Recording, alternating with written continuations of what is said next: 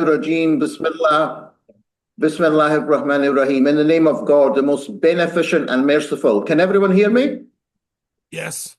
Right, good. So welcome everyone to this joint conference during, what can I say? I was trying to use the right adjective, but horrible time, horrible. I remember the Queen of the UK using the word annus horribilis. So for the UK, it seems to be annus horribilis for the world now. So anyway, when me and I wasn't going to do this conference immediately. We usually do one, but when Epstein, we had done one in December. We do them carefully, but I had to.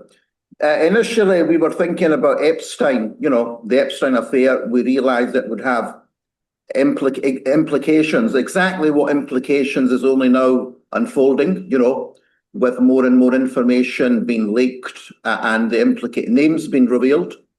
Then after Davos, then the Gaza war was still there, or genocide, and then the Iran war. Then we realized, hell, excuse the language, that we need to do something. This is serious because now we know Iran is linked to the global energy.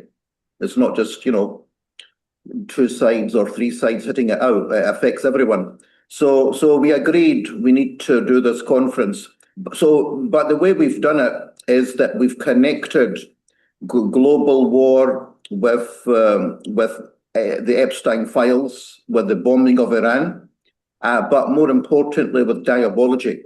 We think they're all connected, and it's important for thinkers who are going beyond, geopolitics and current affairs to look at underlying phenomenon. So although Tony is meant to speak, he's quite a leading independent investigator, journalist in UK, runs a radio channel.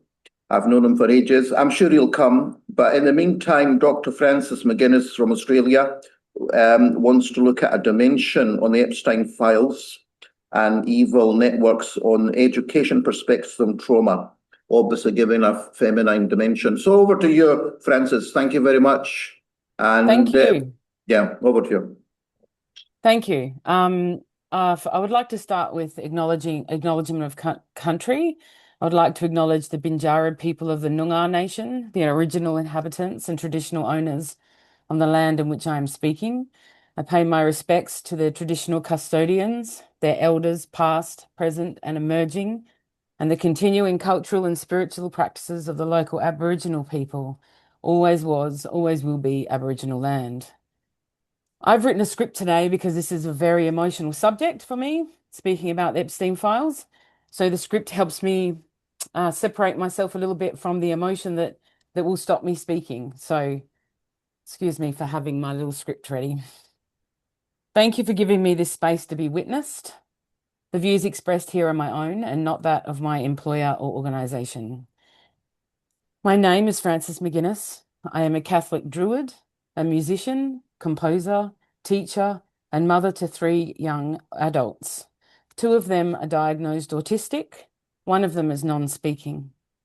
I've recently completed a PhD using autoethnography, which examines the self within culture. The following poetical rendering threads personal narrative from the study with the public issue of violence against women in the shadow of the Epstein files. A word of warning that sexual abuse will be discussed, including my own experiences. I only ask that you listen with empathy. Keeping in mind that sexual violence is underreported, globally, approximately 1 in 3 females 15 and over have been subjected to physical and/or sexual intimate partner violence, non-partner sexual violence, or both at least once in their life. Approximately 137 women and girls are killed every day by intimate partners or family members. In 2024, it was estimated that 50,000 women and girls were killed this way. Men still overwhelmingly commit these crimes and still largely control the economic livelihoods of women, which perpetuates this culture. Women in countries classified as lowest income, in conflict-affected and climate-vulnerable settings, are disproportionately affected by sexual violence. This violence is a primary driver of homelessness for women. In economic terms, gender-based violence costs the global economy at least 1.5 trillion US dollars annually. My mother grew up in a household with domestic violence. We are Scots-Irish, and the complex trauma runs deep. We survived colonization, eventually forced out by the Great Hunger of the mid-1800s. For just over 100 years, we barely survived Scotland. We stuck to our own. My DNA test came back 100% Irish. According to my mother, they occasionally visited home. We suffered for generations in Glasgow. So when the opportunity to emigrate presented itself, my parents left, arriving in Australia in 1964 to find peace through a safe, good family life in the land of opportunity. There was a distinct, sometimes confusing lack of affection from both my parents. However, unlike mum's childhood experiences, there was no alcoholism or physical violence in our home. There was no sexual abuse. For the first time in generations, we had no serious anxieties about survival. It was easy to feel grateful. The air was fresh and warm, and the pristine forest we lived in was full of daily adventures. However, I often felt a longing for family, for cousins, aunts, and uncles, for grandparents. My older sisters all left home by the time I was 10 years old. So during my adolescence, I developed a strong relationship with my mother. She was my singing teacher and my confidant. I admired her musical talent. Her capacity to move people through singing was immense. Music drew us together. It was our common ground and the backbone of our relationship. From Mum, I grew a deep love of music and spirituality, a belief in music's capacity for healing and building community. And as I grew, I became increasingly aware how Mum's childhood trauma, inflicted by her father, had affected her, and therefore was affecting me. She oscillated between high and low moods. At her best, she was charismatic and outgoing, a vital part of the parish community. At her worst, she couldn't get out of bed. She was mean and impatient. Sometimes I came home from high school and she'd be tucked up in bed. I'd make her a cup of tea and sit by her, watching her slowly come alive. On those days, she told me stories of her disastrous childhood. These stories came alive in my mind's eye. I was proud of my mum. She was a warrior who fought for a better life and who was breaking toxic cycles. I developed a precocious understanding of trauma and its impacts. I learnt the power of a cup of tea and a listening ear, of sharing stories, the importance of being witnessed. Mum ran away from home at the age 14 and lived safely with her uncle until she married my father. When I was around this same tender age of 14, Mum guided me through my first experience of bullying.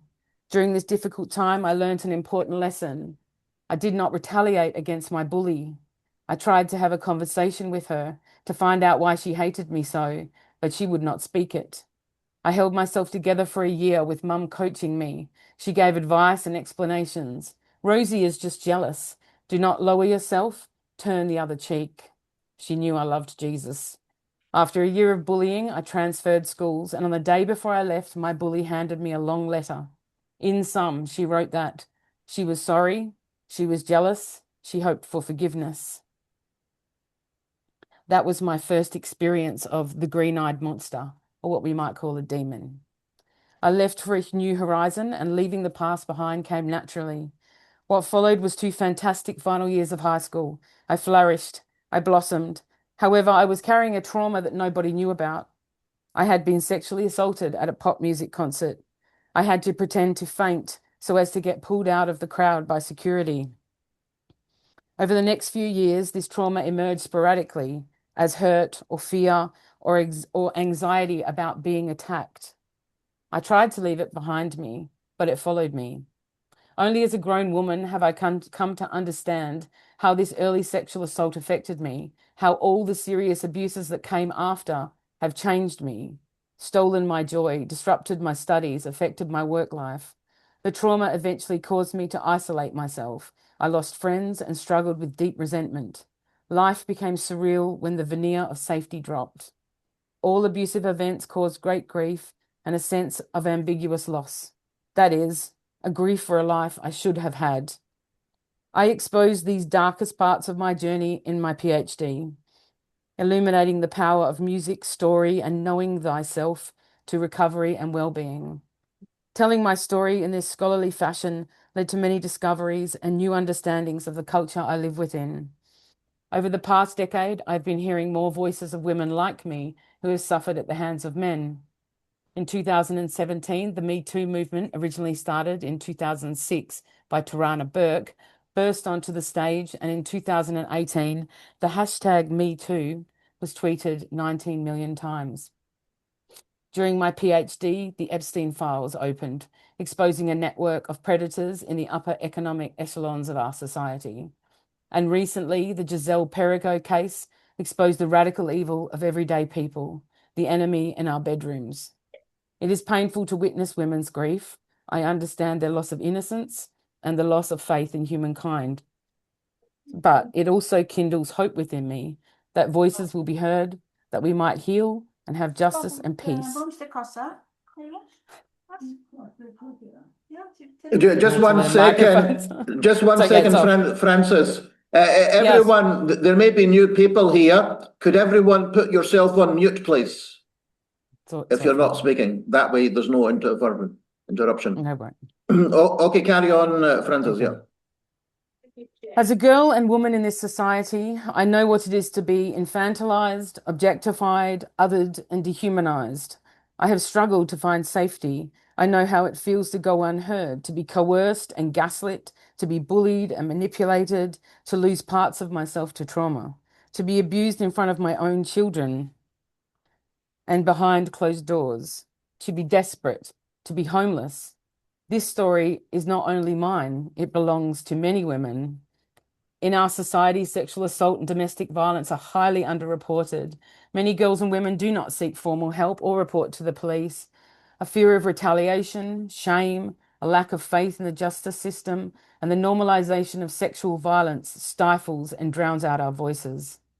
When I disclosed my abuses to family members, I was told I should have known better. I was asked curious questions about my state, and why didn't I sense the danger? How does one forgive such betrayals? I was an adolescent when Epstein started hunting in the mid-1980s. It was a time of fashion magazines featuring pop stars to worship and heartthrobs to dream about. Preying on the shaky self-esteem and confusion of teenage girls was normalized. A particular girls' magazine often included articles about famous men 10 years or more older than the readership. The winners of the cover girl competitions were often 13 to 15-year-old girls. Many were sexualized in their photo shoots. The magazine included diet tips and concerns about beach bodies and thigh gaps, articles about what it is to be famous, rich, and successful. The culture was primed for Epstein and associates. It should be no surprise that my decade-long eating disorder started during this time. Throughout my teenage years, Mum continually steered me away from this culture. I was disallowed teen magazines, no posters of famous boys or men on the wall, no Australian soap operas. Mum had a strong impact on the development of my beliefs and my values in this way. And unlike other girls my age who saw their mums as old or not cool or foolish, I respected and admired my mum. She was my singing teacher, and every Sunday at church for 16 years, I sat beside her and led the congregation in singing. It is true that I dreamt of being famous, but I recognized the disparity. African children were starving in a famine, while famous singers had luxury apartments. When I was 14, a drummer who played music with us on special occasions suggested that Mum take me to America. He said my talent was wasted here. Mum's response was, I'm not feeding my daughter to the wolves. But Mum couldn't always protect me, and there were predators here. The pathway for my future was confined by the needs of the colony, and the education I received in the convent school was focused on preparing me to be a mother and wife, to provide good stock for the colony. I resented being restricted to this role, to sewing, cooking, and typing classes. I found assimilation and normalization dehumanizing and confusing, frustrating and limiting, unjust. I believed Australia was progressive and that women had opportunities, and I was going to pursue music. I was 16 when Mum started me meditating to help my anxiety and insomnia. Since then, I have regularly meditated and have explored different traditions and disciplines. I credit it with holding me together through the hardest times, also to the ongoing maintenance of my well-being. It also enabled some profound spiritual experiences. When I left home, I found myself vulnerable, unable to properly take care of myself. And during that first year of out of home, I was sexually assaulted by 3 people known to me. Suffice to say, my mental health plummeted. I shaved my head, a marker of my femininity. I wore baggy old clothes to hide my body. I dropped out of my classical music studies. I lost my jobs and was living on a friend's enclosed balcony. I was very unwell. My body became inflamed and nobody came to help me. The community and family I thought I could rely on were nowhere to be seen. Everyone was living their own lives, had their own problems. I sunk further and further into depression and disillusionment, only kept afloat by music. Music has always been my way to explore and process my inner world, to cope and to heal, to clear the confusion. Over my career, I've shared this gift with many students and have witnessed music transform lives, build communities, and strong, trusting relationships. At home, music has helped my non-speaking autistic daughter find her voice and my son to recover from his depression. For us, music provides connection, emotional regulation, and effusive play. It is a way of being in flow. As a force that touches without touch, it drew me to the unseen. In the mid-2000s, I was far from home, 3 children under 9, and a depressed husband in tow. I started writing an opera about my ancestors on my mum's side, a Royal Irish clan decimated during the Tudor era. This historical self-education enabled me to feel connected to something larger than me. Not only did I have a history, I had a really interesting, well-documented history. Mum's last name is carved into a plaque in Westminster Abbey, the Rebel O'Rourke. Writing this opera led to visions of my ancestors and the beginning of profound realizations. Eventually, it led to a transcendent experience on the Hill of Tara in Ireland, where the bones of my ancestors lay. I was comforted and still am by the very tangible presence of these ancestors and realized my responsibility to tell our story. In 2014, I finished composing the show. I raised the money and produced it. At last, Mum and I could forgive her father. We could see that it was intergenerational trauma and we could be at peace with who we are. I had put the demons to rest. Lately, the Epstein files has stirred the demons. I've had nightmares about saving girls from the island, about my daughter going missing. But I can't look away because that's what was done to me. Ignorance and bystander behavior is a large part of the problem. It's way past time these crimes and these criminals who perpetrate them were dragged into the light and justice was served. This situation for girls and women is not new. Fear of rape and harm from men is a part of many women's daily existence, yet it is so rarely discussed by academics and intellectuals who seem to study every other form of masculine activity. It is hopeful to be able to discuss it here. The crimes Epstein committed, along with his associates, show a disturbing lack of reverence for life and a vampiric character I recognize in those that abused me and in those that exploit the earth for her resources. I have been thinking on the ways in which our culture can allow people like Epstein to thrive. This extreme of human behavior is somehow acceptable in certain circles. It is supported by the attitudes and values that circulate in our everyday. To successfully abuse, degrade, and demean that number of girls and women is a team effort and points to serious ethical issues embedded in our society and culture. We support it, conscious or not, through where we put our energy and money, through careless words and actions, through bystander behavior, and through ignorance. Epstein supported eugenics, something that haunts our society, supported and perpetuated by the capitalist system. With a eugenical lens, my daughter is considered unworthy of life. She is a drain on the system, a financial burden of no value. Yet people like Epstein cost us today and tomorrow, and there is nothing intelligent or worthy about abusing children and vulnerable young women. My daughter, unlike Epstein, is a beautiful human being, existing in this society with joy and love with little spoken language. I am in awe of her courage, her persistence, and her unusual genius. She is a teacher of unconditional love, and she has transformed my life, inspiring more strength and courage in me than I thought possible. I find it galling that Epstein and those like him, with no empathy for vulnerability, who abuse and rape, believe that they are superior and worthy of breeding. As a teacher, I prepare students for this life in this system, and the competition starts in the classroom and exists on all levels. The bell curve decides futures. Some students thrive, some must fail. The youth are navigating a very confusing world, living with trauma of domestic and global violence and the glorification of the violent. How can we find peace in the world when there is no peace in the playground, no peace in our homes or in our bedrooms? I can't remember a time when there was peace in the world. There seems to always be a war going on, always domestic squabbles and violence, relationship breakdowns, drama and aggravations, cruelty, fighting and bullies. For me, peace is the final frontier, uncharted, as it demands the surrender of dominance, the reimagining of power and economic structures and relationships. It means the quieting of competition and a focus on love and care and belonging. It is not forged through conquest or secured by force, but cultivated in the vulnerable spaces where empathy resists fear and understanding outlives anger. To reach peace means to stop dividing and hardening ourselves against one another and instead choose radical care. It's not an endpoint. Peace is an ongoing practice, a discipline, a daily decision to build a world where we all feel that we belong.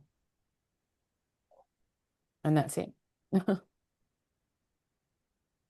Mhm. Can't hear you. I can't hear you. Well, Can everyone hear me? now, Yeah, okay, sorry, yeah, I had it off.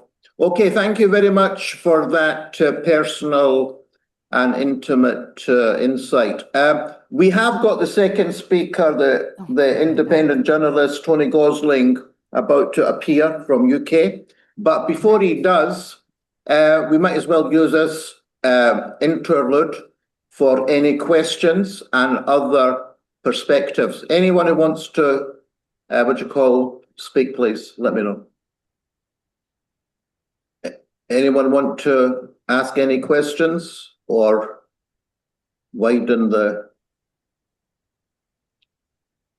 I think Simon, do you want to say something? You've got your Hi. microphone on. Yeah, well, I've just actually come back on, Thomas. I'm in the French Alps, by the way, so we're both in France.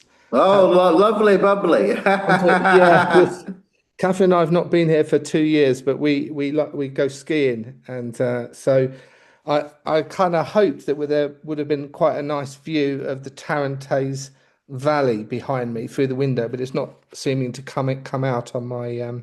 So you But missed Francis's talk, did you? Yeah. from 2 o'clock, yes, I would have Okay. done. I went out. I went out with my wife at lunch. Okay. Let me just comment because I heard the whole thing. Yeah, go on. Go on, Thomas. Yeah. Yeah. Thank you very much for sharing. So I just wanted to clarify because you live near Perth, very close to where Virginia Giuffre lived. Mhm. And I read her memoirs recently. She was one of the prime victims of Epstein. And I wondered if you could just tell us, like, where did she live? Did you ever meet her? Did you know anything about her or her circle? Because Uh, mm, she ought to be speaking on this event, but she was mm, found dead, right? So mhm. um, tell us what you know about her life story and yeah, why did I she end up believe there? I believe she ended up here to get away from the US. She married an Australian man, and moved here. Um, I never met her. She lived up north from here, up sort of past the city up the other way. I live down south. I also tried to read her book, but found it very excruciating and triggering, so I had to put it down again. Um, What do I know about Virginia? Um, Do you think she was killed, or do you think she did suicide? What's the word on the street? um, Personally, what I think is perhaps she was taken care of, yeah. But I don't really know. I just think that what happened was I was following her on Instagram and a photo came up of her and she looked beat up and she was lying in a hospital bed, but there was all these weird, like what are those things they put on you and they the monitor things? They were Yeah. sort of hanging off and they weren't there. And she was bruised across her face. And they said that she had an accident with a bus. And we checked and there was no accident with a bus in Perth. There was no, like, all that's public, out there in the public anyway. There was nothing. So I don't know if she's still being investigated, or that's being investigated, but everything seemed very suspicious. And she said like, "Oh, I'm here in hospital," and it just didn't. People were just spotting all sorts of, mm, what's the word? Can't think of Anomalies. the Yeah. word. Yes, yes, Yeah. yes. Um, Okay. Well, if you hear I anything more, It's a bit then let. terrifying to be honest. No, that was shocking. Yeah. Yeah. Doug, you've got your hand up. Why don't you comment at this point? Welcome. Yeah, thank you. I am a mental health counselor and here Mhm. in Dallas, and so I just want to say thank you for sharing that story. Doug, Um, sorry for interrupting. Dallas, is that America? yes, Okay, right. Yes, quite international today. Okay, carry on. yeah. So I just want to say thank you for sharing. That's difficult, and I am only assuming that what is being revealed through the Epstein files and other things, um, not only catalyze your own experience, but also the trauma that's been passed down through the ancestors and even the land that you live in. Uh, Mhm.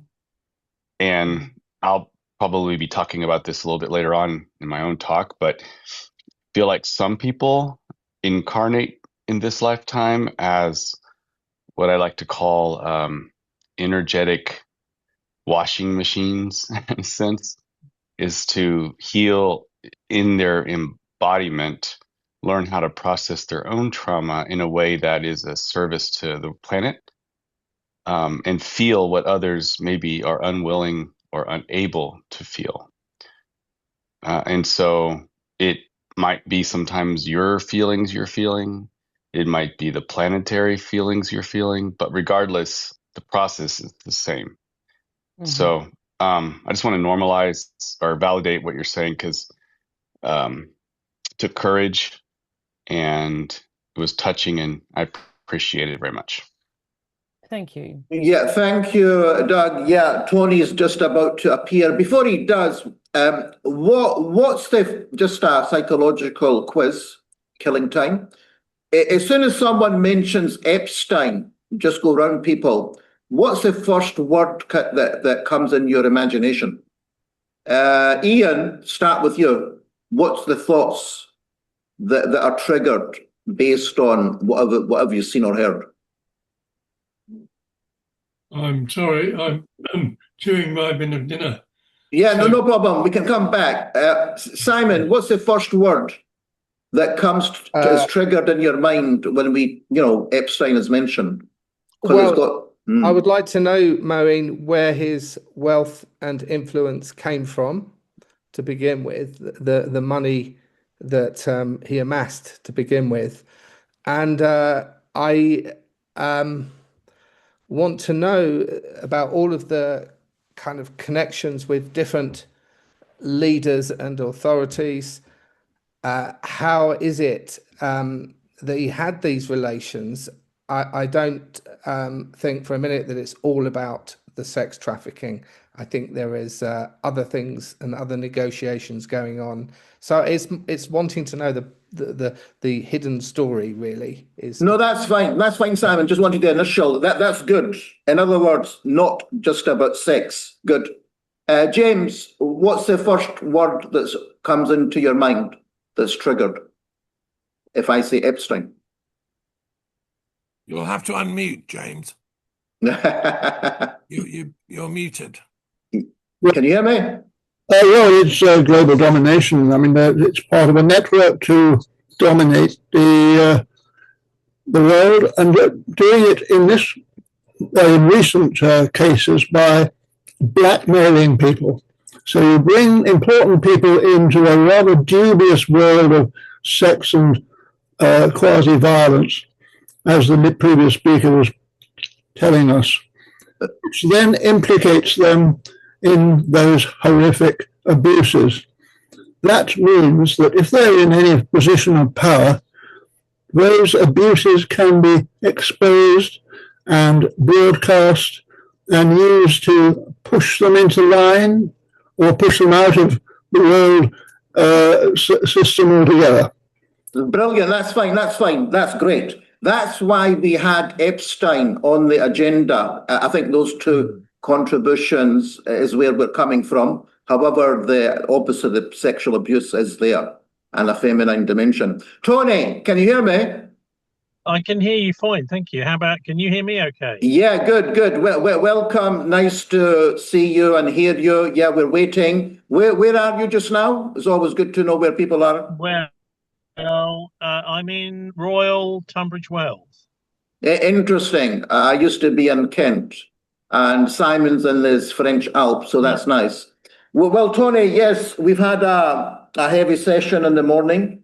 This session is on, just to remind you, is called the Epstein Files and the Exposure of the Worldwide Networks of Evil. We had just before you Dr. Frances McGuiness given a feminine dimension on trauma, you know, that dimension. But we want to hear the bigger picture. Specifically, you know, by the way, Tony is a well-known leading independent UK investigative journalist. He runs a radio show, God knows how many decades, not years, decades, and many books to his credit, and I've known him since 9/11. So, Tony, we really want to, I don't want to put words in your mouth about the connection with Trump.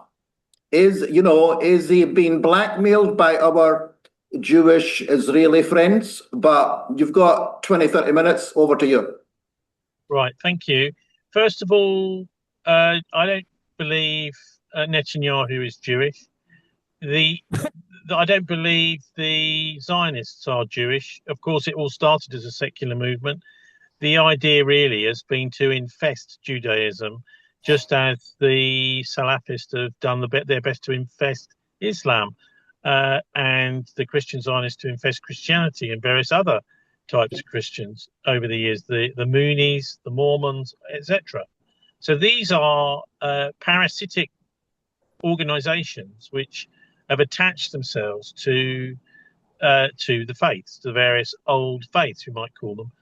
And anyway, with regard to Jeffrey Epstein, it's been really good to hear the Iranian media and officials talking about they're fighting the Epstein class. This is becoming a refrain again and again. This, of course, speaks very clearly to many switched-on people in the West as well. And so the question is, I think, Donald Trump's had a role in releasing these Epstein files. I think he did it fairly reluctantly. He wanted to release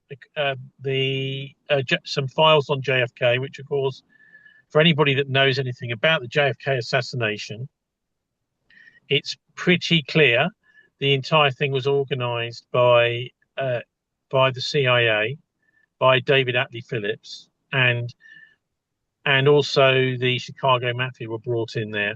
So, of course, that hasn't really been properly exposed at all by the mass media, who have continually covered it up.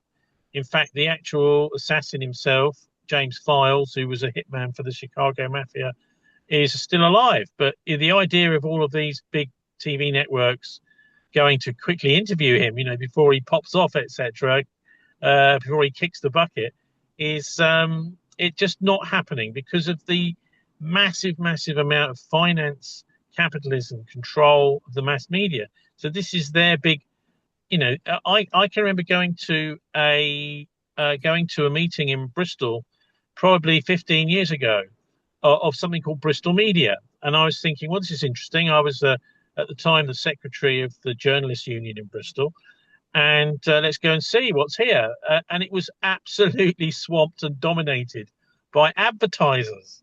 So these are people who put up billboard hoardings. They do commercials of all sorts. And of course, that's where all the money is in media. There's not much money, if any money, in investigative journalism anymore.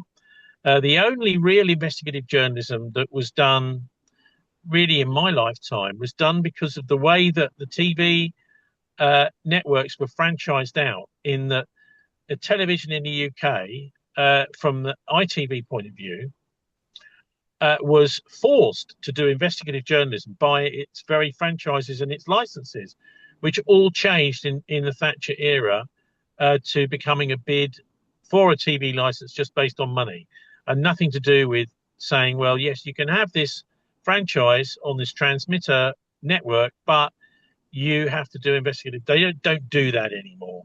So getting back to Epstein, I don't want to wander too far off the subject, but I think you understand why you have to kind of look around the topics in order to really get to the heart of them, and to look at the terrain. So with Epstein specifically, particularly, what we saw was a dirtying up. This is what the mafia call it, a dirtying up of many, many individuals. Now, just look at the British government today. What we've got is a almost entirely Fabian Society cabinet, and actually the cabinet itself is not run by the Prime Minister. It is really chaired by a former leader of the opposition called Ed Miliband. If you talk to lobby correspondents and anybody in the know in British politics, including, by the way, the leader of the opposition, Kerry Badenoch, it's absolutely clear Ed Miliband is running the show. He's the rejected politician, the failed politician, but he's been brought back in to take control of Britain's energy policy. So what you have is a Fabian government. The Fabian Society, as many people will know, was formed in the early 1900s. Actually, I think maybe the beginning of it was named after a Roman general of some sort, or a writer, and it's totally based on eugenics. Eugenics was at the heart. They were talking about having chambers where they herded people into and killed them, basically gas chambers. And this was always at the beginning of the Fabian Society, but they've constantly dominated the left. I think every single, I may be wrong with Harold Wilson, I'm not sure, but I think every single Labour Prime Minister in Britain since the war has been a Fabian. So this is a secret society which is dominating the left. So they have lots and lots of people in the Labour Party who have nothing to do with this. But you'll find as you go higher up the hierarchy of the party, more and more and more Fabians. So this is the way it works. You've got all the senior people, Lammy, Yvette Cooper, all of these people have been part of this secret society, which is what they are. Tony, my dear friend, can I just interrupt briefly? You're forgive me for interrupting, but I am a former member of the Fabian Society. With all due respect, what you're talking about is simply not factual. But I don't want to have that argument now. We can discuss that another time. The Fabians are founded by some really intelligent and good people, and they've been working to transform. I'm sure British you. policy. Yeah, you just let me finish, please. So we get back to the Epstein case? We have a big disagreement here. Sure. So let's you're throwing into the middle of the conversation. Can I come in, Thomas and Tony? Can I 1 second? Yeah. Look. Everyone has different backgrounds. Beliefs. Sure. The purpose of global vision, let me tell you in one word, is truth seeking. Thank you. For truth seeking, it's important for different perspectives to be articulated. Sure. So Thomas, with due respect, I didn't know about what you said. Well, no, look, can I just finish? I didn't know about your background on this, or Tony. from a moderator perspective and truth perspective, let them speak. We will have Q&A session. Is that okay? Is that fair? That's the appropriate place to have this discussion. Anyway, back to Epstein. And so with the launching of World War III last month, the beginning of March, and that's what I consider it to be, because many of us have been studying this path for many years, and many people are actually not so surprised to see Donald Trump announcing this actually insane war. So it's utterly perverse. Of course, it follows the tenets of satanic inversion or satanic reversal. In other words, you are the evil doer, you are the Satan, you are the killer, you're the murderer, but you're pretending to be working for God. So this is what we've been seeing from Pete Hegseth ever since this began, really. He's talking about how this is all being done for God, for God's benefit, God is with us, etc. And of course, the opposite is true, the total opposite. So it does smack very, very high of Satanism. But as I say, with Epstein, I think the revelations back in January that came out a year after Trump was inaugurated or so about Jeffrey Epstein, with all these papers suddenly coming out, is a perfect time to launch World War III, because you have, I mean, literally hundreds of senior people in very powerful positions around the Western world, whether that be in spiritual positions or elsewhere, maybe political, maybe military, maybe financial, maybe just pure corporate positions, who will have their minds very much concentrated by this Epstein release. In fact, they may well realize that there's compromising material amongst these hundreds of thousands of messages that are very, very embarrassing. And thank God, so far, no journalist has put this on the front page of the Daily Mail or whatever. Yeah, so there's a massive amount of compromat has been actually made public, which is almost unprecedented, really, to have this basically intelligence file. But of course, there have been restrictions about what has and hasn't been released. And many people have also said, and I've seen evidence too, and maybe others have, that some material which was initially released, as there's been legal actions by those individuals, and it's since been withdrawn from the document released by the Department of Justice. So this is a very, very sneaky operation. So when you do a search on day one, you might come out with compromising emails. And then on day 10, you may find those emails have disappeared from the database without anyone being told, because of threats of legal action against the Department of Justice. So there are many, many people who are in positions of power with regard to the pursuance of this horrific attack on Iran, completely unprovoked, completely illegal under international law, that minds have been focused by the Epstein release. And I think that's the two go very happily together, because those that behind this war, those forces of darkness behind the killing and the B-52s and the B-1s, etc., flying from Fairford in Gloucestershire over there to bomb these Iranians, they are very worried that they may be exposed. And so they're likely to be very open to being pressurized to do the wrong thing and to go along with this evil war. And so it's interesting for me that we've got this Labour government who are trying to make out that they're staying out of things, but they're clearly very far down the food chain. If you look at what happened at RAF Fairford, which is really a United States Air Force base here in Britain, where these attacks are being launched from, we had an announcement from the Prime Minister Keir Starmer. The Americans are not going to be allowed to use US bases. Of course, he's a human rights lawyer, and although, of course, he's a very problematic character, he has got advice, clearly, that we mustn't allow the Americans to use this base. There's been no clearance from the United Nations. And there's also, we're launching a war of aggression that's been unprovoked. And so, but what happened? Well, the Americans ignored him and they just used the bases anyway. So that tells you a bit about the power relationship between the Emperor Trump and his little poodle Starmer. He has not got the courage to, so for example, turn off the water supply to the American base, to turn off the electricity supply to the American base, to tell the Americans, no, you can't. There's no courage there. There's no, ultimately, in cases like this, you may have to find a request going to the Americans being ignored, and then you may have to send your own soldiers onto a US base. Well, now, whether this is in the Gulf states or whether this is in Gloucestershire, in order to halt the illegal activities taking place, the crimes taking place, the loading of the bombs, etc. But in the bigger picture, I think with Epstein in mind, this is extremely.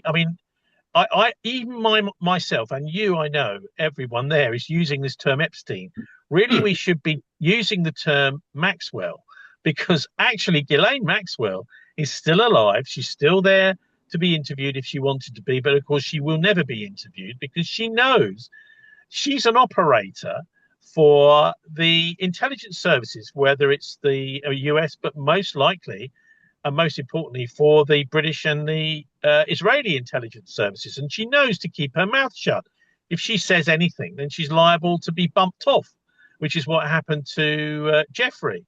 And Jeffrey, seems to me, was another. If you look at, say, for example, the relationship between Prince Andrew and Virginia Giuffre, Roberts as she was, they were both victims.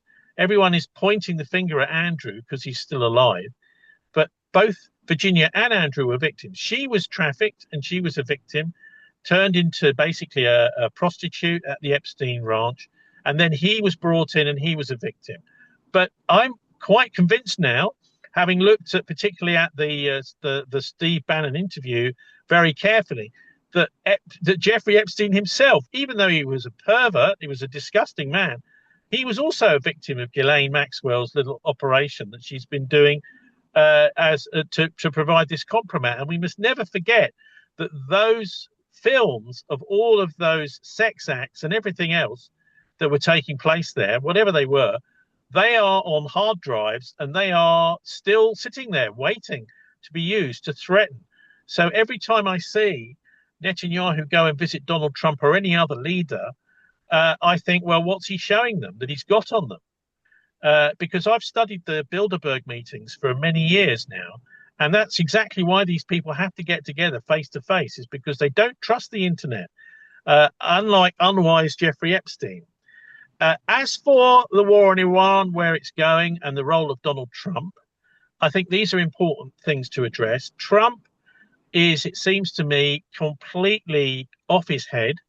He's put himself into a situation where, yes, almost certainly compromised, and also he's loyal to the mafia. If you go back to look at William Engdahl's article he did just at the beginning of Trump's first term, I think before he was elected for the first time, it's called The Mafia Don with a Pompadour. You will see Trump has again and again and again had to go back to the financial mafia, to Wall Street and the financial mafia to get money because he's gone bankrupt. So he knows, Trump knows that he's not his own person, that he has to do as he's told by these financial elite.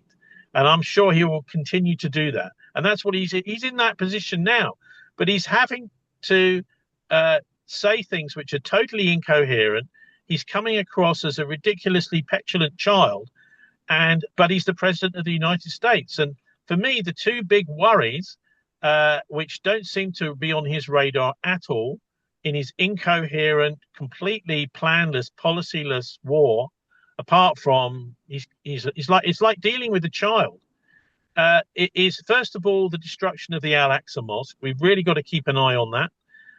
And that's one of the things which would really escalate things. And that's almost certain to happen at some point in the not too distant future, in order to really fire up this religious war, which has been being planned for many, many decades. And the other thing, of course, is the use of nuclear weapons. So with nuclear weapons, I think we have to assume that the Israelis are more likely to use them first, just simply because of their amoral belligerence that we've seen in Gaza and for many decades.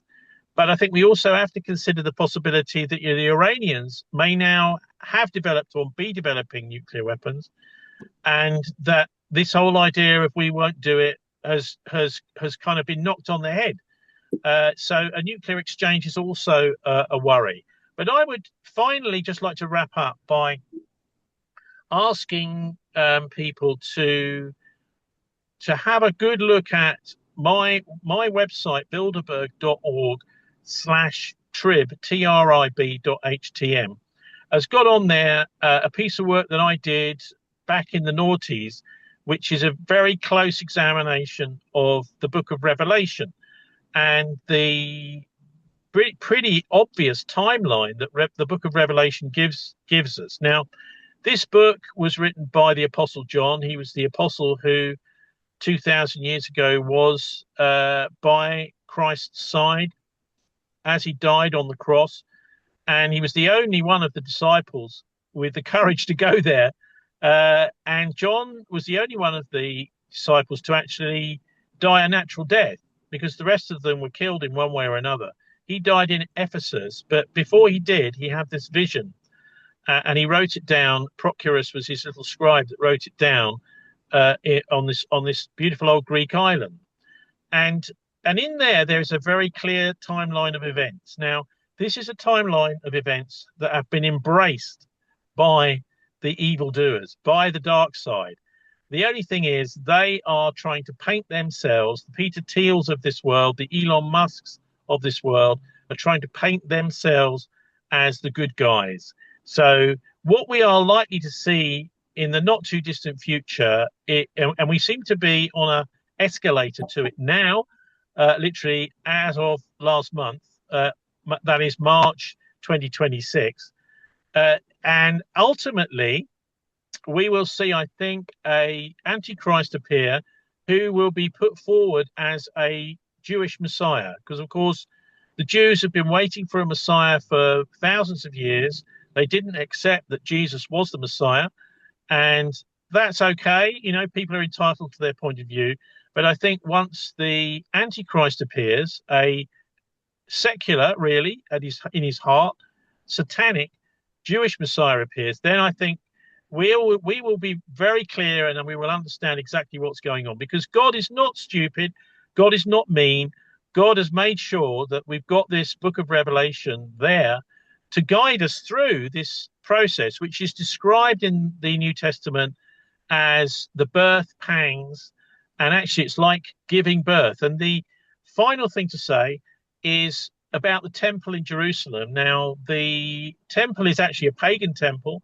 It's not really a proper Hebraic temple. It's not. And things like the Ark of the Covenant, this was copied from the Egyptian faith. And so there was this very strong strand of anti-God in the Jewish faith, even at the time of Solomon. So that temple will not be in the New Jerusalem. So whatever the powers that be try to do to recreate this temple, and of course many will know that it's at the heart of Freemasonry. Rebuilding Solomon's temple is one of the big themes in the third degree Freemason rituals, and it features throughout Freemasonry. Rebuilding the temple, Hiram Abiff, a fictional version of Hiram Abiff, building it, who of course was from Tyre. And so this is a key point in understanding what's happening. So there would be an attempt to, and possibly the rebuilding of the third temple, which will be real fuel for this war between the Zionists and Muslims, which was predicted and actually planned for by Albert Pike many years ago. But the ultimate real New Jerusalem will have no temple, and it spells that out in the Book of Revelation. And so I'd just like to bless everybody from a sort of Quaker Christian point of view. Thank you all for listening, and I'm quite happy to answer any questions you may have. But we are now absolutely in the grip of witchcraft in these secret societies in the West, in Freemasonry, which is well known to all these Masonic American presidents. That's actually where we are. That none of our democracy is real, that all of the people who are in positions of power, both in politics, in the press and finance, all of the most powerful people are parts of these secret societies, which go right back to the witchcraft days, and they are basically covens, and they're closed organizations. No, not anyone is allowed in these organizations. Only those who've sworn these oaths to Freemasonry and witchcraft are allowed anywhere near these major positions of power in the West.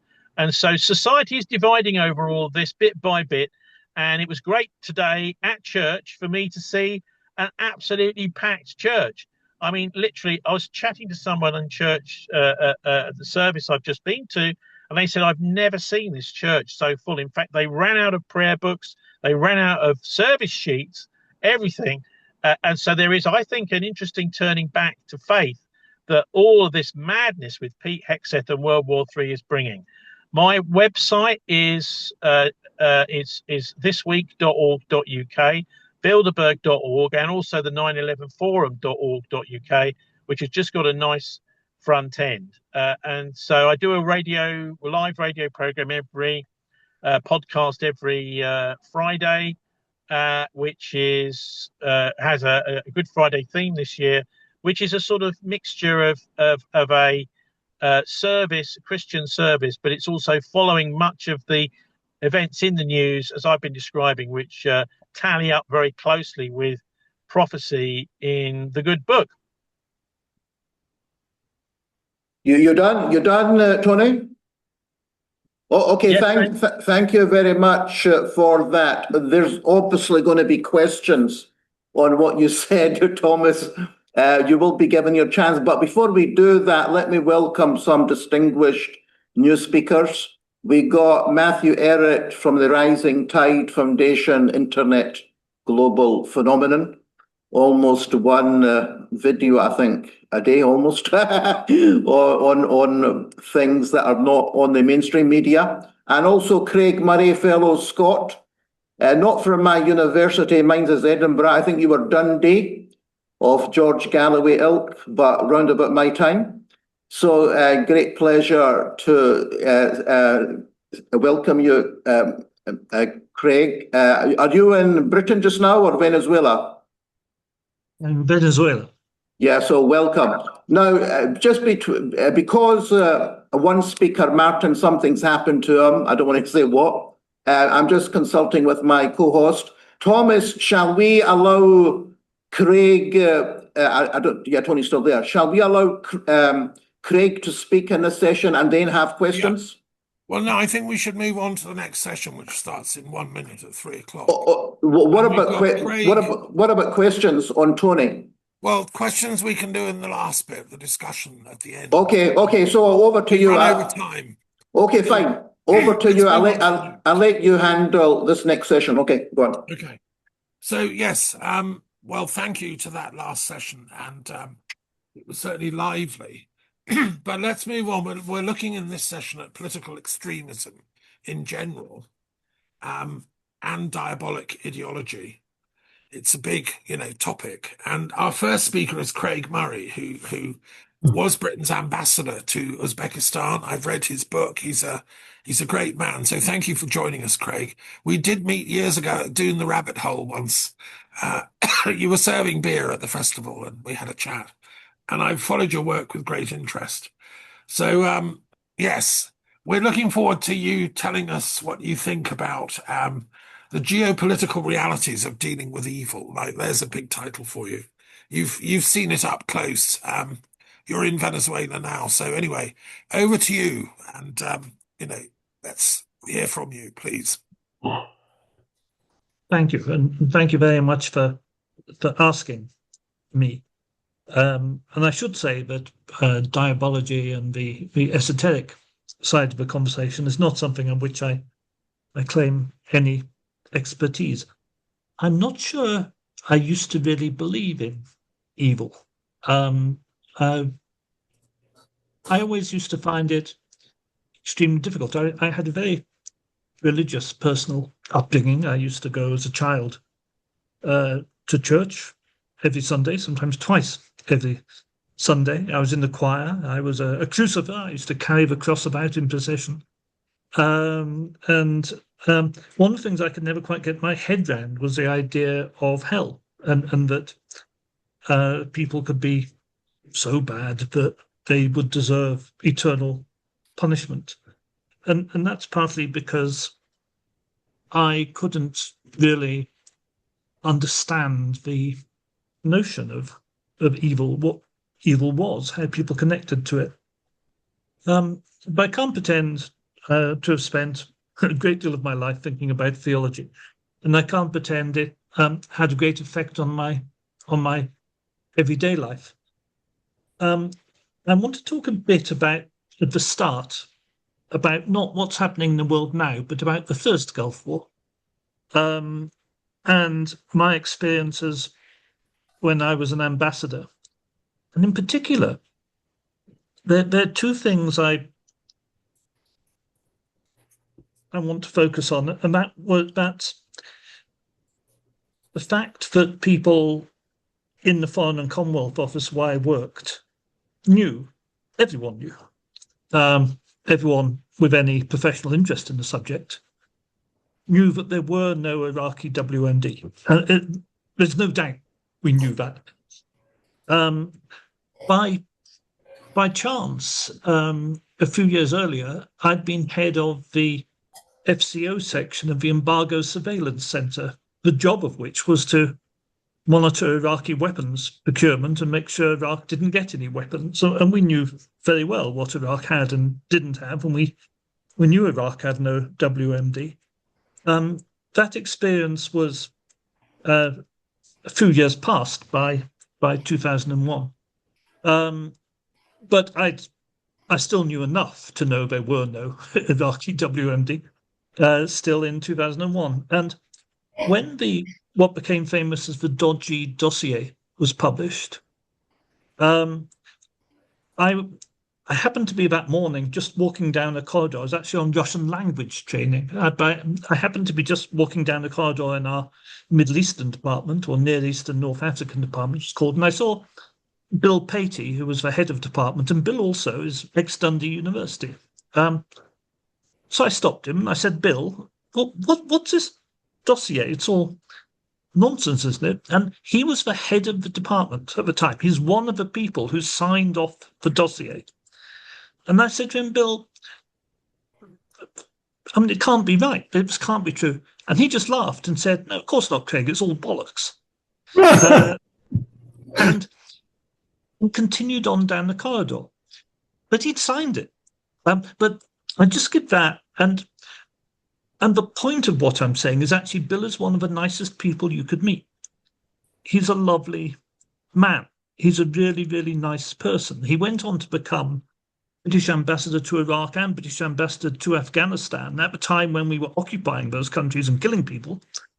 The result of his insouciance, not just his, but the collective insouciance of all the people who worked in that organization was that nobody will ever know exactly, but probably there were at least 1 million consequent deaths from launching that war.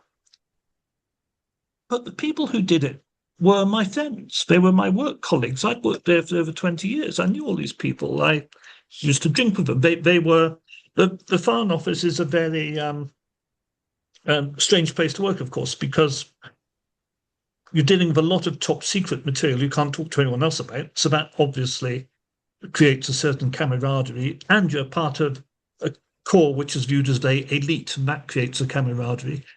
And you get posted off to places all around the world and live in small isolated communities, and that causes a camaraderie. So it's a place with very much a team spirit, and I was absolutely a part of that team. I was a valued and highly thought of and liked part of that team. I wasn't an outsider.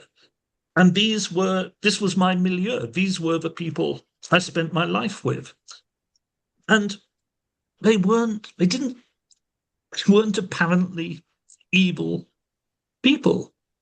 They were nice people, but they were going along with something which was going to lead to war and death. And war motivated by, as they probably would admit to you, war motivated by greed, by the desire to acquire hydrocarbons, by the desire for money, by various people who were directing the policy. They weren't the ones directing the policy. They weren't particularly making money out of it, but they were prepared to go along with what can only be evil. You know, you're doing something that's based on something you know is a lie, and a million people are going to die as a result. That's evil. And I said that was the first thing I was going to say. And the second thing, and before I come off that, I'll just say I did ask a friend subsequently. I asked him how he rationalized it. And I still have friends today in the Foreign Office. My contemporaries are all retiring now, but obviously I knew younger people who worked for me and things, and they're still in the Foreign Office. I do still talk to people there. But this wasn't long after. This was only 2 or 3 years after. I spoke to someone still in the Foreign Office, and I asked him how did he rationalize it. I said to him, "You knew there were no WMD," and he, this person and I, we both used to play the video game Football Manager, and he said, when we're playing Football Manager, for 3 hours I'm playing, I am the manager of Manchester United. That's who I am. I'm in my head, that's the world I'm inhabiting. That's what I'm living in. He said, when I go into the Foreign Office, there are Iraqi WMD. They exist. He said, no, if you ask me in real life outside, do I know I'm not the manager of Manchester United? Of course I do. And if you ask me outside the Foreign Office, and you're a friend from a Foreign Office, and say to me, do I know there are no Iraqi WMD? I will say, of course I know that. But while I'm in the office, and again, this is not an evil person. This is a really nice human being who's kind and considerate to his neighbours, who gives to charity, who loves his children, all those metrics of what makes a nice person.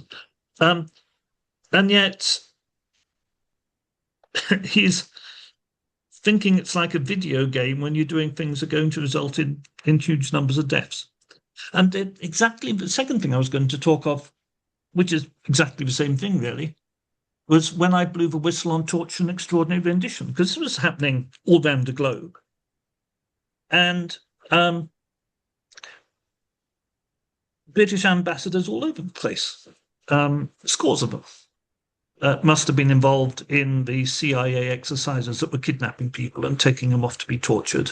I was a bit at the sharp end because people were actually being sent from all around the world to Uzbekistan in order to be tortured. But one way or another, lots and lots of British diplomats were involved in it. And when I tried to stop it internally by sending top secret telegrams saying this is happening, we should stop it, this is bad, this is immoral, it's illegal, it's not practical, all the arguments I could come up with, I was copying in lots of other embassies around the world into those telegrams I was sending back to the Secretary of State in London. And I was receiving all kinds of private messages from my fellow ambassadors, congratulating me and saying, that's great, I'm really glad, stick it to them, you stick up for it. Nobody would go on the record in public, I don't mean in public, but I mean officially, in the official channels I was using, no one would support me. But they sent me private messages of support. And this includes people who went on to become really quite well-known publicly, like Christopher Meyer and Jeremy Greenstock, who were both ambassadors to the UN at different times. And both Jeremy was ambassador to Iraq at some stage. What about Kevin Rudd, one of our highest, highly held figures in Australia? How do you see him? I'm sorry, I didn't hear the first thing, the first part of that. Kevin Rudd, one of Australia's foremost political figures, who I hold in very high regard. How do you see him?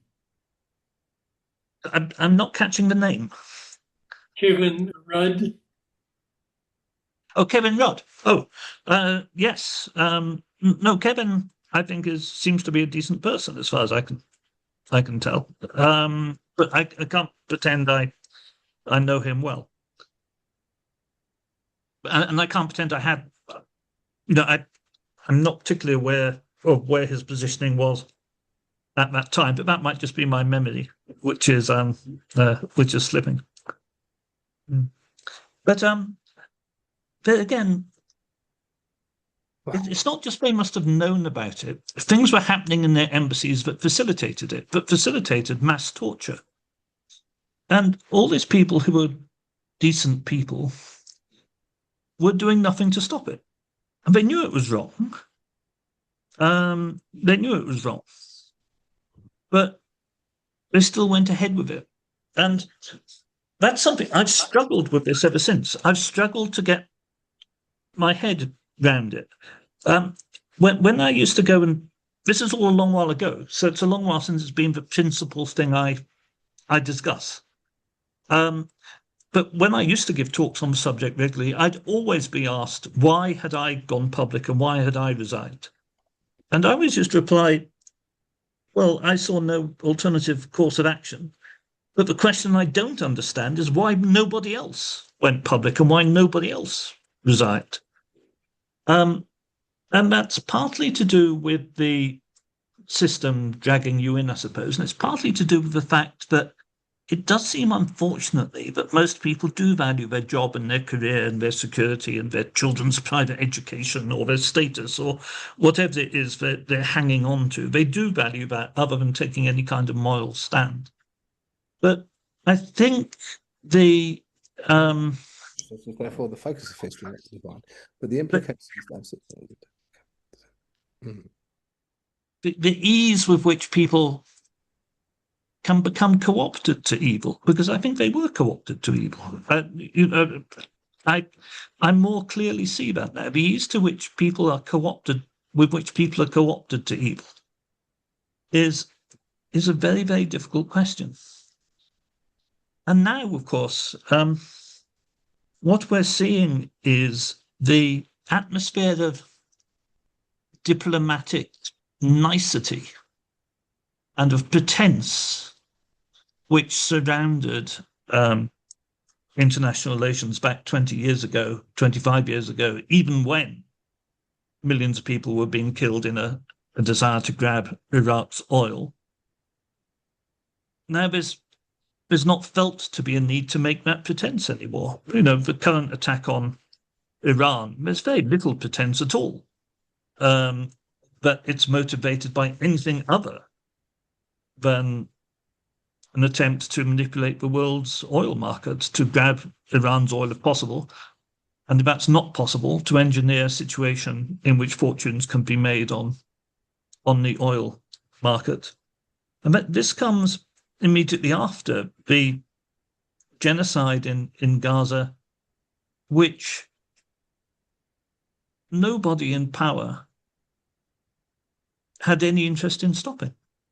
And one thing that's very, very plain to me is that it illustrates that Western democracy is an utter sham.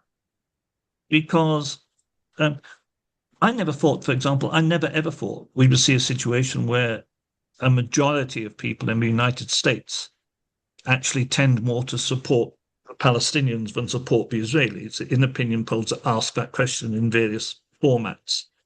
But we are in that situation. And we're in a situation where the majority of people in almost every Western country, except for Germany, why Germany is so utterly weird, is an interesting question. It's something much deeper than Holocaust guilt. It's it's a tendency to genocide. Why, other than Germany, in every other Western country, people were horrified by what was happening in Gaza and horrified by what their own governments were doing. But nobody had any ability to prevent it. There are no levers of power which the population, even when the population is pretty well united in detesting something, the population cannot stop it. We now have a situation where in almost every Western government you can name, in France, in Germany, in the United Kingdom, in Sweden, and in the United States. The government in power has historically low approval levels in all of those countries at the moment. If you ask them how many people approve of their government, you'll get 15% within 2 or 3% in all those countries will say they approve of their government. And that's not a net figure, that's the number who approve. The number who disapprove is something like 60. The net figure is something like minus 45. And those are absolute record figures. The utter discontent and disconnection of people from what their governments are doing is extreme.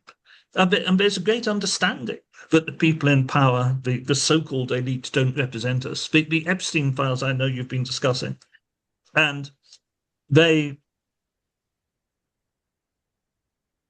open up questions which I've often asked. I'd noticed, because I used to be an ambassador. I spent a lot of time in various ways dealing with extremely powerful people.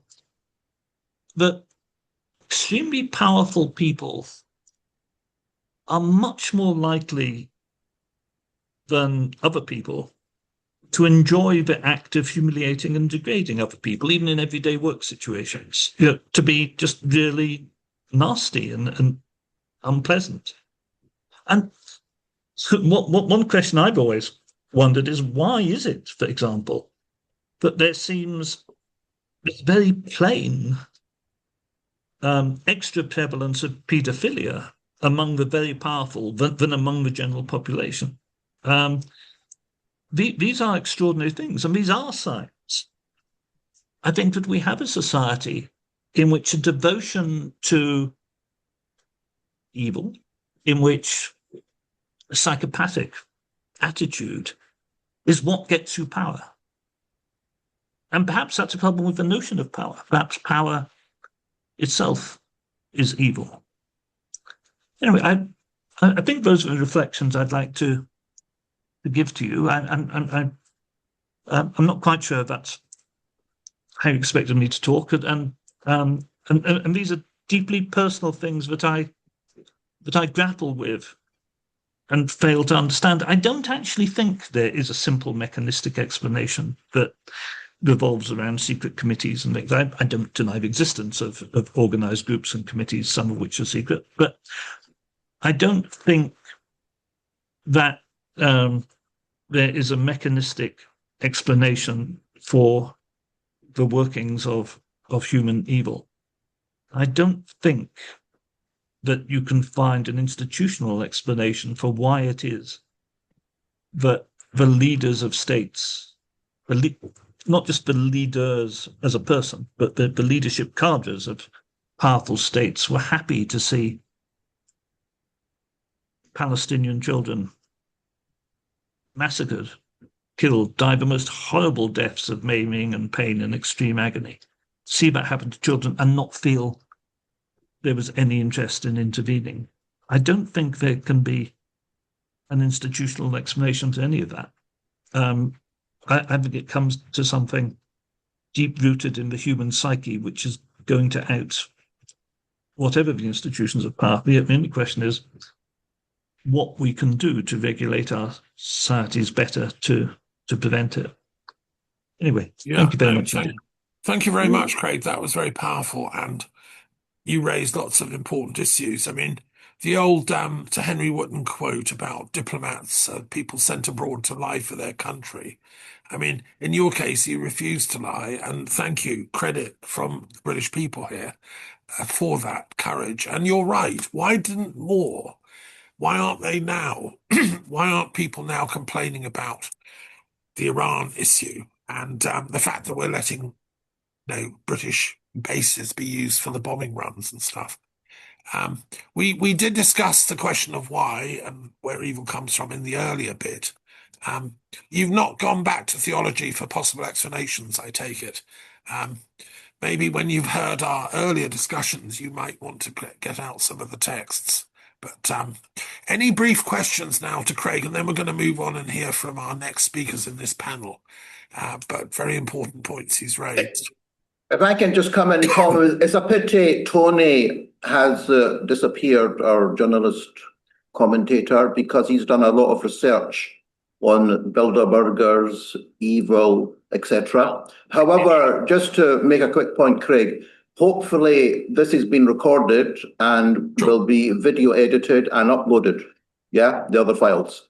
Yes, I will make sure they can all watch everything. Yeah. So back to you, Thomas, again. Yeah, well, we're coming to James as our next speaker, in fact. So if you hold that thought, is there anyone else would like to, you've got a chance to ask Craig any other questions before we move on to James? It's a lot we've listened to. I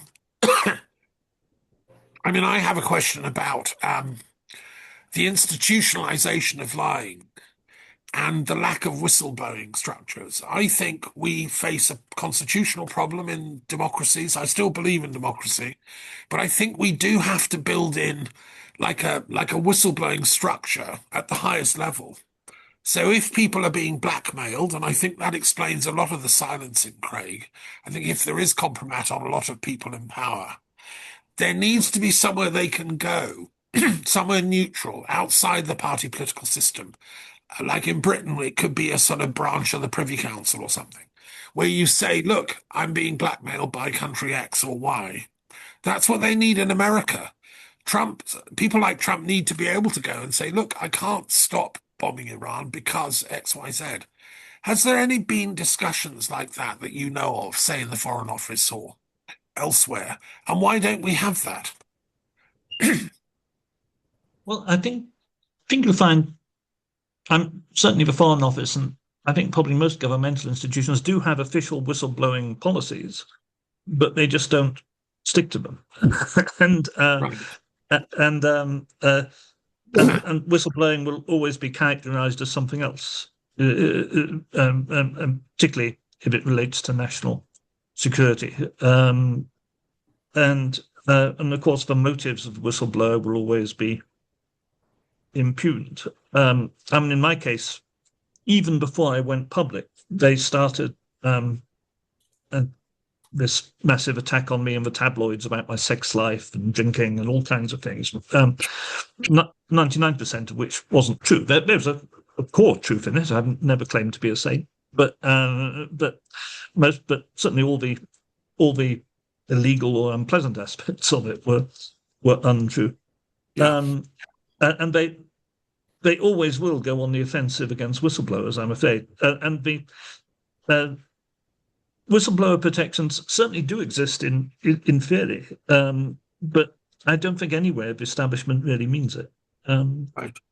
In France, we have a constitutional court, which is the final appeal. If a president were to do things against the constitution, it goes to the higher level. We have a constitutional court. I think we should have one in America and in the UK. It's a good model. Questions from Jenny first, and then Hanan.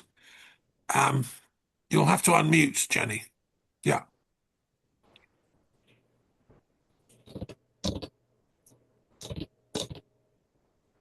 Excellent. We can hear you typing, but that's all. So I thought it was Jenny you were asking. Okay. Hanan, do you want to go next then and have your little question to Craig?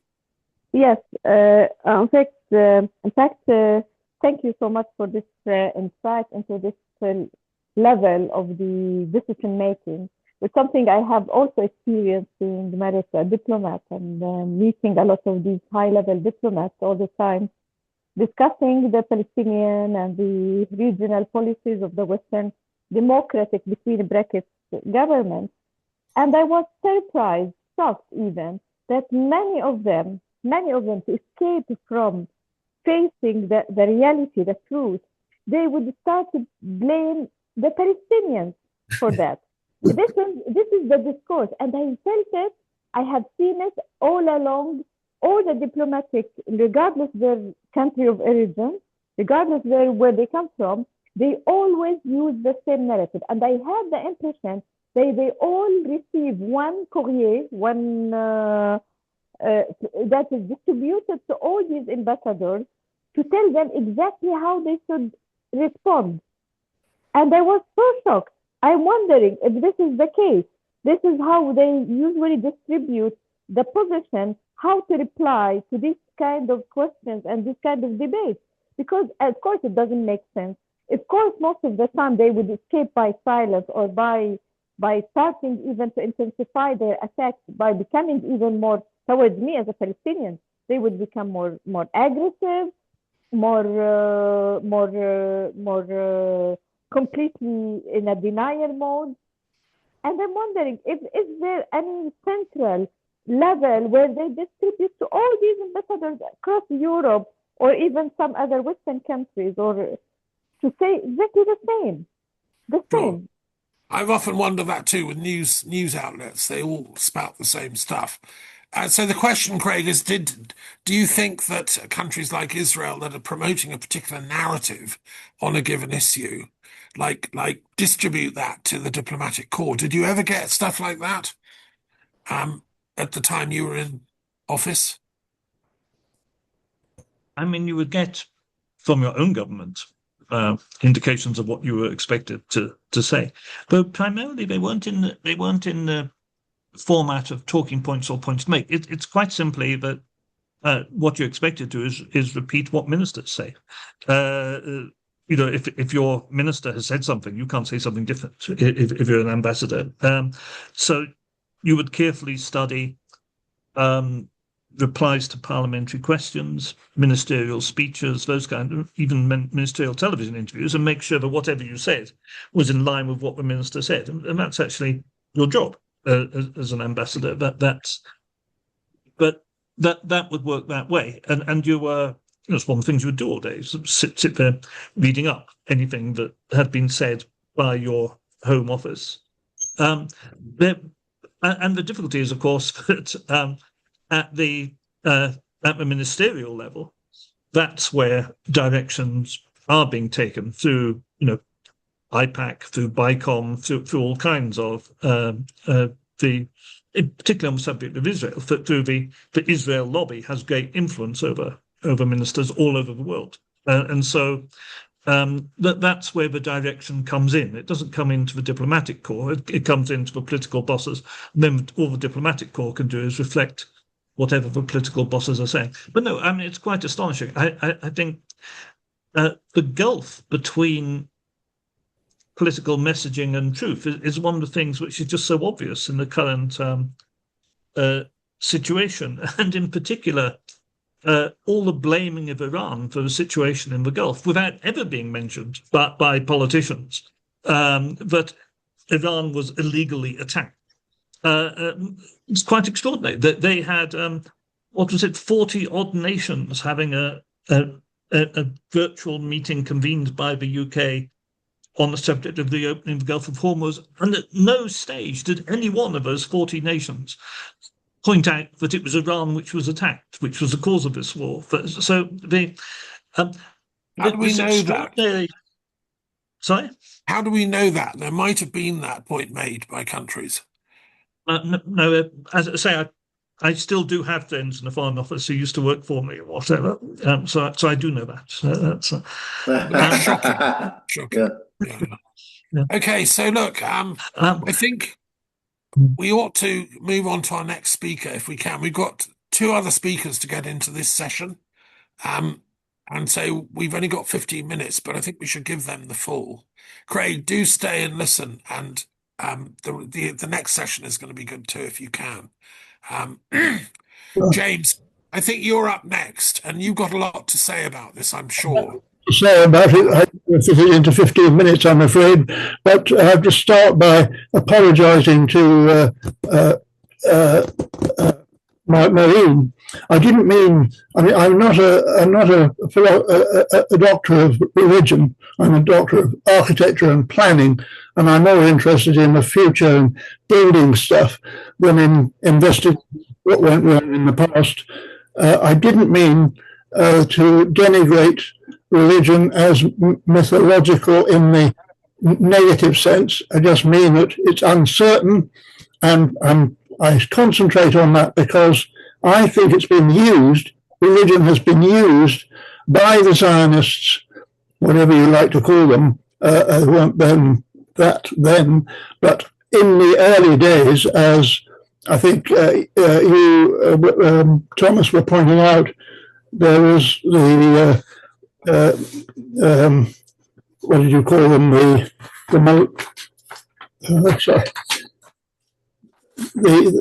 early versions, before the biblical words were written down, there was the oral tradition. I've forgotten what you said they were called. The Kabbalistic tradition in Judaism. Back to the oral roots of Judaism. Yeah. Long before Zionism was ever conceived. That oral tradition somehow conjured up an idea of, wouldn't it be nice if we told everybody we are the chosen people, and that gives us some kind of authority over what we do and how they respond. Now that, in a sort of tribal society, that might have been perfectly acceptable. But in the international society, it's no longer acceptable as a premise. We don't believe it. We, in the non-religious world, don't believe that kind of claim. It's clearly very powerful, and it's worked for 2,000 years. And it's worked because, first of all, they have this 13-volume Talmud. Here's a summary of them. I've seen the whole lot, and I've read bits of it, but I can't quote from it right away. But it says in there that we can do what we like, basically, with God's approval. We can kill, we can destroy, we can cheat, we can deceive. Now, that is very much part of the Israeli lobby now. That's what they're doing. They did it in Iraq, as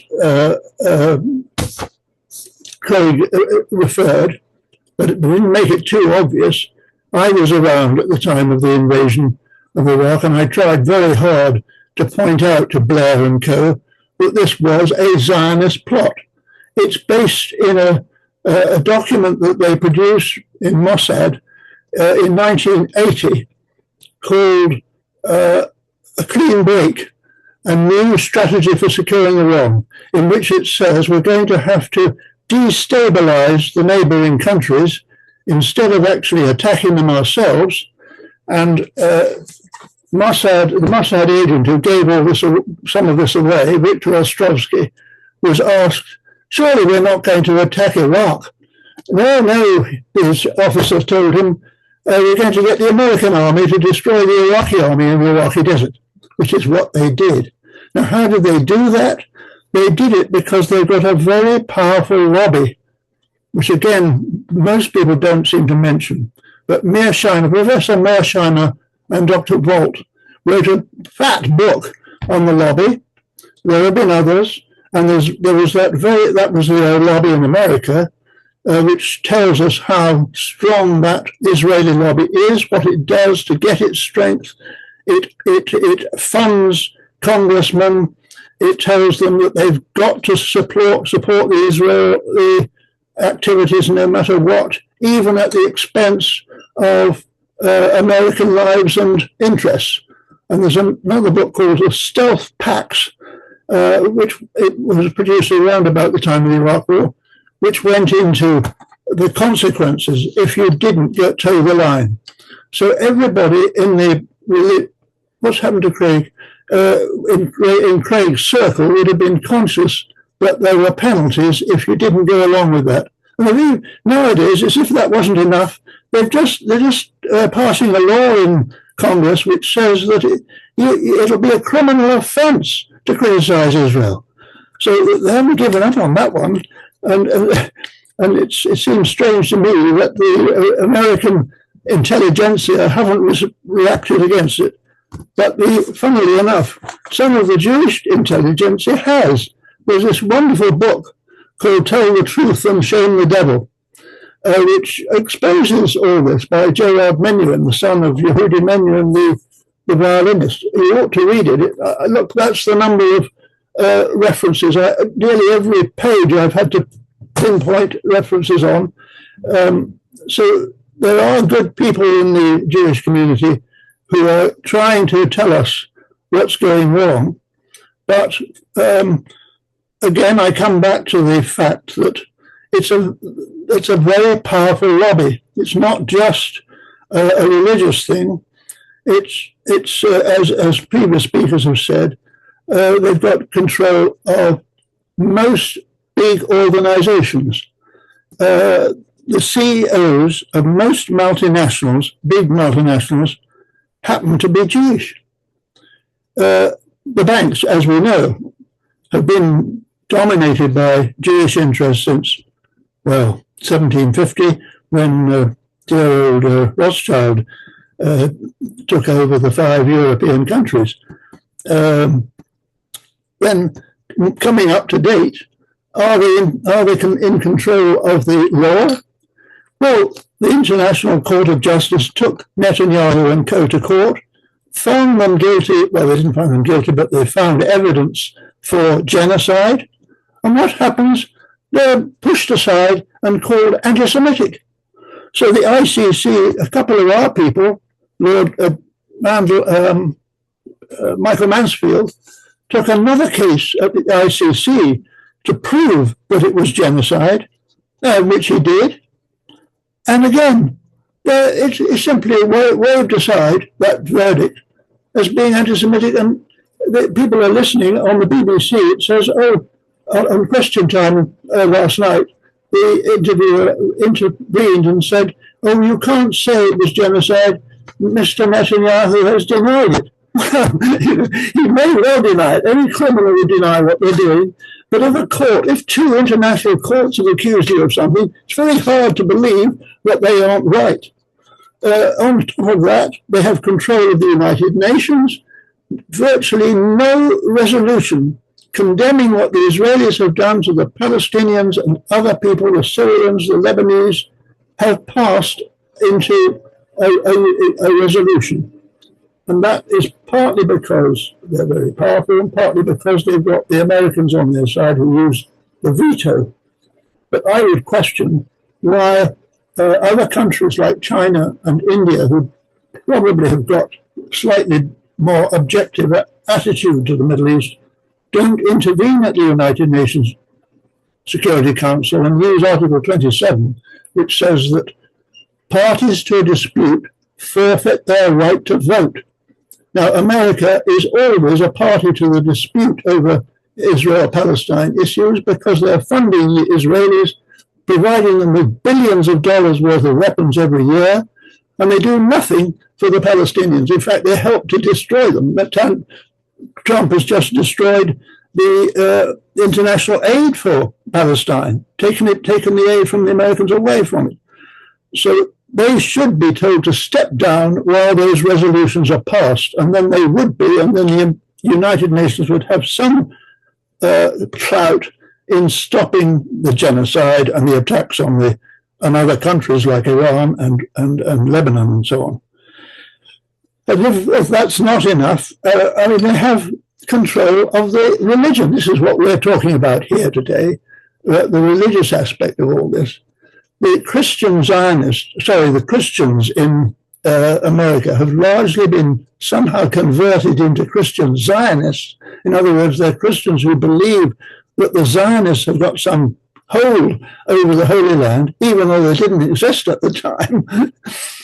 And I remember in 1996, when they were going for the war in Iraq, Bush said, oh, well, the Christian Zionist lobby, I don't know if he said that, but it turned out that the Christian Zionist lobby, which is very big in America, had persuaded Congress to vote for it. So that's one of the reasons why we went to war against Iraq, because of a religious group which should be capable of seeing truth as opposed to lie and deception, voted for lie and deception. So what this really boils down to, and I think this is relevant to what Craig said, although he doesn't quite say it. This is such a venomous force behind our politics. We don't see it because they also control the media largely, and therefore people don't come up and say, "Oh well, we can't do this. It's illegal. It's immoral.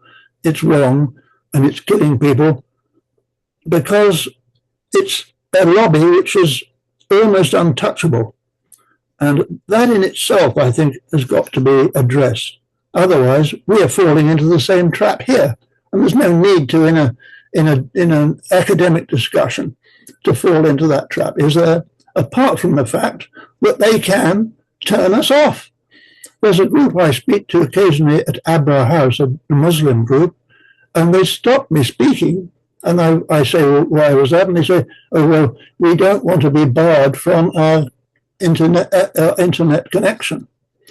And the same thing happens in political discussions in other fields. Particularly, I used to be invited to speak on Iranian television until I went too far, I imagine, in criticizing the Talmud and saying that was really the basis of the evil that we're facing. This is the code of practice which is being used by the Israelis to dominate the rest of the world and to fool people into thinking that they are the chosen people. So I try to just demolish this by saying, well, it's based on, slightly dubious reports that were never written down. There's no map about God giving Palestine to the Israelis. There's no real cogent evidence that Moses actually spoke to a God.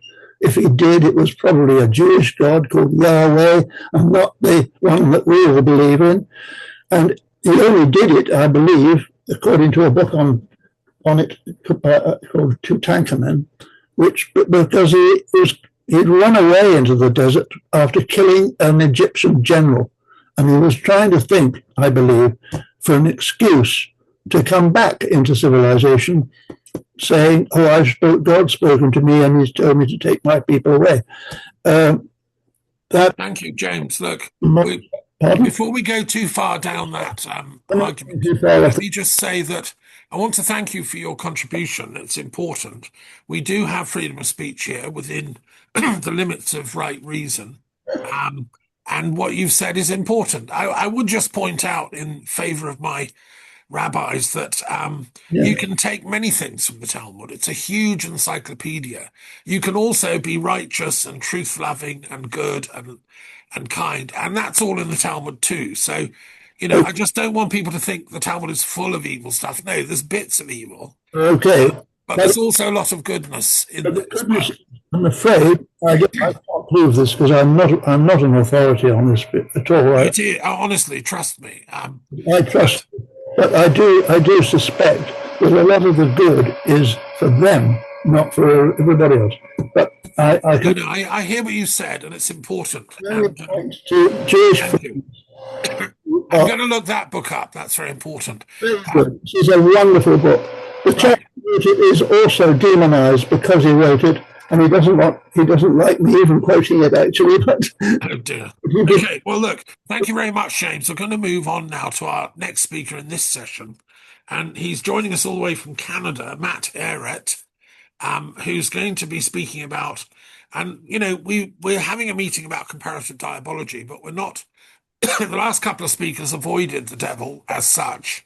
Matt has done some research, I hope, which he'll be sharing about the devil in one particular new religious movement called Thelema, which will get us back to the actual question of, it's interesting because Aleister Crowley was known as the great beast. He identified with all that tradition. So, Matt, over to you. Tell us what did Crowley think of the devil? What is the devil? What do Thelemites think of the devil? Just a bit more detail here, please. And we look forward to hearing from you. Sure. Is my voice coming through adequately right now? Yeah, it's fine. We can hear you fine. Yeah. Okay. And just to be clear, this session ends in 15 minutes, right? So I only have about less than 15 minutes to No, we'll go on a bit. You can have a bit longer. Let's give you at least 20, see Okay, how. because when I originally configured my thoughts, I was under the presumption that I had 30 minutes and I had a formal presentation. So Yeah, now I don't think I'll do that, since there's been some changes, it seems, that I didn't know about.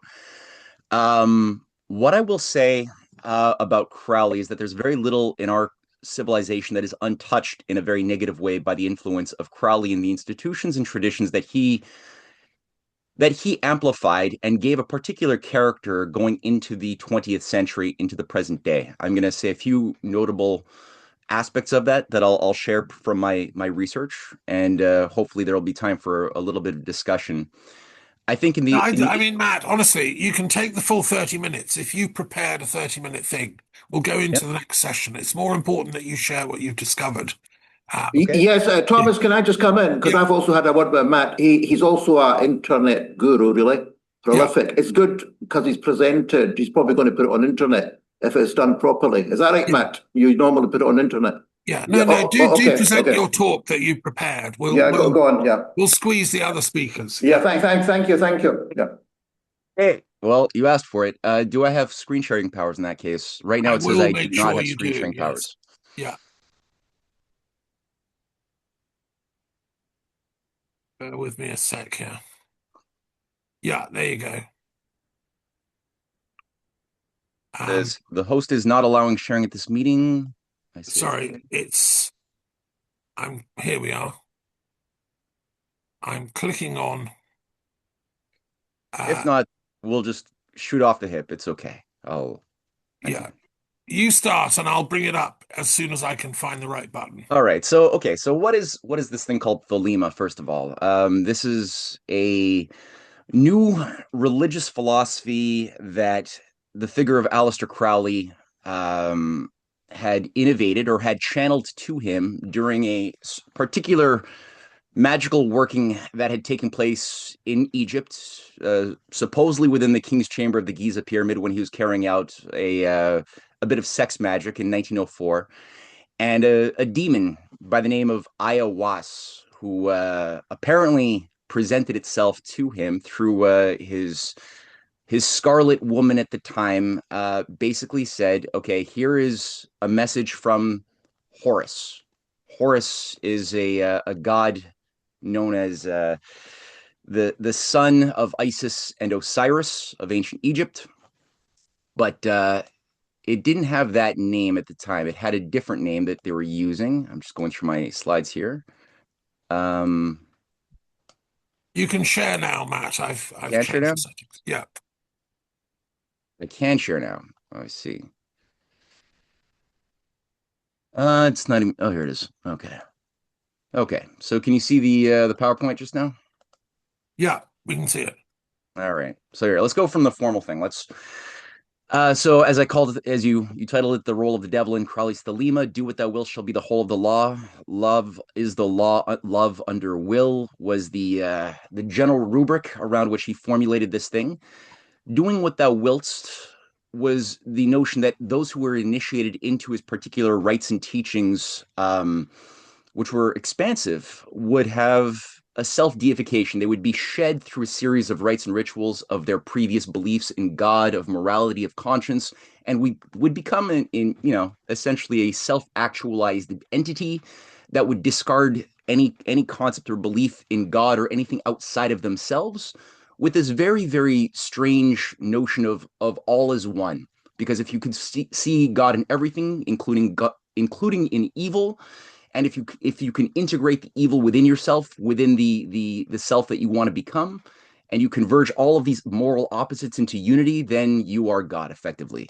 I mentioned his influence on the culture is very ubiquitous. There he is, famously presented on the Sgt. Pepper's Lonely Hearts Club Band by the Beatles. Jim Morrison was a follower of Thelema, who had even stated, I am interested in anything about revolt, disorder, chaos, especially activity that appears to have no meaning, which is what he tried to celebrate and amplify within the spirit of his messaging. Dr. Dre, that's influenced so much of the African-American and rap culture, follower of Marina Abramovich, a renowned Wicca, Satanist, Druid, high priestess.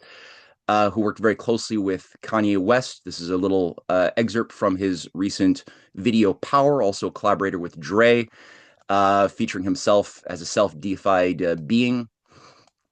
There we have the Rolling Stones. Mick Jagger presented or wrote the music for a number of Crowleyite films, including Sympathy for the Devil, which was a part of a broader popularization project of the devil. David Bowie also was a follower of Crowley's Thelema. Okay, so let's see a little bit more about what is Thelema now and who is Crowley. Crowley was a man who was known as a bit of a chameleon. He had many names: Baphomet, the Great Beast 666, which his mother gave him when he was a teenager. Perdurabo, Master Therion were a few other monikers. He was a figure who was born to a wealthy family in a strict Plymouth Brethren sect in Warwickshire, England. He had entered Trinity College in Cambridge under the patronage of William Glascoigne Cecil, who was a part of what's called the Primrose Society, which was essentially a Jacobite society that had been around for some time, convinced that it was necessary to restore the Stuarts in England onto the throne, and also a number of occultists moved through this Primrose Society. It was heavily tied into the early days of British intelligence. William Melville, who was the head at the time of British intelligence, played a big role within that Primrose Society. So Crowley was brought into this. Around that time, he must have been recruited into British intelligence, according to the works of Richard B. Spence, who wrote a book called Secret Agent 666, Crowley, British Intelligence, and the Occult. It's a good book here. And in 1897, so this got him into Cambridge. In 1897, he was initiated into the Hermetic Order of the Golden Dawn's Isis Urania Temple in London. The Golden Dawn itself were founded in 1887. All of its leading members were also members of Madame Blavatsky's esoteric section of Theosophy. Blavatsky had herself created Theosophy in order to unveil something called the Age of Isis in her Isis Unveiled. This is, again, highly influential. It popularized such things as the swastika and other things in our current era. I would say both left and right-wing strains of fascism have been heavily influenced by Blavatsky's theosophical doctrines and those spin-off groups, including the Hermetic Order, the Golden Dawn, that came after it. Now, zeroing back into Thelema and Crowley's motives, I think this little excerpt from his confessions that he wrote later on in life is very indicative of what was going on in his mind, where he says, "I accepted the theology of the Plymouth Brethren. In fact, I could hardly conceive of the existence of people who might doubt it. I just simply went over to Satan's side."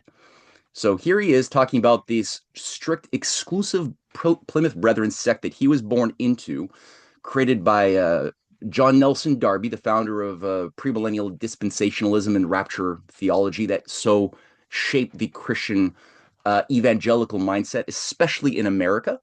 Now, Crowley is saying he never actually disagreed. He always maintained the belief that Darby was correct, but he just simply saw the other side. So quickly, to understand the devil, I think it's going to be important just to simply look at what was Darby actually saying. What did he believe? Well, he basically, in short, there's much more to it, asserted that God has a changing relationship to humankind defined by millennialist 1,000-year dispensations, of which there would be 7 in total before the full end of the universe. And this is actually something that he took from a Jesuit scholar named Francesco Rivera, and another earlier Christian eschatologist named Joaquino Fiore, and some earlier Sibylline traditions that had existed even back in the Roman Empire times. Darby's 7 ages were effectively, number 1, the age of innocence, the age of conscience, the age of government, the age of patriarchy, which went on from Abraham to Moses, the age of Mosaic law from Moses to Jesus, and then the age of grace, which was apparently Jesus to the present. And the age of 7 was up for dispute. Now, Darby's 1,000-year reign of the Antichrist, the 1,000-year reign of Christ would be preceded by a 7-year period in Darby's view of tribulation, where the Antichrist would rain hell and havoc and murder on the world. Crowley basically said, yeah, that's true, except I'm the guy to do it. I'm the guy to usher in that what he called the Age of Horus. Now, Darby had commissioned one of his top leading Plymouth Brethren scholars by the name of George Pember to write a book called The Antichrist, Babylon, and the Coming of the Kingdom, where Pember had configured an argument for Babylon and the need to recreate Babylon within the Holy Land somewhere. And he says, the wonder is that the restoration of Babylon has never yet been attempted. As soon, however, as Christendom is united in the form of the 10 confederate kingdoms, all jealousy will be at an end, and the great prize may then be seized for the common good. No doubt commerce will be the exciting motive. The civilized world will perhaps combine to build a great central emporium, which by their united exertions will quickly surpass all other cities, and finally become the capital of the Antichrist.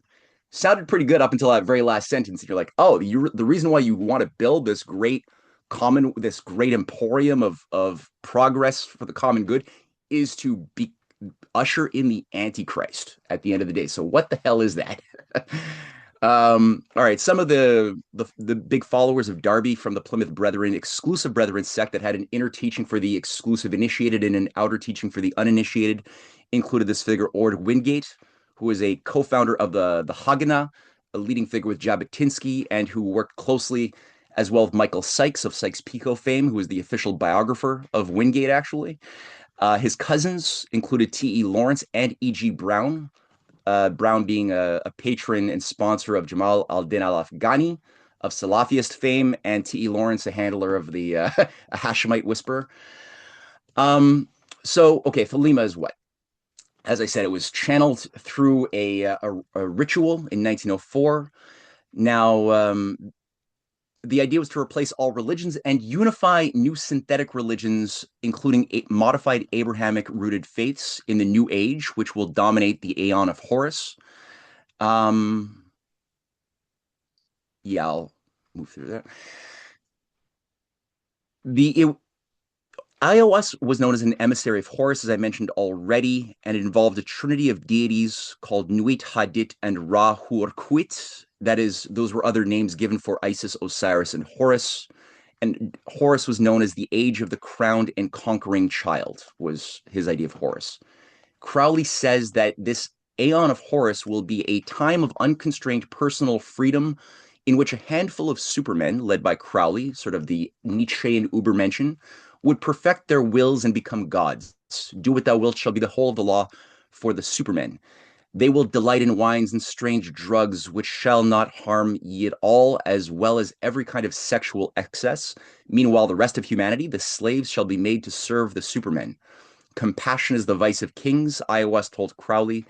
Unlike the age of Aquarius, which was presumed to be a harmonious and smooth transition to the New Age, his age of Horus must be inaugurated by total war of destruction and death.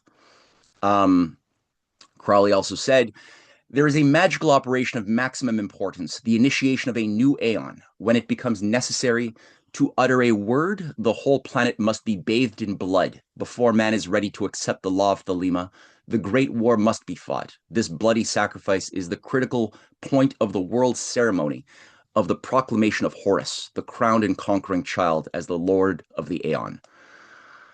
A few other points here just to point out. So, got a very clear idea of what he wants this new Aeon to be, which will involve Thelema as the new religion for the godmen to lord over their slaves. It's a master-slave religion. He involves several new rituals that he innovates, including the rites of Eleusis, the world's first drug rave, where peyote and other psychedelics were infused into essentially music that he wrote under a revival of the ancient Eleusinian mysteries. The Gnostic Mass, he also modified and essentially created the Gnostic Mass, which is still popular amongst Gnostic circles today. He developed various sex magic rites and a Babylon working ritual using scarlet women, with the idea that if you do things with the right incantations and rituals, a lot of this followed some John Dee work as well that he had been working on, then you could have a demon literally take over your body while you're procreating with a scarlet woman, basically a throwaway woman who would then be impregnated to be the seed and host of the Antichrist. Now, this has been attempted in thousands of cases of followers of Crowley, many including figures who created, institutions in NASA like Jack Parsons and L. Ron Hubbard, who I'll say something about very shortly. He created the Templar revival in the Ordo Templi Orientis. This is why he gave himself the name Baphomet. There's a picture of Baphomet on the right, illustrated by Eliphas Levi, featuring the Solve Coagula, an androgynous deity or demon that he took as very important. He called the guardian of the key of the temple. The Temple of Solomon was a big part of Crowley's Solomonic magic, which is where he also added to the greater and lesser key of Solomon that little Mathers and other Hermetic Order of the Golden Dawn figures had popularized. He created several new orders, including he took over the OTO for the English-speaking world. He called it the Mysterium Mysticum Maximum, and the Argentum Astrum is the Order of the Star of the East that he created in 1907, and the Universal Brotherhood of the Mahakakra, which is the Universal Circle, led by one of his magical childs, Charles Stanfield Jones, who also ran the OTO office or branch in Vancouver, the Agape Lodge number 1. And just to illustrate here, that was his Baphomet logo. So that was in the 10th degree that he created when he took over the OTO from Theodore Royce. Featured that logo there, which was a direct take from the flag of the Kingdom of Jerusalem, featured on the right.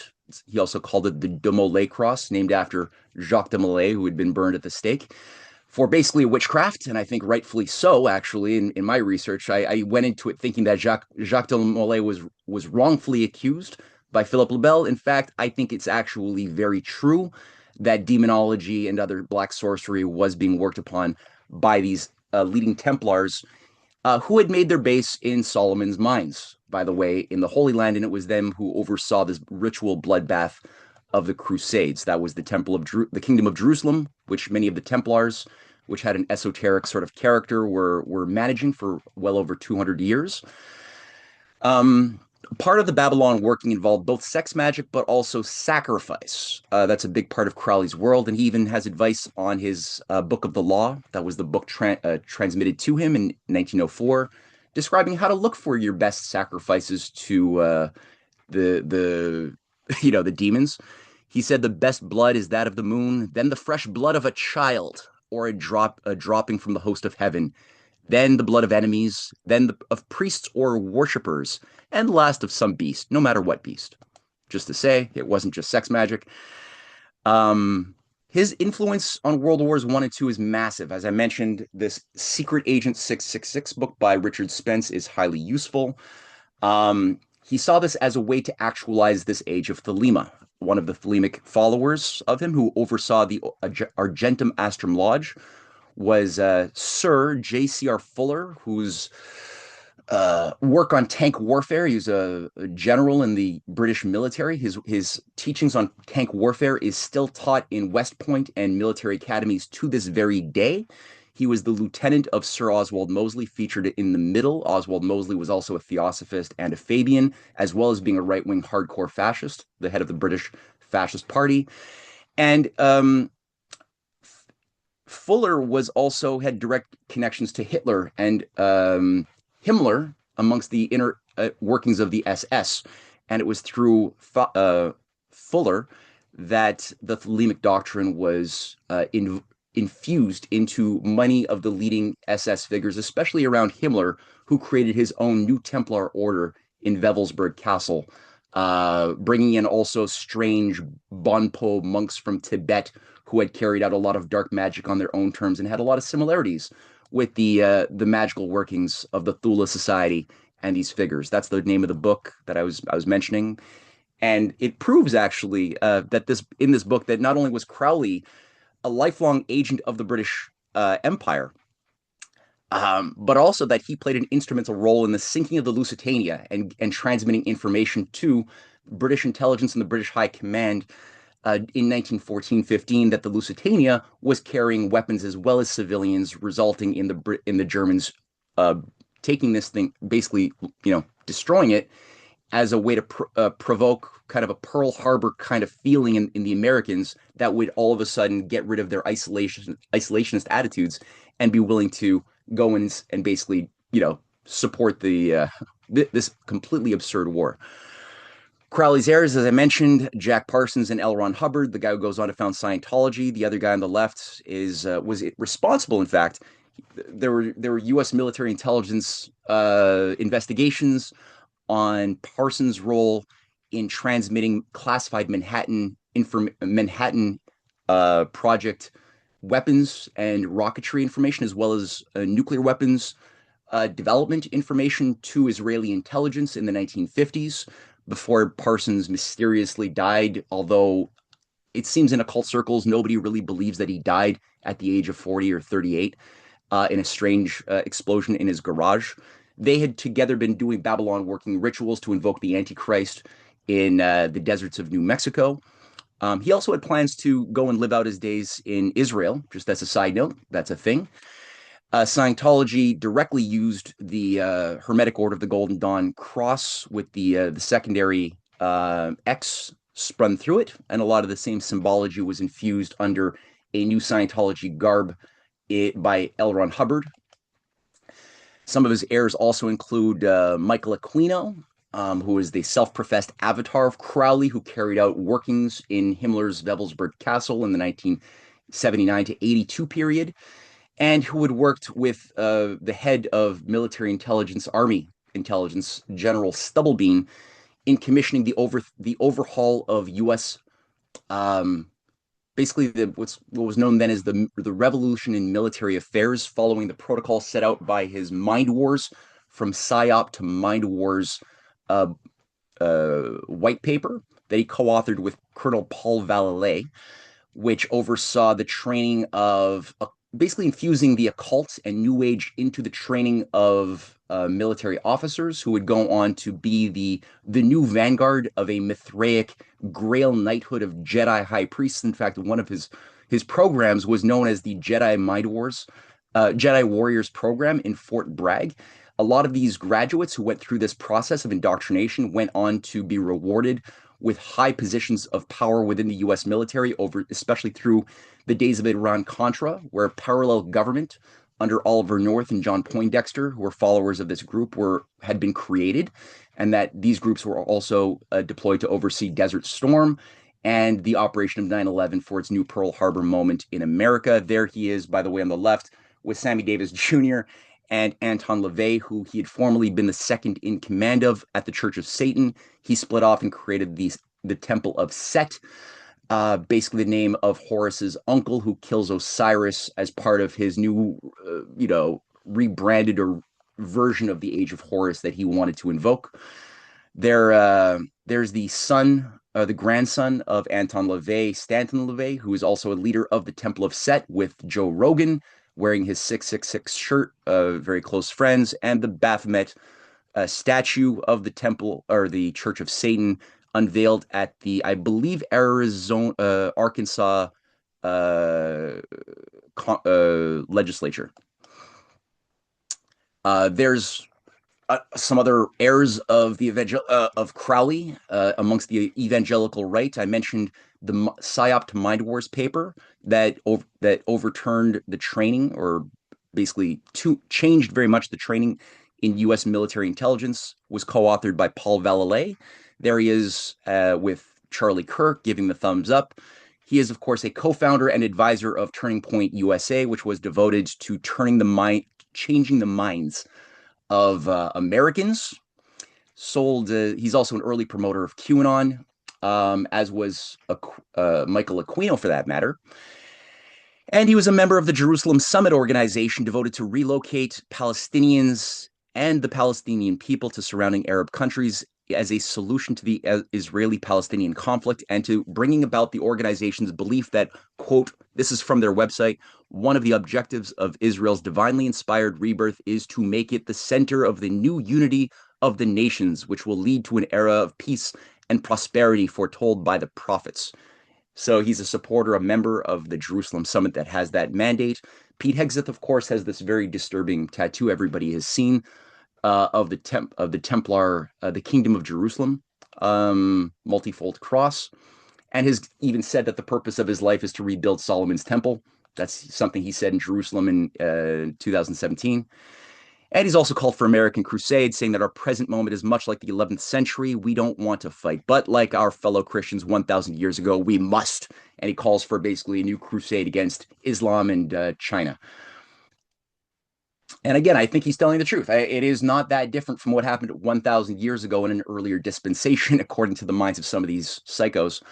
And I mentioned John Poindexter, who helped craft this parallel government architecture with Ollie North under the Iran-Contra business of the 80s.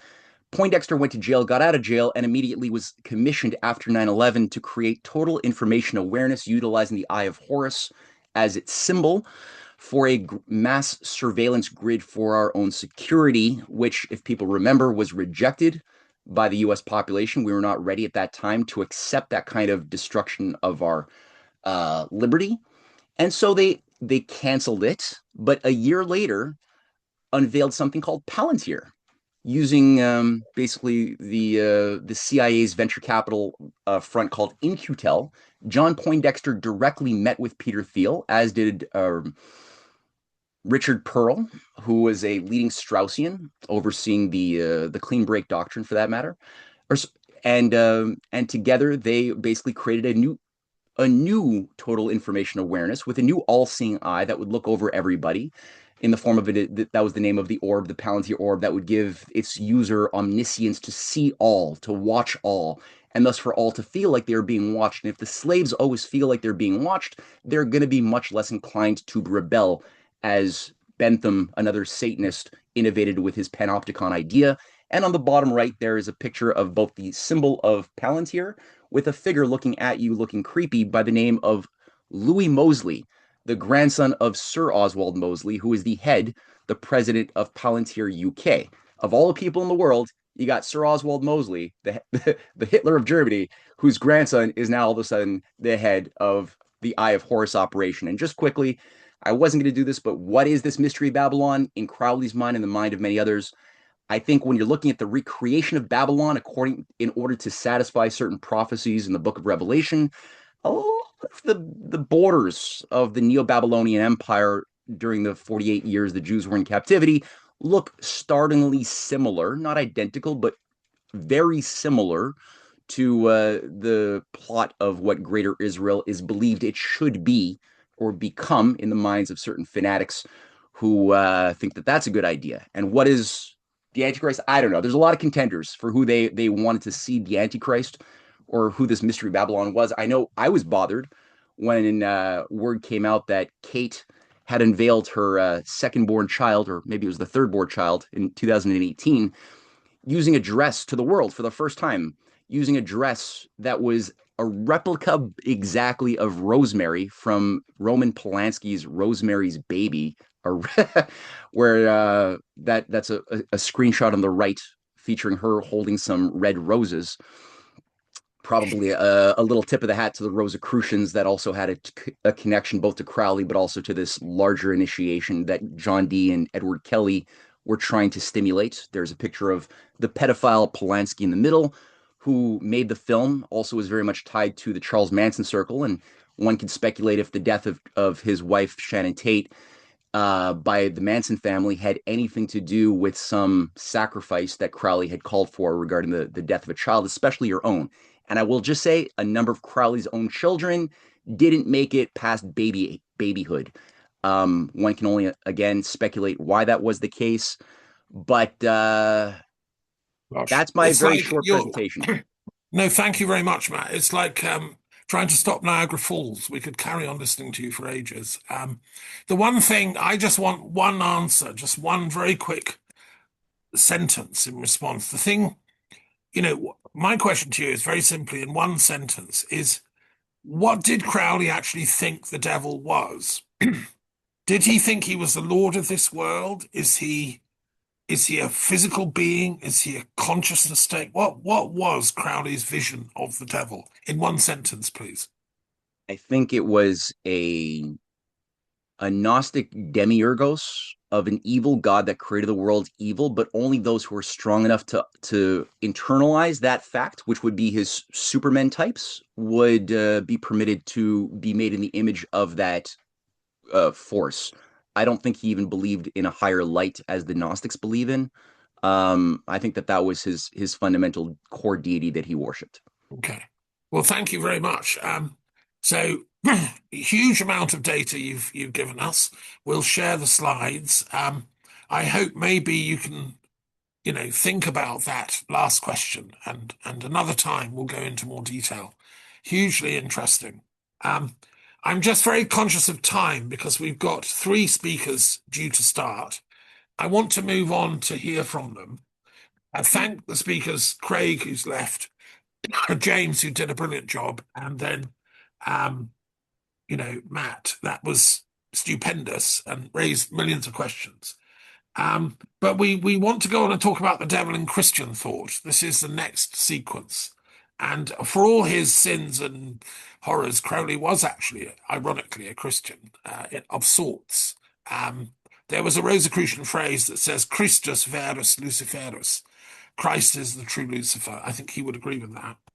And I want to therefore move on and ask, if we can wait a second, Inga, could you, if you have a question, put it in chat? Is that possible? Because time's pressing. I want to ask Simon to lead us off on the devil in Christian thought. I know he's prepared a thoughtful speech for us. Let's give him the time. He's talking to us about Christian mystical understandings of the diabolic versus Christian Zionism. So, Simon, the floor is yours. I hope you have some exciting things to share. Thank you. Thank you, Thomas. So with 3 speakers, I'll try to limit to about 15 minutes, yeah? Yeah, 20 is or, fine. or less. 20 Okay. minutes, yeah.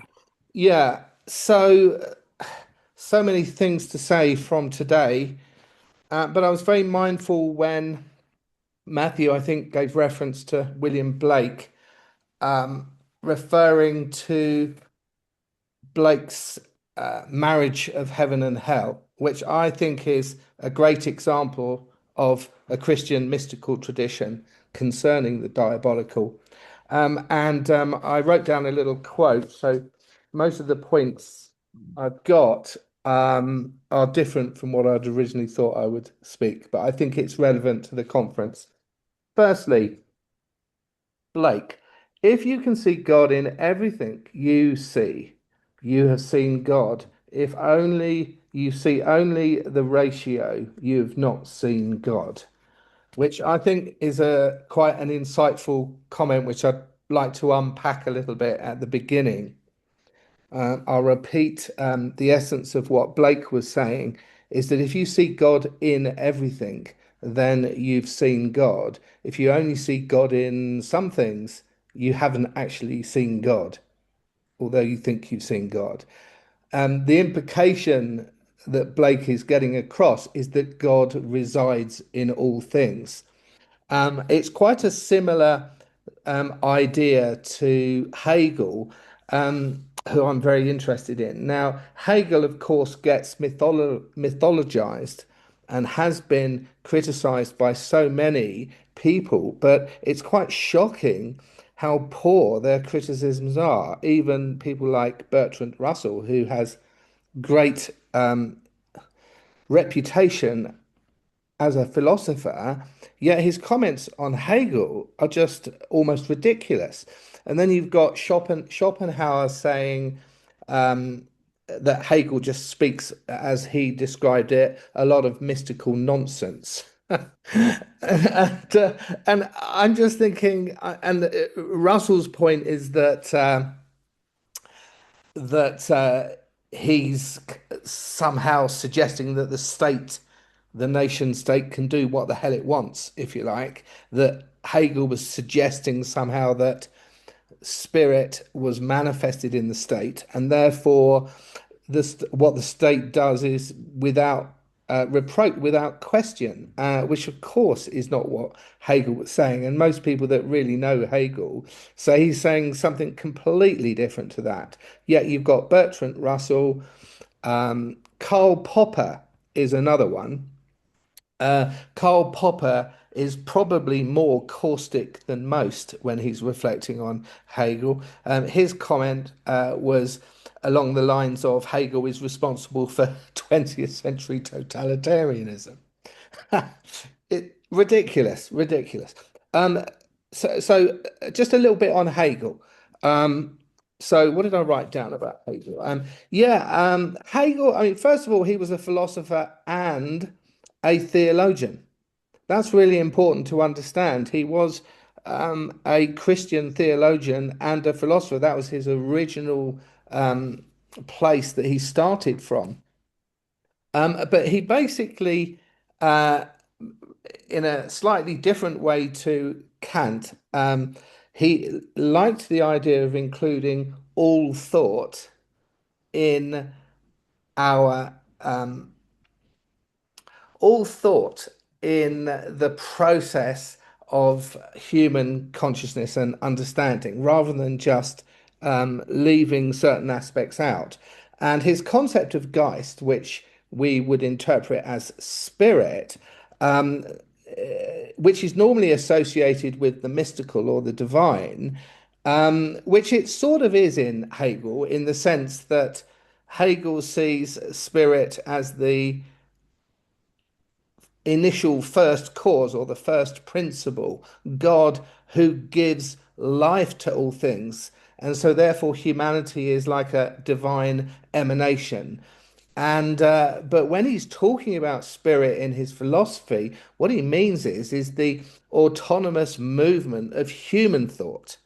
But because human thought and the community of humanity is itself a divine emanation, he sort of uses the two phrases interchangeably. So it's almost like humanity is on a journey to enlightenment, and it's a gradual journey to enlightenment. It might take 2 steps forward and 3 steps back. It's not a linear journey to enlightenment, but it happens through the dialectical process. So if we use the example of master and servant, for example, which is a very common Hegel idea, it's the idea that people oppress others, that people end up in power battles, people defer, and others therefore take advantage of the deference of others and therefore get their way or their will. And he's kind of expressing something that is a sort of commonplace thing in human relations. Yet he comes out with the point that the master is not actually going to be emancipated until the slave is emancipated. There's a contradiction in the relationship. There is a non there's an alienation in the relationship. It's not something that is the final position that the relationship can turn out to be, and therefore his general idea of becoming is that emancipation for both master and slave is possible. And therefore, if you were to sort of consider this in the context of eschatology, and particularly the geopolitics and the world peace that we're looking at the moment, he would basically suggest that nation states that are trying to get their own way and expecting other states to defer in the same way people might in some sort of human relationship, if you like, the society of states, if you like, then this ultimately is not the end of the game. And so Hegel has been misunderstood as someone who seems to be supporting this process of a powerful state that can do whatever it wants, when in fact he's actually saying or suggesting that before humanity can get consciousness of what it means to transcend the master-slave relationship, it actually needs to experience it. It can't circumnavigate the experience and expect to know it, to just pick it abstractly in some reasoned way, and then would be able to be the solution to humanity's issues.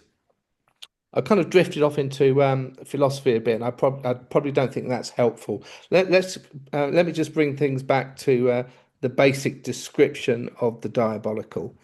It seems to me that the diabolical, if we accept the Christian view that all things work to the good of those that love him, is a very commonly understood scripture. And what people understand by that is that it doesn't really matter what happens in life, it will be turned into something that is good. And I would like to place the Christian mystical tradition within that context. So, for example, when people see the devil in things, it can lead to all sorts of reactions. So Hypatia, for example, who was a woman, a scholarly woman in the 5th century who lived in Alexandria, somebody decided that she was a heretic, and she ended up being torn apart literally in the marketplace by an angry mob of Christians who considered themselves to be followers of the way. We see in our own time Marvin Gaye, the great soul singer, Prince of Soul, I think he was called, was killed by his own father, shot by his own father, who was a preacher. So what was Marvin Gaye's father seeing in the son that led him to kill him? Probably seeing the devil in him, or the mob that tore Hypatia apart was seeing the devil in Hypatia, and therefore we've got to eliminate the devil for the sake of humanity. We're doing God a favor. We're helping God out by getting rid of this devil. Whereas what I think the Christian mystic perspective is, which is completely different, it's almost like the if we encounter a devil, we're almost meant to encounter a devil because there's some way that the devil is part of the process leading us into enlightenment. And it's a similar type of idea that Hegel basically has, which is why I talked about Hegel at the beginning, but I'll avoid going off into philosophy. So, for example, we meet somebody that we don't feel comfortable with for one reason or another. Perhaps we dislike things that they say, or we feel that they don't resonate with our own particular views.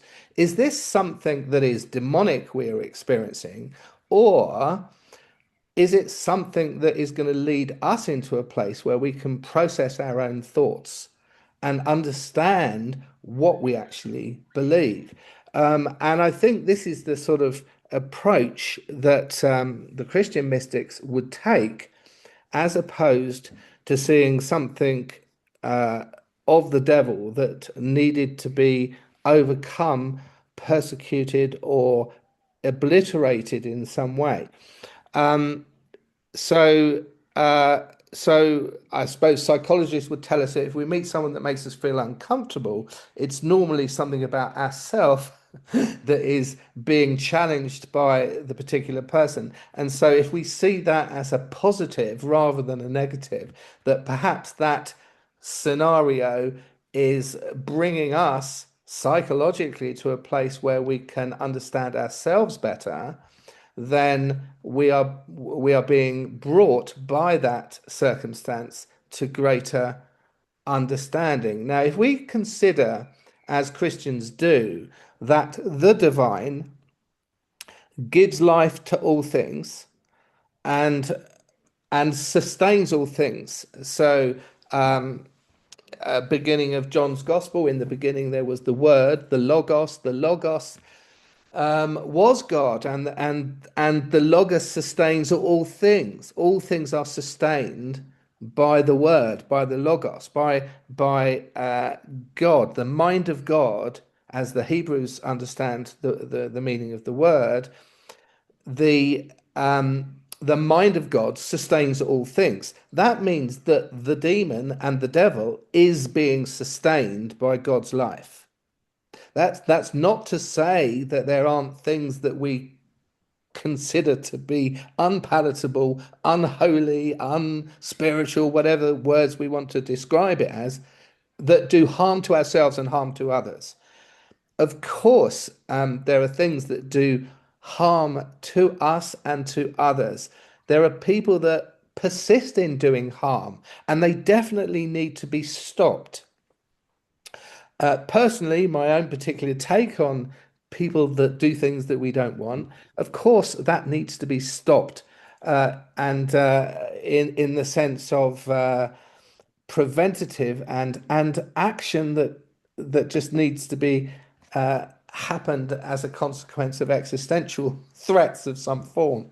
But of course, the key to all spirituality is love, and as we understand within Christianity, that mercy triumphs over judgment. So the idea is that, and this is quite important in the Christical mystical understanding of the diabolical, that it's really important to rather than seeing something to hate, is that a person deceived, as it were, expressing and desiring to do diabolical things, is the vulnerable person in society rather than the person that's okay. And there is the Christ line, it's not the well that need a doctor, it's the sick. And so therefore, a person demon possessed, for want of a better phrase, is someone who is the vulnerable person who needs the support. Yes, they need to be stopped in their behavior, but it's a deception. It would be seen as a spiritual sickness, if you like. I'm also mindful of Carl Jung if you're familiar with his psychological counseling idea of individuation, where a person becomes aware of their own subconscious, they become aware of their own inner conflicts, and anything that makes people more aware of those inner conflicts might be an uncomfortable process. But Jung would suggest it would be naive to then react to that uncomfortableness as if someone is doing something wrong. It could be that it's bringing a particular issue to the consciousness that enables us to be able to deal with it. In Jung's Red Book, there's a really beautiful story of his own experience, Jung's own experience when he was delving into the subconscious. He found himself in caves, and when he was deep down in these caves, he encountered two figures. One was Elijah, and the other one was Salome, I think her name was, the girl that danced in front of Herod and eventually asked for the head of John the Baptist. Okay, so in that story that Jung describes, he encountered all sorts of dilemmas. He was having internal conflicts. He was not at peace. He was really finding it a dark and disturbing vision or dream, if you like. Well, this I think is the case in point, is that if a person, for example, has decided that, well, of course Salome isn't going to be in a good relationship here with Elijah, it would cause a problem to a person that couldn't accept that. But the in the Christian mystic understanding of God is that everyone's already included in the thing. There's no proselytizing or anything to do, and of course the heretic or the person possessed by the diabolical is included in that process. They've just been unfortunate enough or vulnerable enough to not have experienced the divine consciousness themselves. So I think I guess what I'm trying to say is that the diabolical, rather than being something to resolve and organize a war against is something to just be accepted as something that exists, something that is the actual diabolical is being given God, Zeus, Allah, all the phrases we use for God, it is allowing the diabolical to be there and to exist. And so therefore, if all things are working for the good, there must be some reason for it. There must be something that we need to discover about it that is not a simple, visceral, angry response, and that somehow, and I'd like to suggest that the diabolical is something that leads us to enlightenment.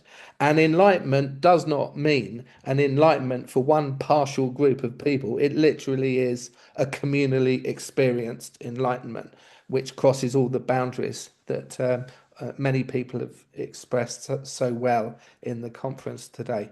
Jolly good. Well, that's a great spot to end that on, Simon. Thank you very much for taking us through that very Hegelian, zigzag way of coming to your conclusion, which gives lots of food for thought. And I know you have a lot more to share, but we'll hear that on another occasion, because we've got another distinguished speaker I want to ask to speak next, Doug Scott, joining us all the way from Dallas, who's been grappling with these issues as a counselor on the grassroots of the American psyche. So he's going to give us a report back on the diabolic from the perspective of an American psychotherapist counselor who's written about these things. And he's going to describe what he means by the Great Bash, which is an intriguing concept. And Doug, please take it away. The floor is yours. Well, first off, are you able to hear me okay? Yes, we can hear you clear. Yeah. Okay, great. I did prepare a script, so I'm going to be doing some reading as well as ad-libbing, but I wanted to be very mindful of the time. Well, you've and I got up to appreciate. half an hour, Doug. We can Okay. carry on to the next session. Yeah. Yeah, okay. I have been grappling with these ideas, good and evil, well, I think since the womb coming out. And so I'd like to just basically say right here at the very beginning of my presentation, I want to tell you that I will be sharing with you my belief that there is a planetary-sized collective thought form, or egregore.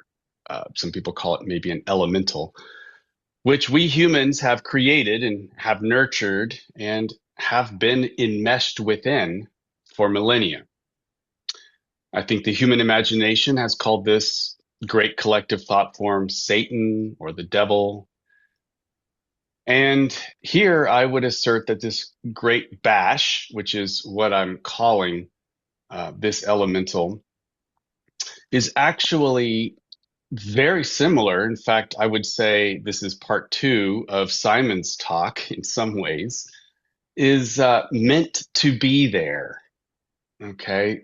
And there's a cosmic law that I'd like to develop with you as part of this talk. But before I get there, I'd like to just basically establish a little bit of my epistemic background so you have a sense of where and how I'm coming up with these themes. My name is Doug.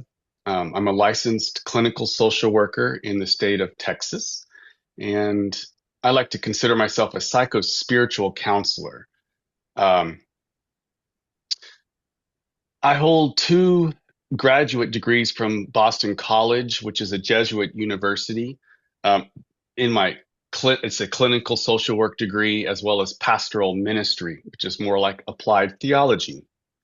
And I've spent more than 20 years in clinical practice, so I feel like it's the front lines of identifying both the Great Bash in the individual as well as the way through. So I'm hoping to be able to provide a bit of a framework to diagnose this Great Bash, which I would argue, and you're free to disagree, but I would argue is implicit in the presentations that we have seen here today.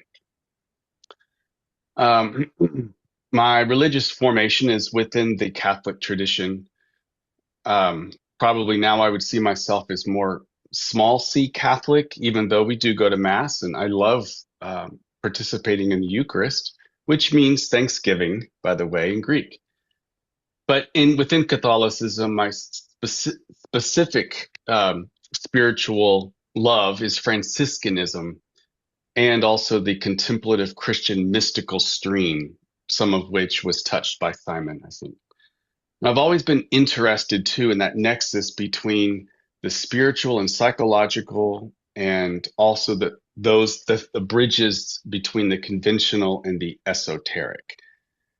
The sources I draw from would be depth psychology, primarily Jung, the Desert Fathers tradition, particularly Evagrius Ponticus, Rene Girard's scapegoat mechanism, and centrally, the Law of One material, which is a channeled material produced between 1981 and 1984, which I feel I was led to in 2013 and have studied ever since.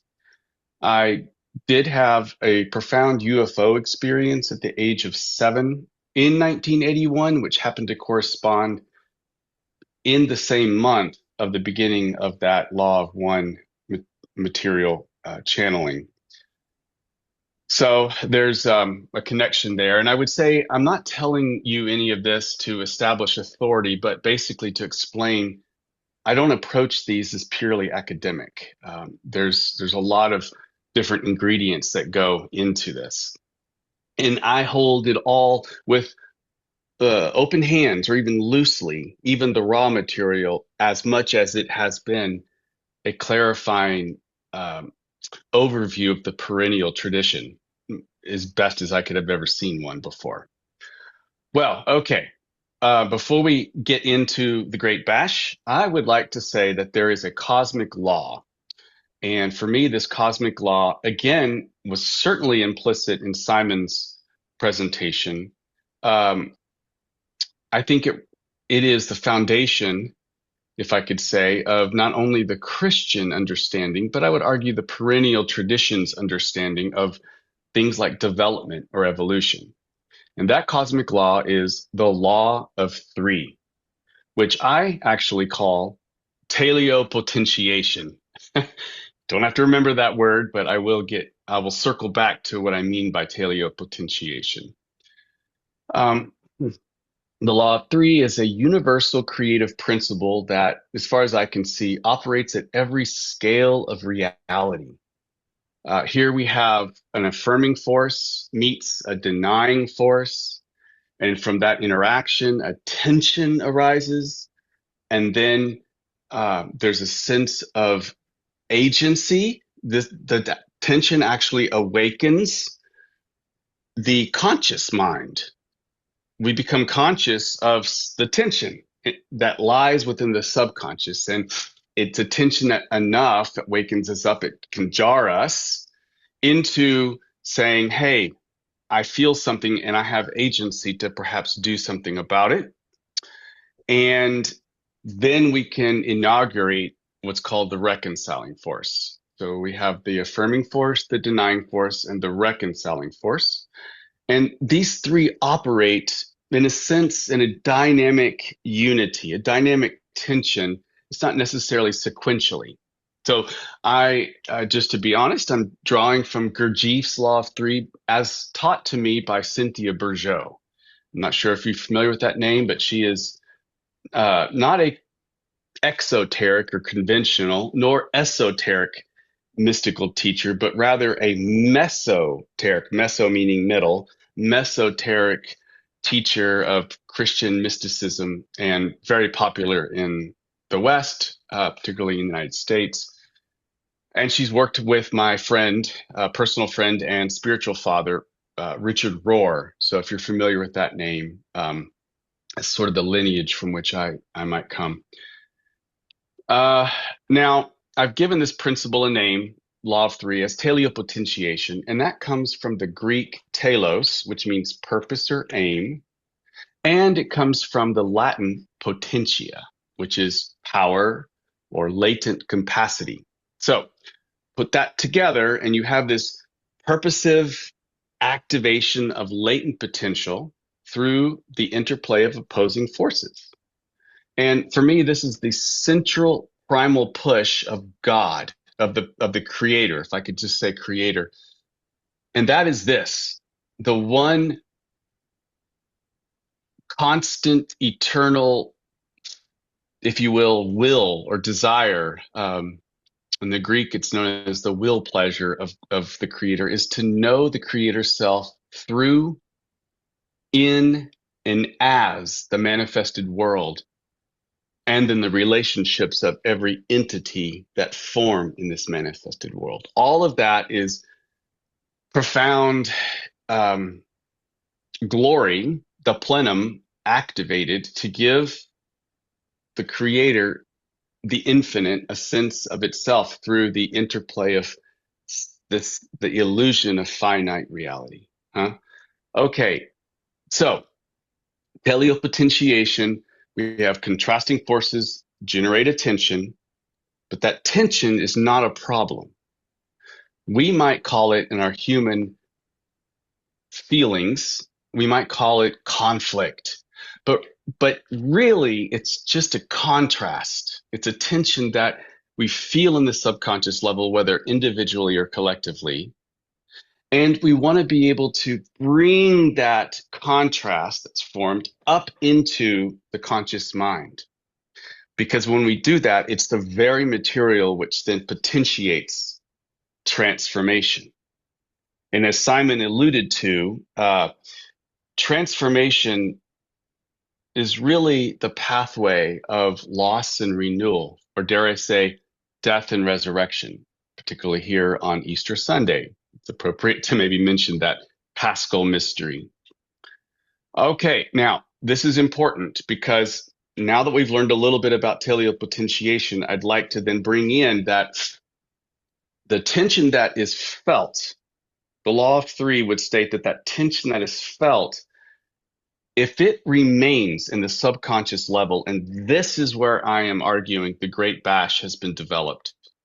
If it remains in the subconscious level, individually or collectively, then it resolves that tension at the same level that created the problem, the same level of consciousness that created the problem. And so it chooses the familiar. It chooses the scapegoating and projection.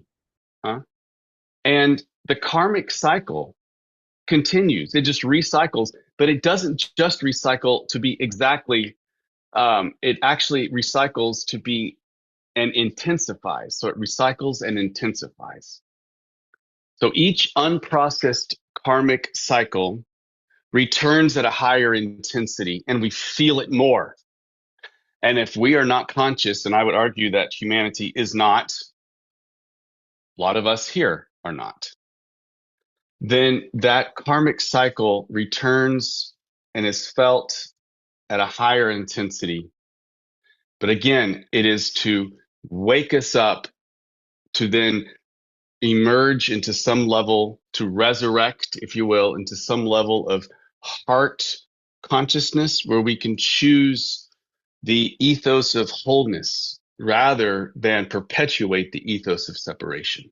So I'd like to just argue that if we indeed choose option 2 of resolving that tension, so option 1, I call it the status quo resolution, choosing something familiar, perpetuating the cycle, and intensifying it, versus option 2, choosing something because we have awakened and we are daring to choose something new. And we can resolve that tension at a higher grade level of conscious awareness. And this produces a new gestalt, a novel, complex singularity, something qualitatively new that includes all the parts that contributed, the contrasting forces, the tension, it includes it all, but transcends them into a new plenum, a new wholeness. And this new wholeness begets more wholeness, begetting more wholeness. It's God infinitely plenum, experiencing God's self in, through, and as the manifested universe. And then inside of that manifested universe, experiencing activated wholeness, not potentiated. And that happens through, in the human level, conscious choice of resolving tensions at a higher level instead of scapegoating and blaming and then even researching and finding the devil behind every rock, or behind every group. There is a sense that wholeness would always say, if you're going to point the finger, point it rightly over there, and then one finger pointing rightly in here. Because what is true out there is true in here. And if I'm looking for the way in which there's evil everywhere and trying to uncover esoteric mysteries, I might be finding something true, but guarantee you that there's something inside of me that I am not looking at nor desiring to look at that needs to be integrated. Because otherwise, I wouldn't be pointing fingers only out there. So that is something that I hold as true for my personal self, but also with my clients and in presentations such as this. Now, to get into the Great Bash, we are under a planetary shift. I think that the Law of One material would call this a shift from, say, the third chakra of God into the fourth chakra of God, the heart chakra. There's a sense of everything being a fractal. And so if it's true at the individual level, it would be true at the larger level. And the Law of One material describes Earth, or as I would like to call Terra, or Gaia, doesn't matter, but is a planetary entity. Like we are cells inside of a larger corpus. And that is part of this whole developing, unfolding of this divine order of evolution. And we are sentient cells. We have the capacity for sentience inside of this larger corpus, which we might want to say is a capital P person, a Terran planetary person. I think that this maps onto Teilhard de Chardin's concept of the noosphere, if you're familiar with that. That's a self-aware noetic membrane emerging from the biosphere. So we would have the geosphere moving into the biosphere, and now we have the noosphere. When this is us, the noosphere, this is what humans contribute. And we are in the threshold of moving from the third density or the third chakra of God into the fourth. That threshold, that liminal space, that birth canal is where we are positioned, and we must make a planetary choice on how to deal with our own unresolved bellicosity. So we can think of this as a birth into fourth density, but the birth is very labored. It's a complex birth. Now, the Great Bash, naming the egregore. I'd like to say that karma is not punishment. It's inertia.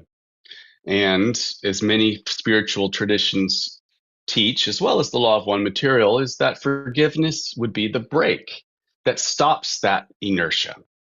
When forgiveness is never invoked, the accumulating imbalance grows into an intense nexus of energy constituted by the nature of its own arising. And what I mean by that is when we create this blockage by feeling something, some way to scapegoat somebody else or another group or another tribe, and we develop this warlike mentality, even in the name of progressivism or even in the name of Christ, that warlike mentality is itself the ethos of separation. and it frames our entire worldview. And that framing creates in the subtle realms, the imaginal realms, a psychic parasite. It's a thought form, okay? And it's something we create. And it is vampiric in its functioning, in a sense. It achieves a kind of sentience that desires, like all creatures desire to do, which is to keep living. So here's the thing. I want to be clear. The central point in my talk here is that I'm not rejecting the language of the devil. I'm not saying that the devil is a metaphor. I'm not just saying it's a symbol for bad behavior. What I'm saying is that, in my opinion, the Great Bash is what traditions have called Satan or Lucifer or the evil one or the I, the seat of evil. It is real, it is sentient, it is powerful, it influences human affairs. And what I am trying to correct, however, is the ontology, specifically where it comes from. It is not external. It is not a holy other, a fallen angel, say. As far as I can see, it is something that we have created it.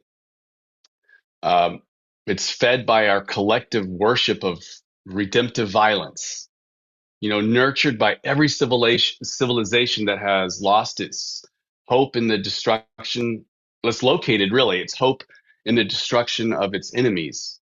So over millennia, it achieves a certain sentience, has its own agency, and the origin is ours. We built it, we feed it, and we live inside of it.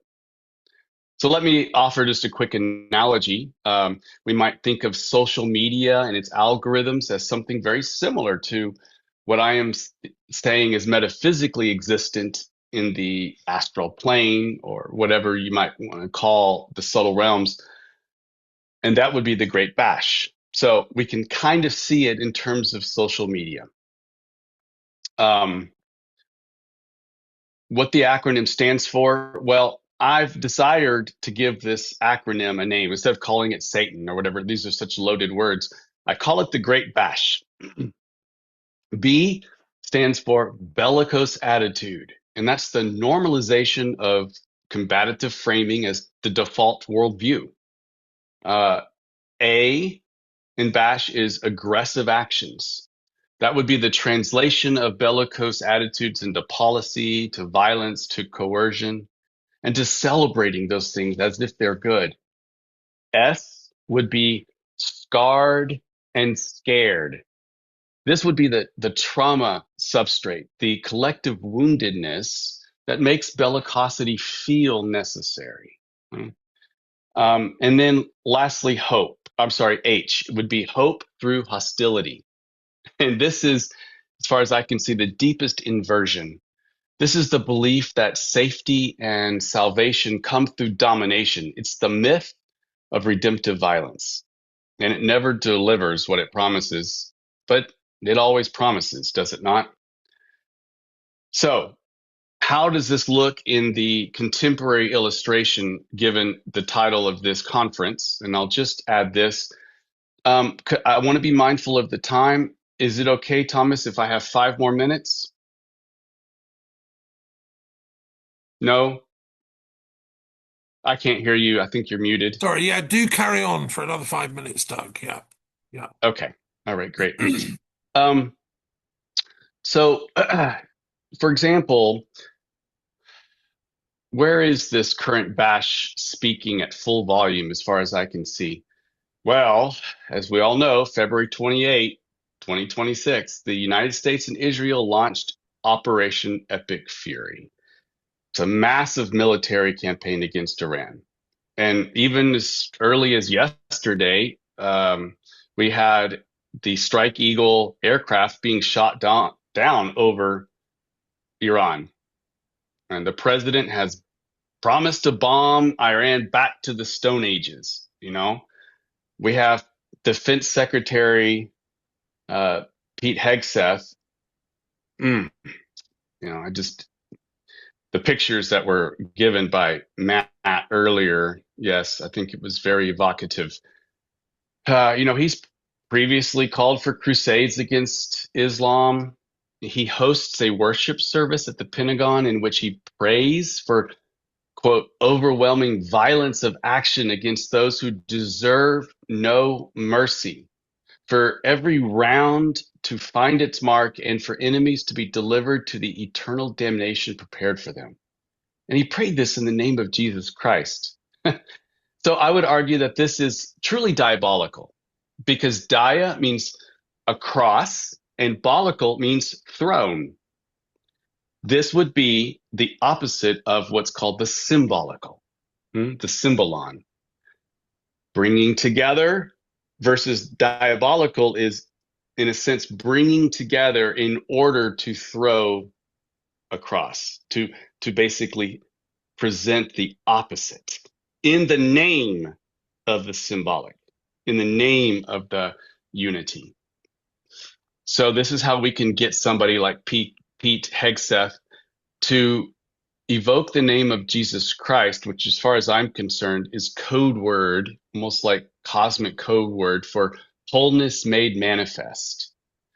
In the name of that code word, he's able to say, let's perpetuate the ethos of separation, which is truly, in my opinion, a spokes voice, an individuated singularity that shouts out and basically channels this great bash.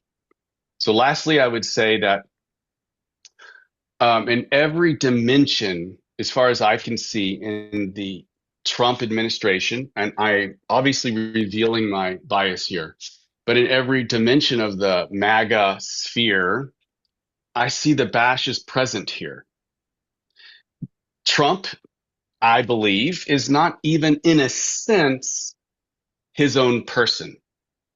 I don't think he has depth. I think he's really manifesting a one-dimensional archetype. I mean, his name, Trump, is evocative of victory, a bellicose victory, you see? And I think Trump and MAGA are, in a sense, the pus that arises in an infection, and necessary for us to see in a mirror, is this what we want? Because Trump and MAGA sphere, in my opinion, represent in overt fashion what is present in you and me. It's present in me. To the degree that I scapegoat, to the degree that I refuse to look at the unintegrated parts inside of myself, is to the degree that I am refusing to look at the mirror, which I would argue Trump and Trumpism offers us. So if we can learn to desire to hold these tensions inside of us, desire to resolve the tensions inside of us from a higher grade level, then we will indeed not be affected so much collectively by this great bash. And eventually it is seen to nod itself at the exit of the play by saying, I have done what I'm here to do. Thank you very much, because it has created that tension that we all feel and hurt from. And it has been the catalyst for us to choose wholehearted living. Okay. Thank you. Gosh. Well, Doug, that was a masterpiece. Thank you so much. This has been a feast, and I'm sure people are going to want to look at your books and listen to this talk again. There are many questions that arise from what you've said, but I think what we'll do is we'll go on, because we've got 3 other amazing speakers lined up who've joined us from different parts of the world. Miss, I'm okay. We have time, so if you want to take Q&A or questions for Doug. What I was going to say is let's do the next 3. That's you're on next, and then we'll do questions at the end. We can then have a big one thing really quick. I'll put this in the chat, but I have written all of this in a book that I just published, and that is free on my website, cosmicchrist.com. net. So the PDF is there. If you want a hard copy, I'm Amazon. But Okay. otherwise, I offer all of this. Well, thank you so much, Doug, and thank you for your work you've been doing that fits in so well with the other speakers. And I think if we move on to our next, sorry, if I'm gonna, There's some interference. yeah, it was Can Jay. everyone put themselves on mute? Tom, it's just an intervention because of time. Some people have been here all day. Others have just joined. My suggestion, I agree with you. Let's take the next speakers, let them roll, and then open up the discussion. Let's do that. Also, Tony Gosling, the UK broadcaster, he might join again for questions on his presentation. So yeah, that's fine. Okay. Okay. Right. Well, look. Thank you for that. Let's move on. I want to introduce Satyen Raja as our first speaker. This final session is an interfaith panel. We're like feeding back now. We've heard from our Muslims, our Christians. I did the rabbi talk. We've had some fascinating sharings. This is a sort of interfaith wrap-up session. And Satyen is like a one-man interfaith miracle walker because he's born into a Hindu background, born in Africa.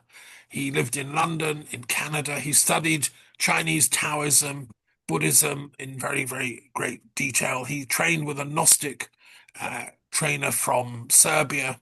So he's put together some amazing teachings. I've been privileged to work with him, called Accelerated Evolution. And we work together with the Wisdom Keepers Council. So Satyen is joining us from Canada, BC, near Vancouver. So thank you so much for coming, Satyen, and your lovely wife, Suzanne. I believe you're both going to share some wisdom with us today. You've missed a great day, but you can catch up later on it. And we're throwing you into the deep end to tell us what you think of, interfaith approaches to solving wars through mutual enlightenments. What would that look like? Yeah. Well, thank you. Well, first of all, I just want to acknowledge everyone here and much love and blessings to everyone's good intention here. Doug, your last bit of your share, it just landed.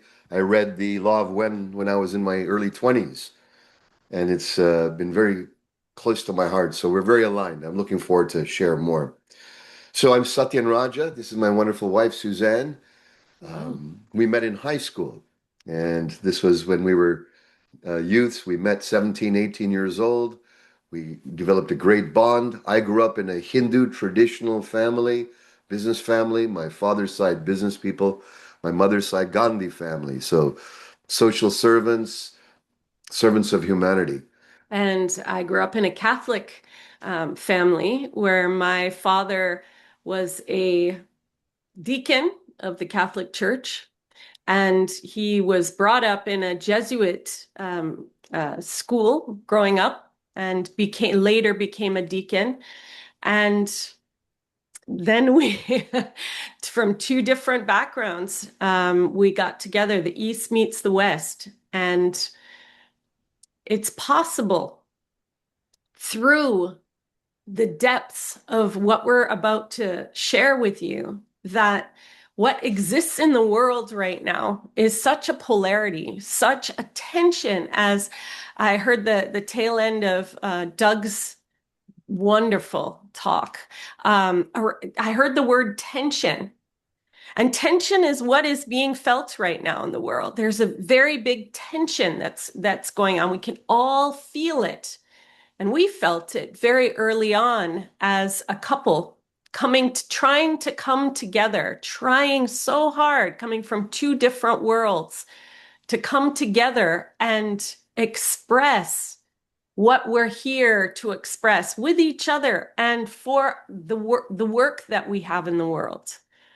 And that tension is something that I would like to get into, but I would like Satyen to begin, and then I'll take off from there.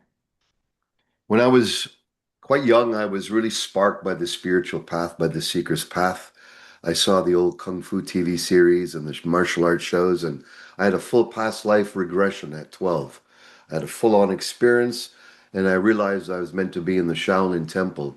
I told this to my Hindu parents. They're like, Shaolin Temple. Well, we didn't even know what I was talking about. Based on an Indian Hindu person having a deep recollection of a Buddhist warrior tradition, which was a very funny thing at 12. Anyways, I pursued it. There was a miracle. I found a Kung Fu master who was awakened, and I came into deep tutelage and studied with him for over 20 years. And eventually I went on to have my own martial arts school. But what was interesting in that journey was when I was young, I asked my parents about all the Hindu rituals. They're devout Hindus. Every morning they do their puja, they do these ceremonies, very quiet. There's no indoctrination. They don't talk about religion. They're very quiet unto themselves. And I asked my parents, why do you do this ritual this way? Why do you make turn the light this way? And they said, son, we love you, but we don't know. This is old. We're just following our tradition that we have learned. We know God, we love God, but we do this because our families taught this. And I was frustrated. As a young man, I was challenging my parents. They should know why they're doing the ritual. And so my parents said, honey, if you want to know about God, you have to go out in the world. Ask priests, mullahs, find wise people, holy people who have touched God, and then keep going for that pursuit. And then you will find your relationship. And I was frustrated, and I couldn't imagine later how blessed I was that my parents didn't indoctrinate me into one system, but taught me to go seek, go search, go find wisdom that transcends one form. And so I went out on a search, and I was blessed to find masters in warriorship, masters in Tantra, sacred relationship, and non-duality, and yogic teachings. I was blessed to find masters in shamanism. I've been practicing that with my wife, plant medicine journeys, and taking people in that for about 35 years. I went deep into metaphysics, and I went deep into the core of it is self-realization, self-actualization from all the world's traditions. And for me, what cracked me open was a particular process called the Enlightenment Intensive, created by one of my mentors, Charles Berner or Yogeshwar Muni. It's a self-inquiry immersive where you ask, who am I? Who am I? With a partnered meditation. And after a period of time, your identities all dissolve and you become awakened in the direct transmission and experience of truth, without doctrine, without philosophy, without theology, the direct union with truth itself, called samadhi, kensho, oneness. And so I was lit up within. I became on fire, and that's where I started giving enlightenment intensives around the world for the purpose of this. I saw that, the challenge that we're having is that on the outside, we're fighting around theology, doctrines, and such. But there's no one who's had the direct experience of God, which has been in argument with each other. There's no one who's experienced union with the absolute love, which has a fight on a temporal level. And therefore, anyone who hasn't had a direct experience of union and the nature of love, truth, oneness, God, is always going to end up fighting, bickering, complaining, challenging everyone's theologies and philosophies and ways of thinking. And so for me, what I realize is we must find the spiritual war that we're having is not on the outside. It's ignorance of the direct experience of truth. And I believe that we have all the resources on the planet for utopia here. We have all the money. We have all the technology. We have all the science. We have all the brilliance. What we don't have is enlightenment. Because when we all experience the direct nature of truth, enlightenment, these seeming differences start to dissolve and a profound truth comes up. And as my father-in-law says, Peter says, the truth of those in the center of all religions, they're more connected than those extremes within one religion. They're more together. So the center Hindu, the center Muslim, the center Christian, the center Buddhist, the one who's in the core, simple, human, in the heart, we're more connected than the extremes in any of our own individual theologies. How many have experienced what I'm talking about? So this is the essence of what I wanted to get across. When I was over the last 2 years, I've had some very powerful spiritual experiences I wanted to convey. Again, being brought up Hindu, my deepest imprint is Hinduism. When I was a kid and my parents went to India to take care of my father, my grandfather, I stayed with my Italian friends, the Girgenti family, also Roman Catholic. And when first time I saw a church, I was scared. I came in, I saw a cross, a dead man hanging on a thing, bleeding, and I was in shock as a kid. What's this? Told my friend, I says, Marco, what's this? He goes, it's God. I go, what happened to God? And we're just boys, we're kids. And he says, the soldiers killed him. I go, well, how can soldiers kill God? And it just shook me because in Hinduism, gods create universes, dissolve universes. The idea of shrinking down to this frail person that can get killed, I couldn't get it. And that also shook me in my core and went, what are all the views that we have that keep us connected to a blood cult, to a bloodlust? If we take a look at every one of them, they have some bloodlust, many of them associated to that. And that fulfillment of the bloodlust keeps us in this continuous antagonism. There's only one force that's going to clear it. There's only one force, and that's enlightenment, the same human liberation. And so how we're going to achieve that is what I want to share about. And I call that, rather than horizontal dialogue, we need vertical alignment, vertical experience. So there's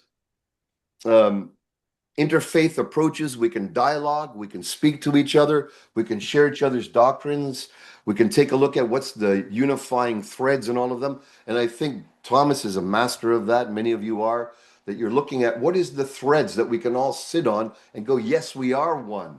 We're more one than we are separate. That's the theological interfaith approach. What I'm going to propose is even deeper, that we sit together, that we close our mouths, that we take on mutuality of spiritual practices, meditations, prayers, that bring us into a state where we lift beyond the mind together, where Hindu chants are chanted together, Christian chants, Muslim chants, and whatever they are, that we sing together, that we break bread together, that we understand the human condition together, that we find the unity. 2 years ago, and again, being brought up Hindu, I had a shock when I had a kid, so I had this resistance to the idea of a crucifixion. And I was with my Christian friends, and they said, hey, come to this gathering. I was in this gathering, we were chatting, we're all talking, and I'm feeling their love. And all of a sudden, this sacred miracle happened. I started feeling my heart open, and I started feeling what's it like to be a Christian. Not from the outside view, but from my own inner awakening, brought up, feeling the love of Christ for me, feeling the redemption possibility in his love. All of that, it blew me away. Because for the first time, I experienced the experience of Christ enlightenment, not the idea, not the understanding, not the theology, the oneness with Christ force. And it touched my heart. It made me dissolve and resolve all the unconscious patterning of tension or resistance I had around the Christian faith. And then about 8 months later, I'm at a friend invites me to a Qawwali singing. And Qawwali is ecstatic Sufi singing, where they get together, Allahu, Allahu, Allahu, and you get higher and higher, and you get ecstatic and ecstatic. And in that experience, the whole room got so ecstatic. And my father, I couldn't believe why my father was, as a Hindu, years ago when I was a young fellow, he would take Qawwali, he was a manager for Qawwali singers across Canada as a Hindu, which is strange to me, right? I got it. Because in that ecstatic rapture of Qawwali, I felt what it's like to be a Muslim, to feel the bow, the reverence, to love God, and to have such that I would bow 5 times a day, that I would submit my ego to the Great One. From the inside out, I felt what it was like to be a Muslim, not from outside. From the inside out, I felt what it was like to be a Christian. From an inside out, I already knew what it was like to be a Hindu. From an inside out, I felt what it was like to be a Buddhist, a warrior in the Shaolin tradition. And then from there, all separation dissolved. My heart now is open. I can speak to any man, any woman, any child, and I can touch their faith because it's in my heart. And so what I want to wrap up with this is our closing is that our willingness to let go of the real estate of what we already know and the real estate of our theologies and the branding of our religions, which are just brand names, just like Walmart, Costco, they're brand names for the same source. In the same way, I wrote earlier today, when we look at the stained glass window, if you go to a Hindu temple, stained glass window, beautiful images of Krishna, goddesses, Shiva. If you go to a Christian church, stained glass window, beautiful scenes of Jesus, Christ, Mary, all of that. You go to a mosque, you see beautiful, Islamic imagery and symbology and language and letters come through. The same light coming through different viewpoints, coming through different stained glass windows. For us as leaders in interfaith, we must pursue the light that's prior to the stained glass window. We must pursue the awakening to that light, which then is the source of all our philosophies, all our religions, because it is the oneness that we're thriving and yearning and really in our hearts yearning for. And it's always there. It's always available. And on that note, regarding the devil, there's an old saying, is it trying to get in us? There is a devil, without a doubt. Is it trying to get in us? Or is it trying to get out? Bless you all. It's beautiful. Suzanne, are you going to finish Yeah. the final thoughts? I just want to, first of all, take a breath because I am sure the wisdom that has filled this room has just been such a huge gift. So just a breath for us all, first of all, just taking a deep inhale and then an exhale.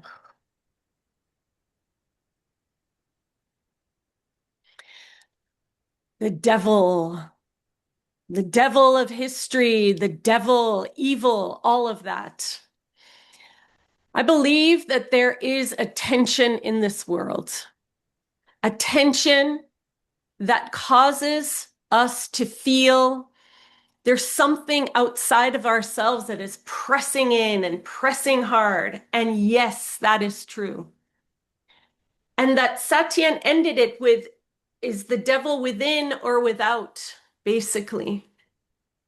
You know, there is this. There's the phone. There's the things that are calling to us, and we're feeling a tension of some attraction, something that is attracting us that feels like a tension, but it's actually an attraction that we're looking at and we're saying, oh, that over there, that is wrong. That over there, that is wrong. That shouldn't happen. That shouldn't happen. Wait a second. Wait a second. It is an age of attraction to something that is outside of ourselves that we really need to stop and go, hold on a minute. Why are we so attracted to something that we label evil? Instead of taking a moment and stopping and going, hold on, that to which we are looking outside ourselves, is there a kernel of truth? Is there something inside of ourselves that is unprocessed, that is unseen, that we're afraid to look at in our own selves? And we're putting it outside externally and going, that shouldn't happen, out there. There is an opportunity right now in this world for us to take note of the very things that attract us and actually awaken us, and to look inside and go, okay, where is it that I've lost touch with source? and instead, looking outsourcing the source that's within us. For example, taking a breath instead of what's going on, take a breath. Because when we take a breath and we slow down, we're really able to see things with discernment where we wouldn't before. So I urge us all to start with our breath first thing in the morning instead of picking up the smartphone. Instead, get smart, go inside, draw that breath, and allow the source that's available to us all to align us with a deeper truth that is inside of us, that has always been here and is always awakening us, as Satyan would say, to a deeper truth. So the breath, it seems so simple. It seems so simple. Breath, yeah, but there's things to do. Yeah, but without the breath, that's where we get into trouble. So slow down, take a breath. How are we breathing? And then are we in our core awareness? Are we in our core? Do we know in our core that we are strong? Are we building the strength from it within our core? The heat, the fire, has that gone down? Has it turned down because we're attracted to everything else? Or can we awaken that breath, that source of life, that fire within, and come back to that place and turn that up? Whether that means, what are we putting into ourselves? What are we eating? Are we drinking enough water? Are we taking on that water itself is the very essence of our life? Is so much of our life is in our water. And there is the water that's going on the planet and what's being polluted. How are we polluting ourselves or nurturing ourselves? Are we drinking water, taking that in? Beloved family, human family, drink more water. Drink more water, breathe. Start there. And then we're turned on by so much exterior in an exterior. I turned Netflix on yesterday. There was a show called The Age of Attraction. Do you know what that is? That's basically talking about no matter what age what age you can be turned on. So somebody 16, 20 years older than you can be attracted to that person. Doesn't matter, older or younger. What is that saying? That's talking about being attracted to someone so much younger. This stuff is going on in the world. You look at Epstein things. This is happening right now on television. You can get this on your smartphone. All kinds of despicable things are going on in the world. What are you attracted to? Are you allowing yourself to be really turned on in your body? Loving your body? And awakening to what turns your light on? That needs to start with source. Connect back to that. Connect back to feeding your soul, your body, your sustenance, and wake up. Wake up to the truth of pure life force, and then share it. Share the great one.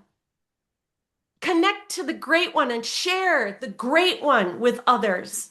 Come back to that beloved family and connect to family, because we are a human family. And when we forget that, we go out of sorts. The tension has got to be tension of allowing each other's voices. In tango, which is what I love so much, the art of tango. The art of tango is it takes two to tango. And what that means is there is no wrong. There is no wrong. No one has ever been wrong. What if we come from that? What if we come from trying to understand each other and dance with the divine, starting with ourselves, and see the divine? What if there was no evil? Just feel that. Awaken to the truth in you. Nurture the truth in you. And you will begin to see that in the world. I bless you. I love you. I am grateful that you are in my family. And let's continue to see all as family. And when we do, the world will shift. Bless you. I honor you all. Well, thank you very much, Suzanne and Satyen. That was a powerful sharing from both of you. And you complement each other brilliantly. There are so many questions arising we could go into, like, is Suzanne suggesting we learn to dance with the devil? You know, probably. But, we'll go into that later another time.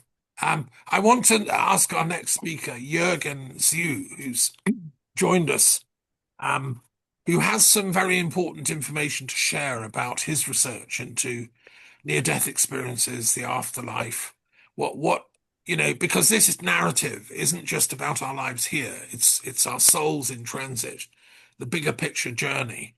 And Jürgen is a world expert in all this. Are there diabolic realms after death or not? These are really important questions. Is there a hell, et cetera, et cetera. So Jürgen, please share with us your insights. This is really important. Yeah, thank you for inviting me, Thomas. First of all, I have to say I'm not a teacher in any sense. Okay, I see myself as a reporter, more than anything really, and I have had the privilege to look into the subtle realms. I mean, not with one near-death experience, but with literally hundreds. And I spent hundreds of hours in the astral realm and in other realms.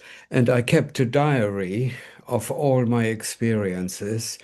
And I actually had experiences of manifesting seeing the manifestation of diabolical entities, as well as angelic encounters with entities and things. At the moment, I've been active, being called to Germany to give seminars, and the seminars I'm giving are around living in the present, living in reality, and living in the unity which we already anchored in. We are anchored in unity, except we are too fast asleep to recognize it. So what I do when I wake up in the morning, I experience a sense of gratitude. That's the first thing, the fact that I'm actually being allowed to be aware of my true heritage. Okay, and that is a kind of training I try to transmit to people who come to the seminars, that we are actually asleep. We are not aware. And so the awareness is already waiting for us to be acknowledged. So I discourage people to think, instead of, so what I say to people, look, if you want to say something, say it with your heart, not with your thoughts. If you want to listen to something, listen to it with your heart, rather than finding a fault or debating it and carrying on with the internal dialogue, which we are totally engrossed in our daily life. Okay, and the same applies to all the senses. If I want to look at something, if I want to look at nature, I look at it with my heart, not with my eyes, and process it through my thoughts. And all this transcendence of the physical senses takes us straight to our unity consciousness. And there is no path we need to go for many years. I mean, I've been meditating for over 50 years now. And when I was in my early 20s, after 3 years of intensive meditation, I was awoken having breakfast, uh, holding a cup of coffee and a sandwich, and I suddenly wondered who this person is who is holding the sandwich. And then I had an experience that I couldn't associate, I lost the connection, the identification with this persona I was. And that led to, via a series of ecstasies, that led to an awakening in terms of the only way I could describe it was the absolute or neutrality. Okay, there was nothing. There were no attributes I could assign it to. But then after that, my whole life changed. My meditation became more an awareness of appreciation, of gratitude. I wasn't sort of concentrating or focusing on something. And that led to a very dynamic acceptance of my higher self, if you like, which I experience as a silent presence. Okay.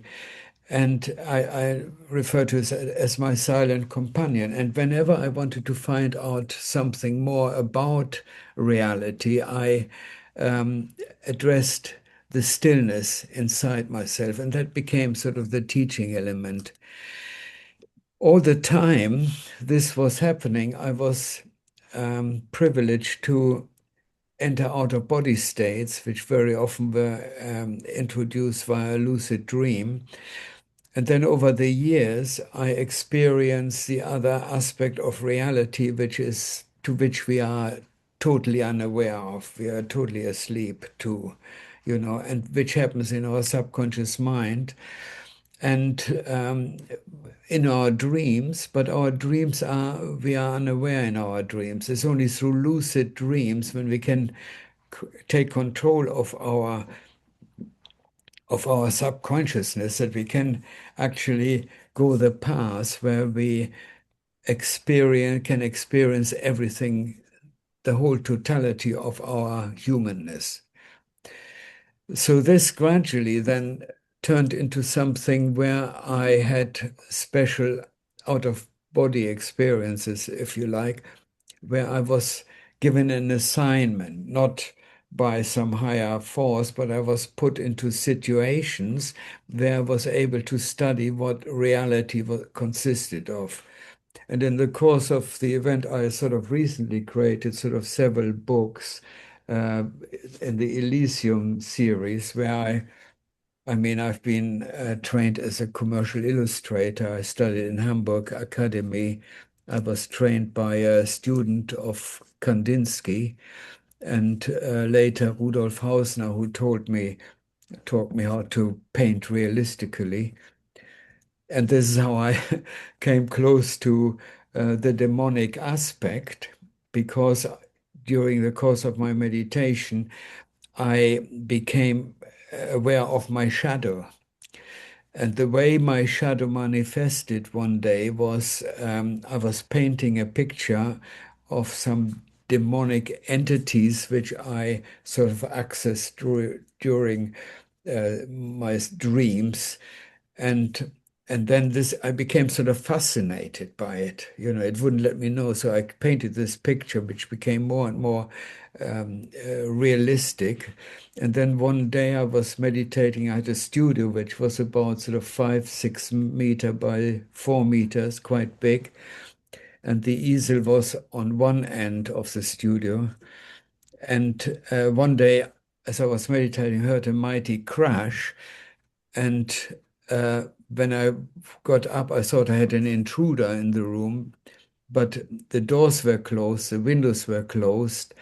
And what happened? The picture had been catapulted off the easel, and an ashtray, a very heavy sort of 1 kilogram ashtray, was catapulted from one end of the room to the other end, with all the cigarette ends being the evidence of it made it pass across the room. And I experienced this incredible coldness. And until then, if anybody would have told me there is such a thing as a demonic force, I would have just ridiculed them and you expected them to seek medical help, really. But that was a reminder that there are forces in us we can create, or which are there, or which we can activate through our focus. And then through meditation and through further out-of-body experience, I gradually became aware how the whole system functions. And in my latest book, Elysium Illuminated, I actually did a narrative about there's a parallel world to our physical world, which is based on the weak force, strong force, electromagnetic, and gravity. There's an astral equivalent for each of these forces, and the two aspects of reality form a whole. And we are continuously living in these two worlds, and one feeds on the other.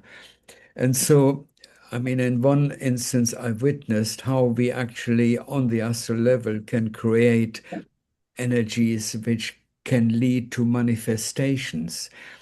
And the most profound results are our thought forms. We create thought forms. The moment we have a negative experience, or which are fed by strong emotions like anger or hatred or anything like, or resentment, they form actually a thought form of energy which materializes into some form of entity which we can actually see and we can be affected by. And in one experience, I witnessed a group of dead people getting together and forming a colony on another part of the astral plane. And they manifested, which at the time, I didn't have any idea or knowledge of what was going on. I wasn't really reading up what other people have written about it, but I called them external animated entities, artificial entities. And these people who formed the colony, they created a life of luxury by forming artificial entities in terms of servants, chauffeurs, and they recreated this sort of paradise where they have loads of people who are serving them. And one person had formed secretly, he formed a harem, underground harem, which he tried to keep to himself, but everybody was sort of silently aware of it. And I spoke to this person, I saw him, and I saw all the beautiful women he was surrounded by. And there was one woman who had bright green eyes or green pupils, and she was very attractive. And I said, "What is it with this woman?"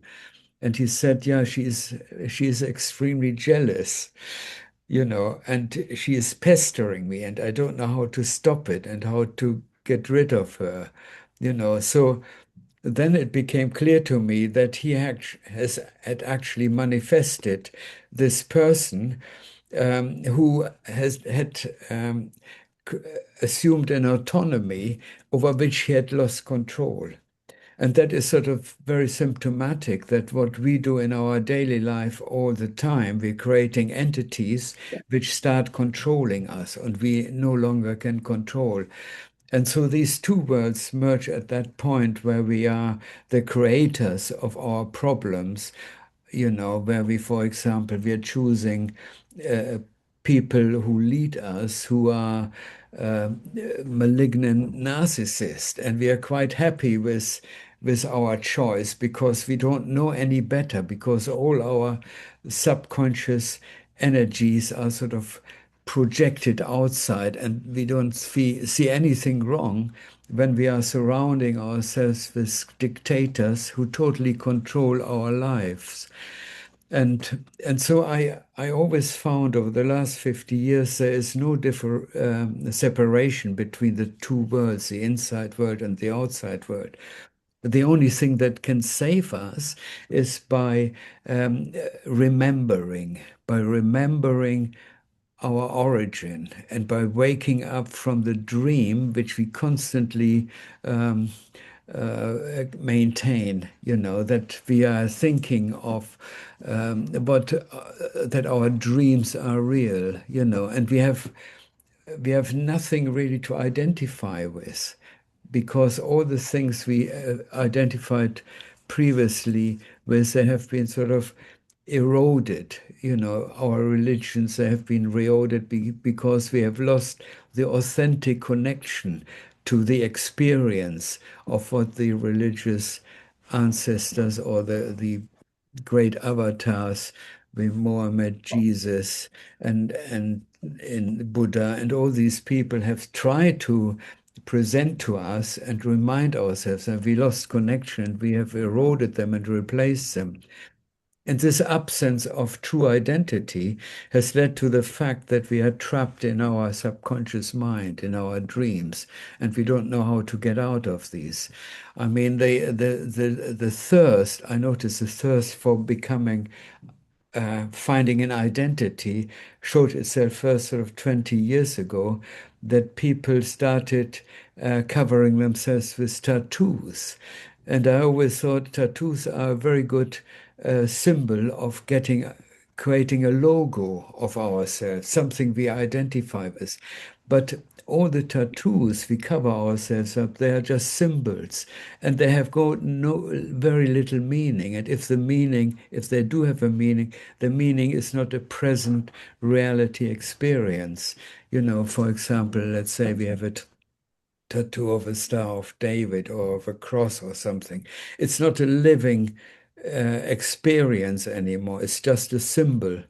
And so what I'm trying to remind people of when I give my seminars, not to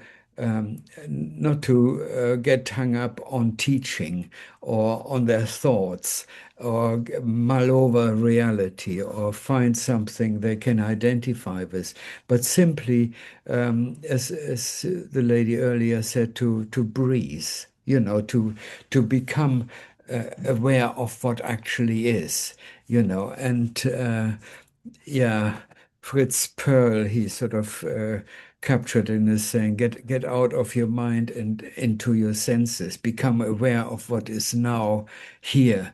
And the way to do that is via appreciation and memory, and remembering what we actually are. And that is not something that has to be attained over a long period of time or through learning. It just has to be we have to be made aware of. And that's basically at the heart of my sort of 50 years of doing meditation and practicing. In the end, it comes down to a very simple thing: wake up, remember who you are, and that's basically all I have to say. No, thank you very much, Jürgen. That was very insightful. And as with all the other speakers today, we could drill down into that. And, it's very similar to what Plato said, that all knowledge is about remembering. Socrates came from the same place. And, there's many questions that will arise. But let's thank you. Gratitude is key. And move on to our last official speaker. If we can hear from Jameson, who's joining us, I think, from Britain, and is going to talk to us bring us back to the poetic, the druidic, and bardic traditions. We've discussed that. What is the devil in druidry and the bardic route, Jameson? Over to Hello you. there. I just want to say I really enjoyed that, Jürgen. Really, really insightful. It reminded me of my experiences when I was a Brahmachari monk, very short time in 1996, and I saw energy move, dark energy move like a succubus and feed on people. And it was that sort of abstract experience when I was following very serious ascetic lifestyle that made me realize that the way dark energy moves and feeds off people's emotions. So yeah, I really connected what you were saying. Okay, so Thomas has used the Shakespearean quote about hell is empty and all the devils are gone. So I'm going to talk today a little bit about that. In a more poetic way rather than academic. You'll have to excuse me my references, but I'll mention some of them. So to give you a little bit of background, I don't talk very often. I think the last time I talked for Thomas was 5 years ago. Gosh. I am yeah, I'm more of I like burning things. I'm a fire ceremonialist. I've been for 30 years. I'm more into burning than talking. But anyway, I'm a druid bard. But I'd first like to say before that, and this is really important about what I'm about to say, is I'm a human being first and foremost, because I think the problem we have here is material consciousness. The devil is mostly a Christian concept, and it's material consciousness that creates that. Once we go into the enlightened consciousness state, we're all one, and we're not pointing the finger, them and us. They're the devil, we're the angel. In that enlightened state, the devil suddenly melts away. So I say that the devil is actually material consciousness, and it's stepping away from lust, anger, and greed and wanting to take people's oil, take their culture, their territory, and replace them with something else. I'd just like to counter a few stereotypes about pagans. I often get asked if I dance naked in the wild. Never. I don't even take my trunks off in a sweat lodge. Am I polygamous with lots of girlfriends and wives? No, I'm not. My Turkish wife would murder me if I did. And I definitely don't sacrifice naked virgins. I think there's a lot of stereotypes about paganism. That's where I'm going to start my talk. So starting with a Celtic perspective, we must address a fascinating cultural shift. So in Celtic paganism, there was no devil in the Judaic Christian sense. Instead, there was the horned god of fertility, animals, and the underworld. So to cut a long story short, we know Christianity arrived in ancient Britain with the Roman importers. They were actually the biggest pagan empire, but then Jesus was killed and they decided to use him to start a religion from the Middle East. The image of the horned god was rebranded into something evil when really it was the wild power of nature. So thus the devil concept replaced the more holistic idea that wild nature is part of our own consciousness. Next section, the architecture of gaslighting. To understand the devil, you first must look at how the word has been used to control people. I think a perfect example is the book of Abramelin. If you know Abramelin, he influenced much of the modern day occult. I'm not into the occult. I'm a druid bard, but I also am an initiated Hariakandi devotee, which is Eastern mysticism. All I do is surrender and pray. I'm not casting magic. But Abramelin had a very, very famous ritual which required 6 to 18 months of intense prayer and purification to reach one's holy guardian angel.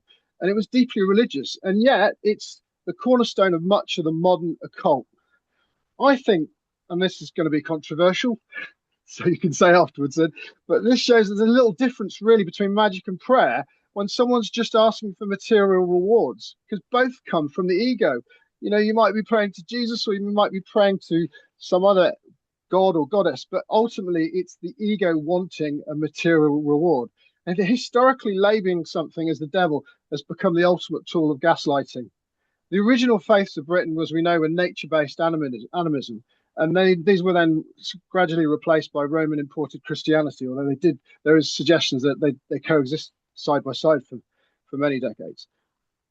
Today, even now, we've heard today, many Christians demonize pagans. We heard about witchcraft and secret societies today. But this is actually still this stereotype against pagans. It still continues. And I can sympathize very much with Muslims. In fact, I'm married to a Turkish wife, and all my friends nearly are Muslim, or nearly all my family. I've lived on and off in Turkey and the UK for 12 years. So I know Istanbul, and I know Muslim culture is beautiful. I've never ever had anyone force religion down my neck. So anyway, going back to the topic in hand, The God versus Satan dualism, it allows the powerful to claim they're the force of good, or branding anyone they want to conquer the devil, as we have Trump and Netanyahu now, who are using religious language to justify war and the pursuit of oil and the stop of those terrorist devils. But we all know that they're not liberating anything but the oil. And the other, if you're going to bring in a statistic, that was a Norwegian professor that said that 20 million people have been killed in 37 countries since 1945 by Christian America. And the same nation were responsible for genocide for up to 115 million native Indians through war and viruses, all in the name of Jesus. So this is what I'm talking about. It's the ultimate architecture of gaslighting, calling those that you oppose the devil. But actually, are you the devil? Because you're committing acts of genocide and stealing resources, stealing nations' traditions. Right, let's go back to poetry now. So I'm just going to look briefly, and I'm going to end on a poem of my own. But this, if we look at the devil in world poetry, John Milton's Paradise Lost. So Milton's Satan is the ultimate egotist. He represents the moment we decide that our own pride is more important than being part of the whole. He just chooses destruction over cooperation. He wants to be the master of the kingdom. Quoting from that poem, the mind is its own place, and in itself can make a heaven of hell or a hell of heaven. Better to reign in hell than serve in heaven. And then we have Goethe, John Wolfgang, and Faust. I remember being in a play when I was about 14 and being one of the devil's henchmen. Goethe's devil is a cynic. He doesn't want to believe in anything and wants to see the world perish. So he represents the cold, intellectual side of evil that mocks life and beauty. To quote, I am the spirit that negates, and rightly so, for all that comes to be deserves to perish wretchedly. That is my proper element. And then if we jump forward to Baudelaire, who I studied at university briefly, and The Flowers of Evil in 1857, Baudelaire argues that the devil is most dangerous when he's invisible. He's not a monster under the bed, he's the boredom and apathy that leads us to do cruel things without thinking. It reminds me of the situation we have now, where Trump and Netanyahu have attacked Iran. How many people stood against him to begin with? Not so many. Spain were very vocal against what was happening, but still, the invisible devil, I like that idea.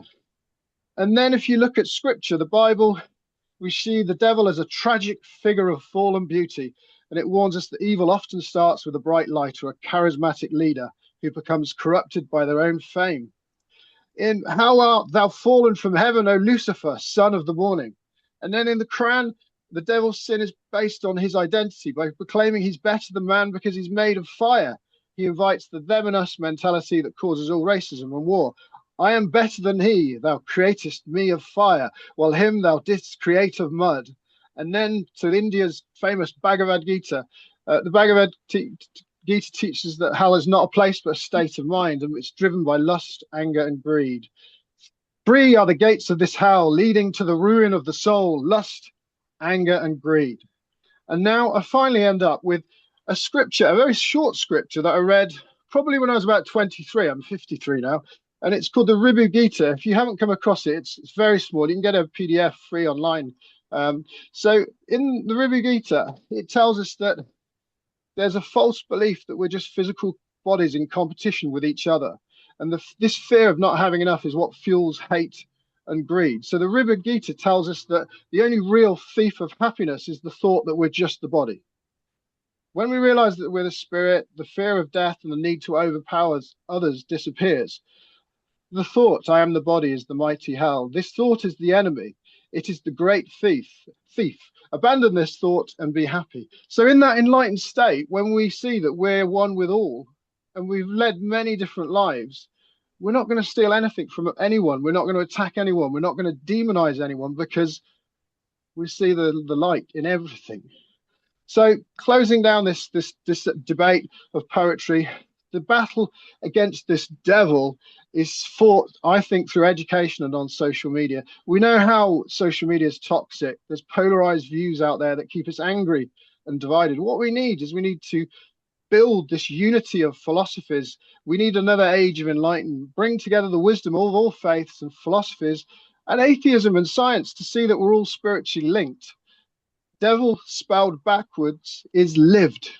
To live only for the physical body and the ego is to stay trapped into a self-made hell of material consciousness, an existential dread. What happens after I'm gone?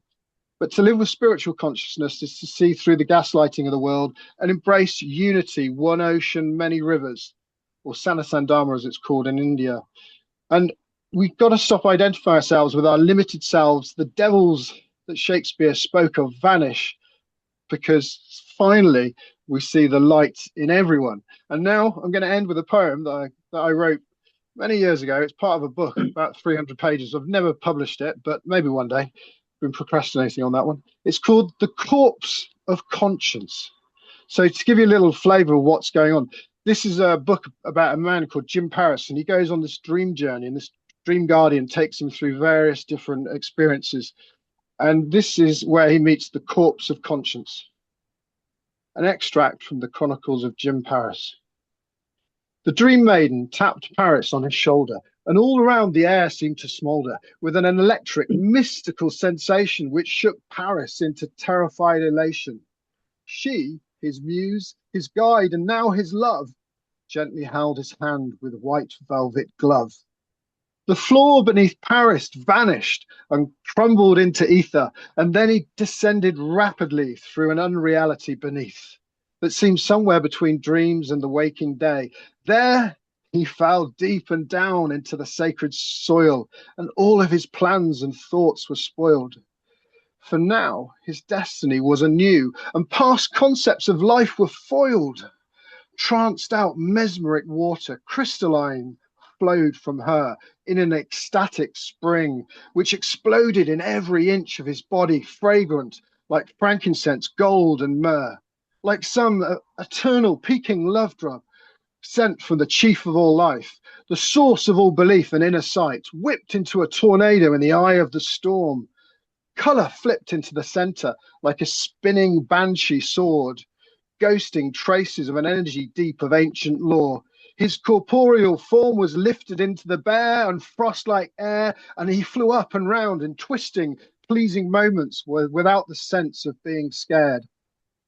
And then a scream and a shriek, lashes of pain, wrenched his lurid frame into a penitent collapse, and Paris witnessed a state where all the people slaughtered in the name of religion appeared on the world map. Down the centuries, down the millennia, stared back at Paris in horror at their demise in murderous wars and attacks. And in the middle of it, a blood-stained corpse leapt up and into midair. It span wildly with irreverent shouts and babbling grunts right there, until his eyes locked with Paris in a standoff of terrifying complexity most rare. You think I wanted all those sick bastards to slaughter in my name? You think it was me who commanded those armies into battle to kill in the name of their gods for their sick games? It was only ever the ego of the human race that conspired to use my name for all their ignorant hate. The spirit of anger and conscience had spoken, and all of a sudden Paris was thrown 1,000 feet through the air until his head smashed into treetops wooden. Splinters whipped his limbs, and he fell further and further down and down into a silent marble chamber of simplicity and solitude and no sound. Thank you very much. That's all I've got to say for today, and it's really lovely to hear. I've been listening to you all since about 11 o'clock. Oh, bless you very much, Jameson. That was a great poem. We want to see the book. And that was I'm a superb. terrible procrastinator. I need someone to work to hit me with a stick and make me finish it. Okay, I'll do that. Okay, so look, we've reached the end of our fantastic day, bar the questions. Let's have a little discussion here. Can I invite Vandana Mehta, who's joined us from India, I believe, who's a Jain? She might want to ask or make the first comment. You've listened to some of today, Vandana. Would you like to comment on or ask any questions of any of the speakers? You've heard some of them, I think. And then anyone else come in. And maybe Vandana's gone off for a bit. Are you there? Okay, Hanan, you're off the starting block. You go for it, please. Any Yeah, question? I have been listening carefully to your beautiful interventions, this is spiritual guidance. It's so important for somebody like me at these moments of our history, watching my people being slaughtered. It's very hard for me to connect to reality. It's very hard for me to understand the human soul, human spirit. It's very hard for me to justify or to even to realize, for example, how can I invite all this evil? How is my soul capable of inviting all these horrible experiences, witnessing it happening in front of my eyes to the people I know, to the people I love, to the people I thought they will live long enough to enjoy to experience the essence of their existence. And though they left this life so early without even realizing that they are alive. So as a Palestinian, it's extremely difficult moment. It's extremely being the subject of this slaughterhouse, being the target, being the blame for absolutely no sin ever we have committed in our lives. We are people, farmers living in our land. We didn't invite all this. We didn't ask for it. We didn't chase it. We didn't look for it. It just invaded our lives, invaded the dreams of our children, Can I ask you, invaded can you put the your hope. Hanan, can you put your camera on? It might help because sometimes your Yeah. words drift away. Yes. I'm If, so sorry. no, it's good if we can see your I don't mouth. have, yeah, Yeah. because I don't have so much battery on my mobile, so I need to save some. Okay. Anyway, Can I ask you a question just yes, to clarify? So, were you born, brought up, and raised in Palestine and yes, in Gaza, or which part? And in how have you Palestine, come West to Bank. France? Sorry, in the West Bank. In Palestine, West Bank. I was born, raised, got married, made my children. I stayed in Palestine until 2007. I'm now 57 years old, and I lived all the experience. I went through the first time I realized the evil when I was 5 years old, when I saw the soldiers beating my father because he just decided in the under curfew to go and get us some water to drink. And I saw the army, the soldiers jumping out of the jeep, beating my father in front of my eyes. I didn't realize at that time, what does it mean? What does these people, who are these people? Why they are doing this? I have absolutely no sense, no understanding of this reality until I had to face it at the age of 5 years old.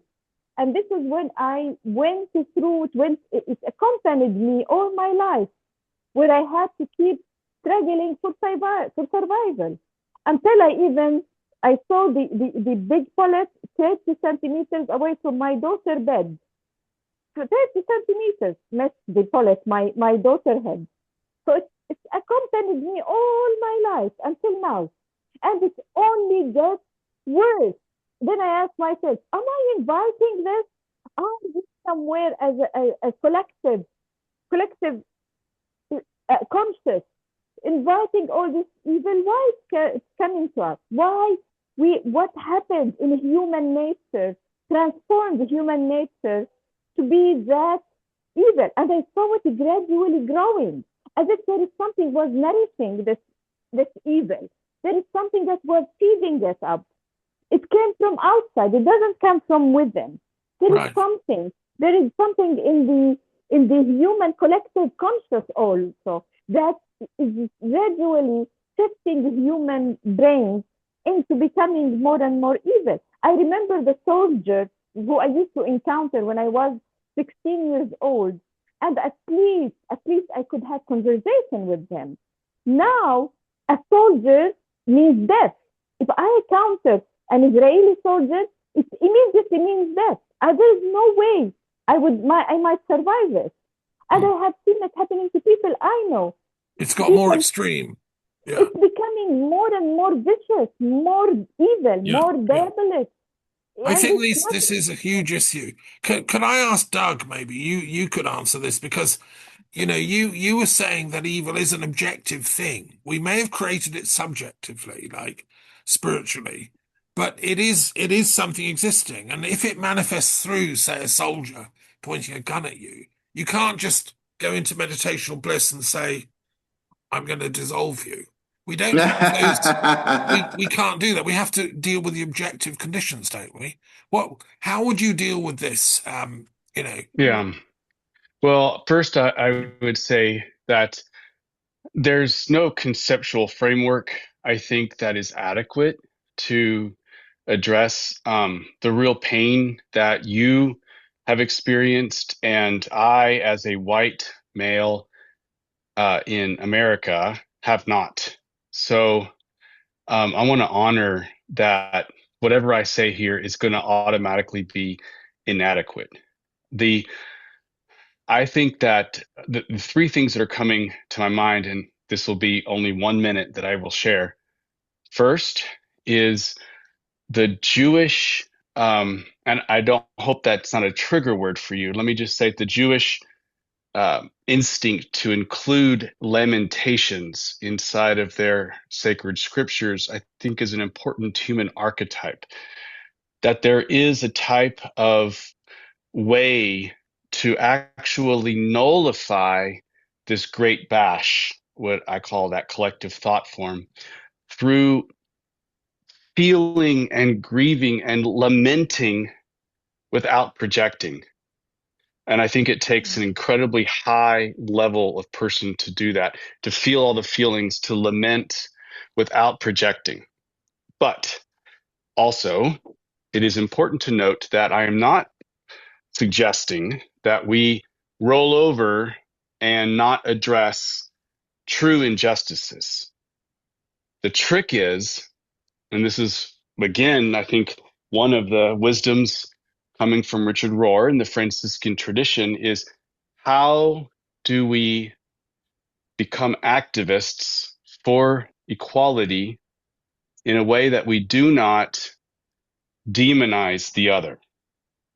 We can that is the trick, because we demonize the other and hold them as fully responsible, then we participate in that same thought form, but now we're doing it inside of it while thinking and believing we're doing it in the name of liberation, but we actually are enmeshed in it all the more. So what I tell people, and I hope that I'm an activist myself, fight, but do so from the center that holds all the tensions, even inside of me, and do not project and say they are the problem, but it is a we are a problem.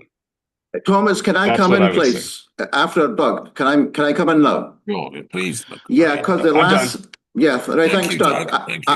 I want to actually interact with the last speakers. Just for those who have come at the last stage, this is a co-organized event, yeah, by two different organizations.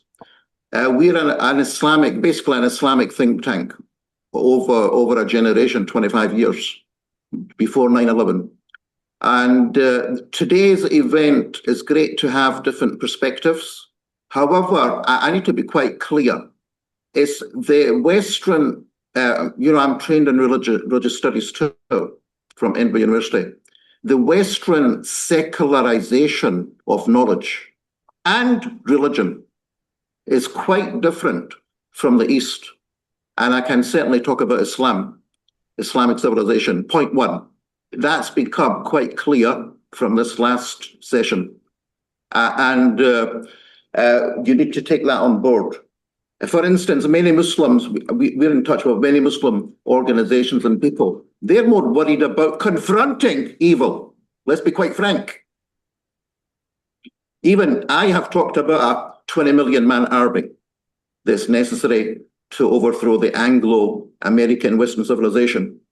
So you need to understand that we're coming from different worlds. And indeed, there is a clash. There's no point disguising these facts. There is a clash of civilizations here. No matter what you want to say, Also, I would even go as far as saying over the last 400 or 500 years, you've had a tradition of Western imperialism, genocide, starvation. That explains the current reality of many white Western countries doing nothing. But anyway, having said that, we're looking at solutions. And we're not just looking at this from current affairs, geopolitics. Even the ambassador was bemused about the dark reality. In other words, he didn't know why top decision makers are behaving like they are. He's not aware of the devilish, dark, satanic, Masonic, Illuminati forces out there. The point I want to make is, I want to engage with you guys. Point one, there is a spiritual warfare, and in the Islamic tradition, we have the Sufi movement. I think Satyan mentioned that. Indeed, that was how India, despite the propaganda, accepted Islam for over a millennium. It wasn't just the sword.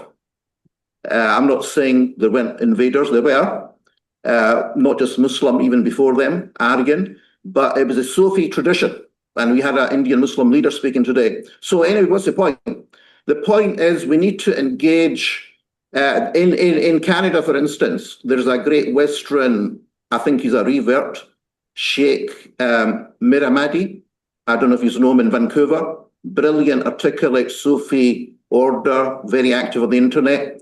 I think you need to engage with Sufi masters who are quite articulate in English, perhaps more than people here, and who understand the dark reality, if you want to call it demonic or satanic, and how to, for humanity, not just Muslims, how to transform. You're talking about transformation. That is nothing new to Islamic civilization, which grew from 0 to 2 billion. It's nothing new.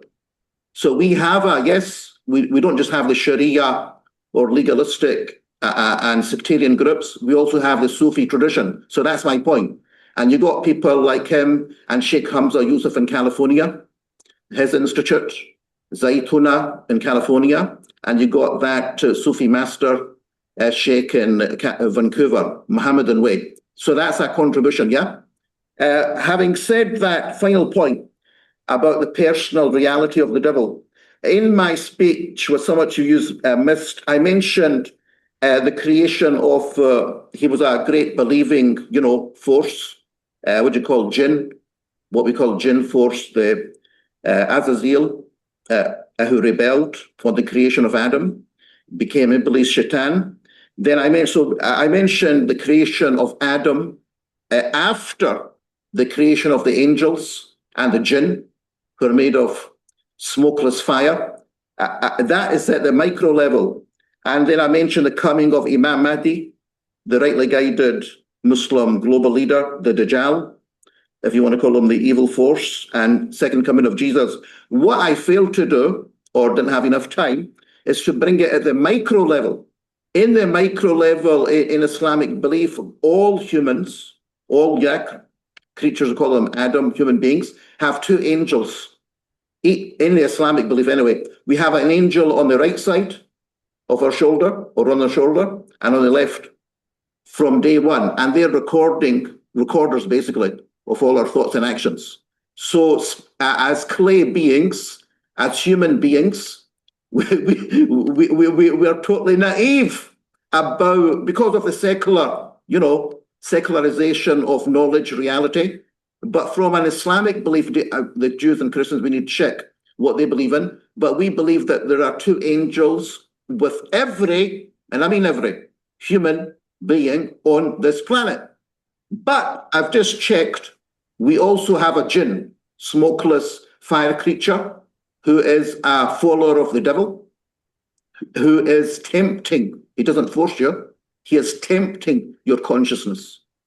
So that's at the micro level. So, but we have, methodology to, what's the word, neutralize that and overcome that by remembrance of God, zikr, meditation, prayer, and good acts. So that's all I want to say, but I want to devote everyone's attention, because the conference does mention World War III. The devil is there in the Islamic tradition. He has a network, an army of, I mentioned the jinn forces, the evil ones in particular, who influence human decision making and structures, policies, attitudes, practices in this world. And those who are coming from the Western hemisphere, who may have more power, who may temporarily have more power, need to realize that the Muslim civilization, who is being victimized, to victimize, you need to demonize, you need to dehumanize for destruction. They have a different view on the devil. And the devil is, you need to take him on. Indeed, we've been given the notion of jihad. I'll stop there. Yeah. Could Ian, do you want to come in here? Yes, I think I'm having difficulty with this damn thing. All night I've had trouble with it. Now, my question is to the first of the last three speakers. I've forgotten his name. But my question to him is, does he see a relationship between the problems of those like me who suffer from delirium and the other issues that he was discussing? Are you addressing Moeen, who just spoke? I think you are. No, the first of the last people. Okay, Satyan, I think that was for you in that case. So, not quite sure what the question is, but I think he's asking Jürgen. okay. Well, whoever wants to take that. Ian, Where's Jürgen? Here. Yeah. Can you just repackage what your question is quickly? I have suffered from 4 years with a severe case of delirium. I'm not sure I've got the name correct there. The psychiatric disorder. And I would like your comments, your discussion of the relationship between what I have suffered and the images and circumstances that you discuss. Okay, I think I can answer to your dilemma really, because when I started having out-of-body experiences, I was also working in a mental hospital with schizophrenic people. And the first thing I noticed that the people who were diagnosed as schizophrenic, all that was wrong with them was that certain filters breached in their brain. And therefore, they were accessing other reality levels. And their problem and their challenge was based on the fact that they couldn't align these two different realities. And as a result of this, confusion manifested in their lives. And to me, that was quite, as I have experienced myself, I had the experience of parallel realities. For example, I was riding along a bicycle physically along the beach, but at the same time, I was aware of an astral environment which differed completely from the reality I was actually traveling through and I was aware of. Now, the thing was that I could integrate these two realities because I have been practicing meditation and I had a focus point which was basically the witness. I could see things clearly without getting into the turmoil of misidentifying. And that was a big help when you practice meditation. You are aligning yourself to a unity consciousness, which is basically not affected by the external experience. So you become more like a witness and you don't enter into the confusion of it. You just experience these two realities more like dream images, without identifying actively in one or the other. And I think basically, when I was working in a hospital, I had a really interesting experience with people who were diagnosed as schizophrenic, and I very quickly realized that they were not mad. That they were normal people who had their filters impacted, for discrimination. And that created a really good relationship between us. And so we sort of navigated these things together. And I used art therapy, people to express their two different worlds they were experiencing, and trying to come to an alignment with them, not demonizing one or the other, but sort of accepting them as a witnessing what you're experiencing rather than judging it. Okay, that's perhaps the best thing I can say to that. That's very helpful, I'm sure, Jürgen. I think what I've been trying to do is get meditation available classes on every psychiatric ward in the country and in Australia. There should be trained teachers like you that can go and teach meditation to the psychiatric wards under the NHS system. So you should try and find a teacher in Melbourne, Ian. It would be really good for you. Inga, you've been very patient, and please do share some final thoughts on what's been a feast of a day. Yeah. Joining us from Norway. Thank you. I'm not sure exactly how to comment and how to reflect and how to give my final words. But what I'd like to say is that I think we have to include the grace and the greatness and the grandiosity of the African continent, and really to really understand that the deep history of the Pharaohic times or in the Middle East is an African history as well, the Great Kush. So that is one perspective I really like to us to include. And when it comes to the so-called colonial hangover that we have in defining reality and the conflicting reality between the patriarchal religions, I like to remind us that the mayor of London is a Muslim. The cultural minister, the Khan, the cultural minister of Norway, she is a Jaffrey coming from Pakistan as well. So the multicultural identity or the mesh of being human today, we have to recognize and not be living deads of that reality that is influencing all of us. So I think the demon within, of course, we have it, but I like to address in the French Revolution, if we take it from that point, and the Marquis de Sade and the misunderstanding of love and sexuality. Where is this taking us on the planet today, especially for the young ones? When it comes back to the Khan and London, he had a problem to breathe. That's why he turned into an activist on environment. And the pollution, the particle pollution of burning the oil and the gas, that is polluting or genes. So that is evil.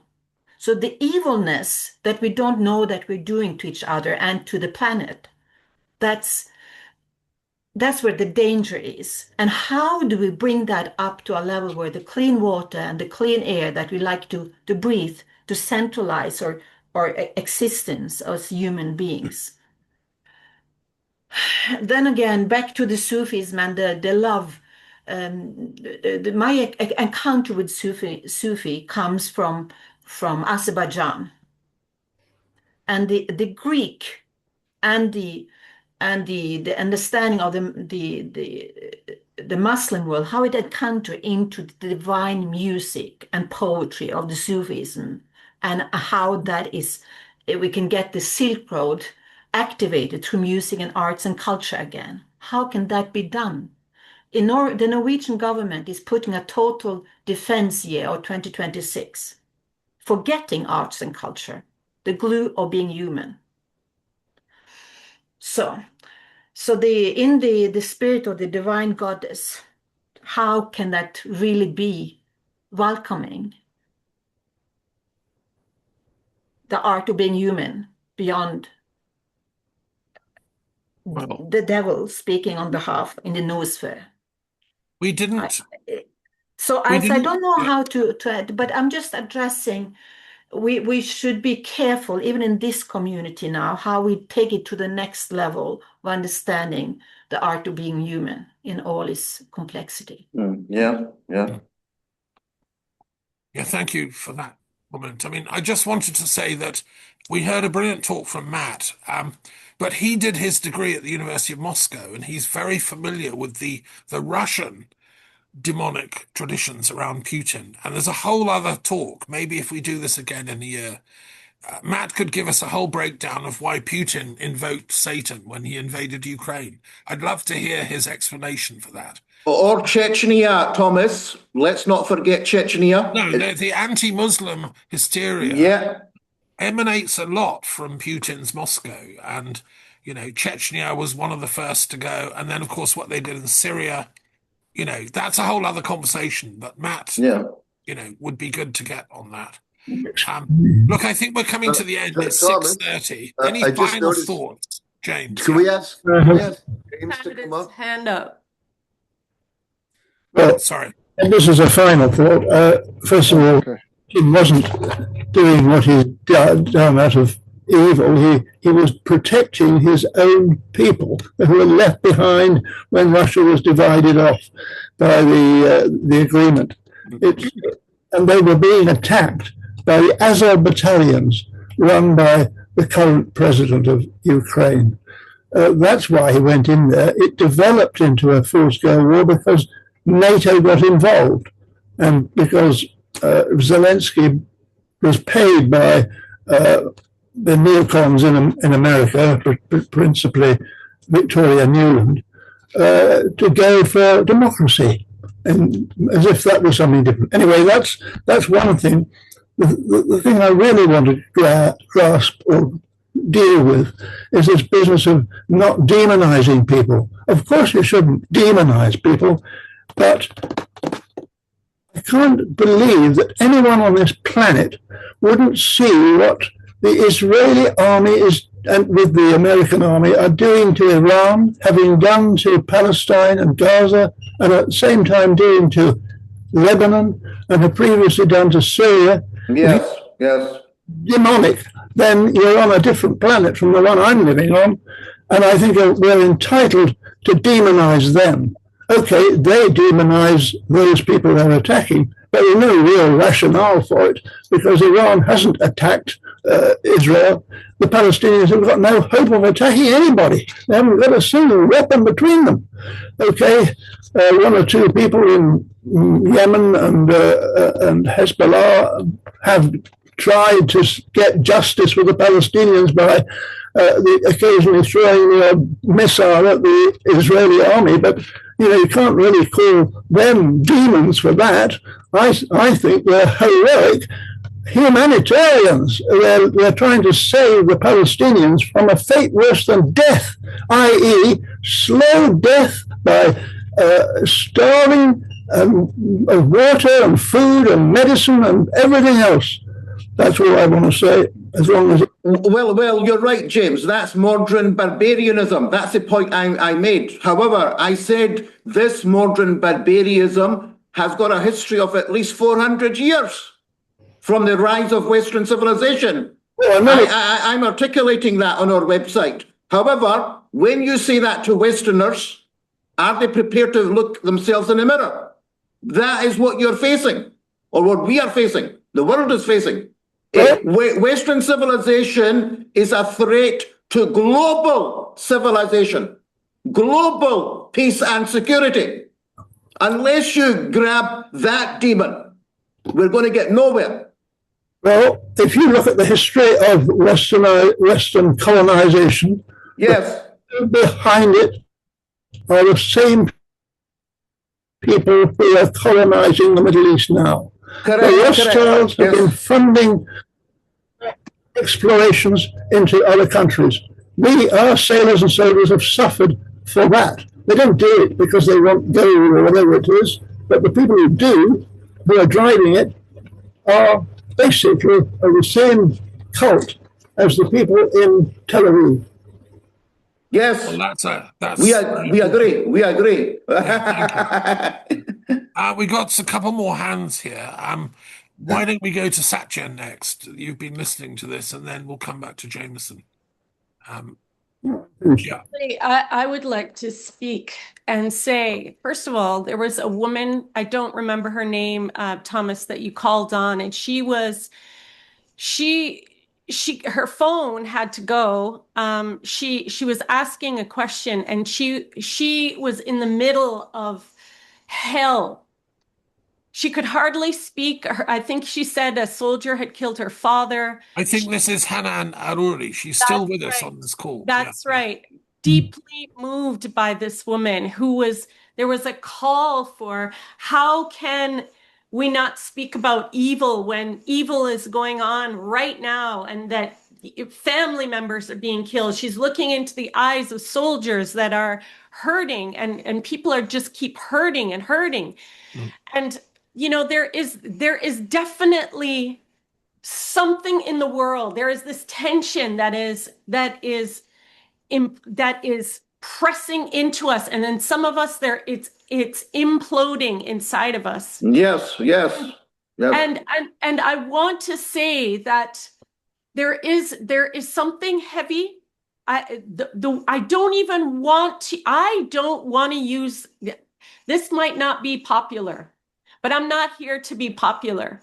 The word evil is when the word evil is used, and when we put when we give to an energy, our energy, and say, you are evil, what we've done is we've taken our humanity and we are putting it onto others and saying, you are this.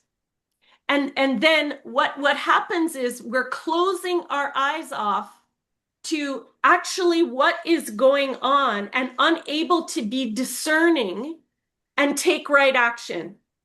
When we give the energy to a group, Jameson has brought up the word gaslighting.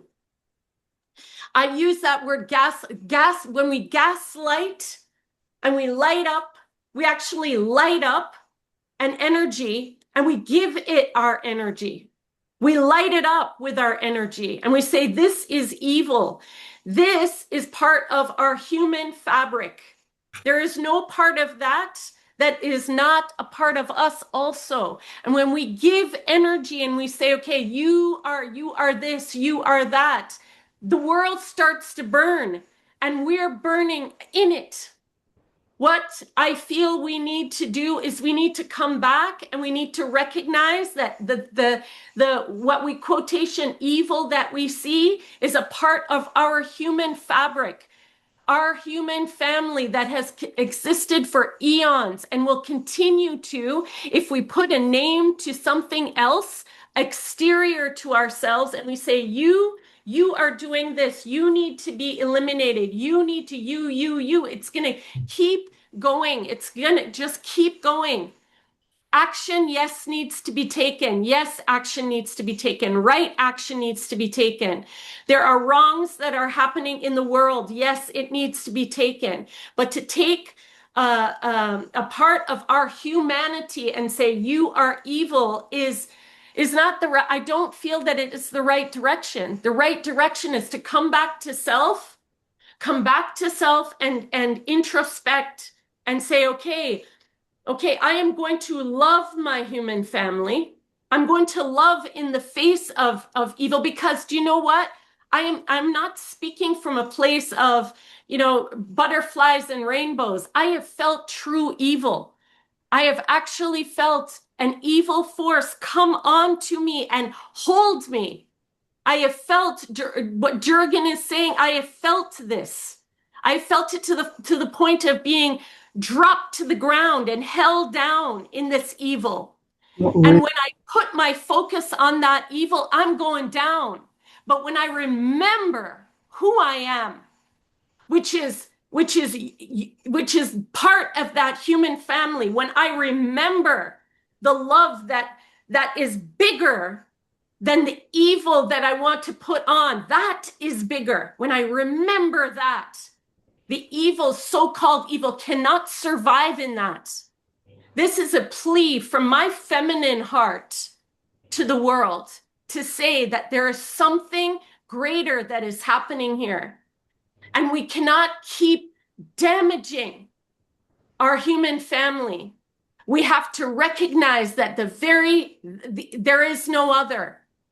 That there is no other, that the evil that we want to say, that's our brothers, our sisters, our mothers, our fathers, uncles, aunts. That is part of our family. And when we forget that family and we think that there's something outside our family, just a second, when I think there's something outside of our family, that's when we're going down. Blessed be all of you. And for all of your expression, no one is wrong. I'm just sharing my feminine plea. That is it. Thank you. I'd like to ask again, Vandana's joined us, our Jane friend. Do you have anything you'd like to share? You'll have to unmute if you do. I'd love to hear a Jane perspective on all this. And then I've got a thing I want to read out to finish.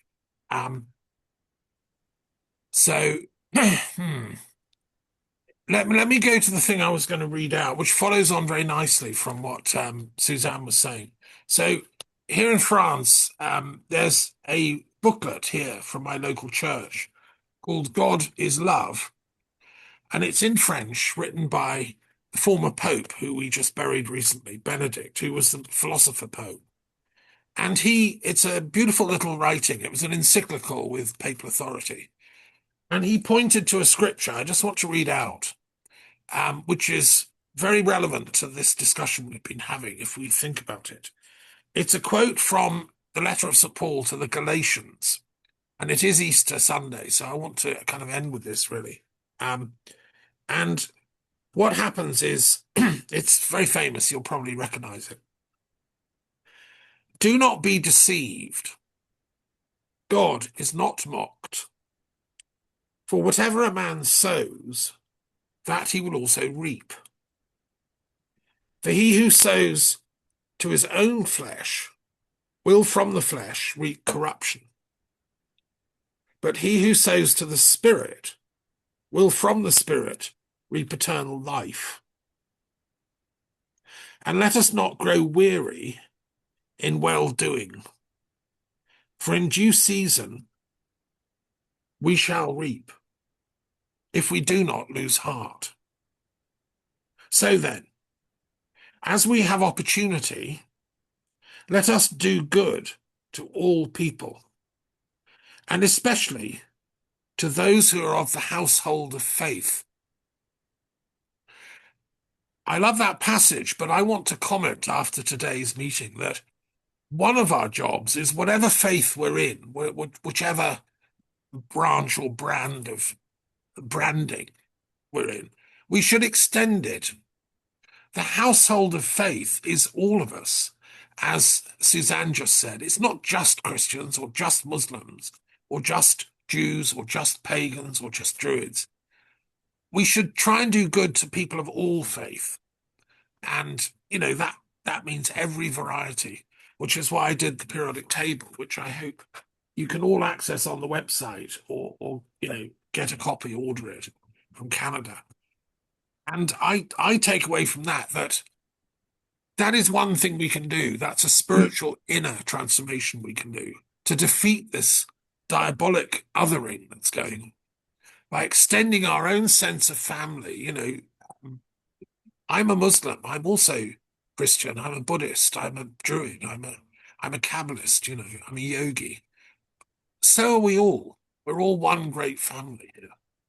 And let's take from this meeting at least that, and let that hope spill over, so that I'm actually in conversation with the Pope to try and get him to set up a new dicastery for peacemaking reconciliation, and truth building. I've called on him to create a new special structure in the Vatican and this word truth building is what I think we now need on this planet, because there's so many rival conversations all accusing the other guys of lying. If we're ever going to get peace again, we have to build some truth. And that's what truth building's about. So anyway, I'll keep you posted. If the Pope sends me a green light, I'll let you know. But anyway, thank you so much for coming. Moeen, do you want to finish and do a closing prayer for us, please? Well, okay. Yeah, I genuinely believe there is one religion, one mankind. You know, we're all originally from Adam. So yeah, I mean, this ignorance, misunderstandings need to be eliminated. That's where I'm coming from. However, if there is evil coming from Muslims against Muslims, or non-Muslims against Muslims, I'm against it all. That's where I'm coming from. Sure. It's not about me waving the flag of global Islam. I believe the evil is within my community also.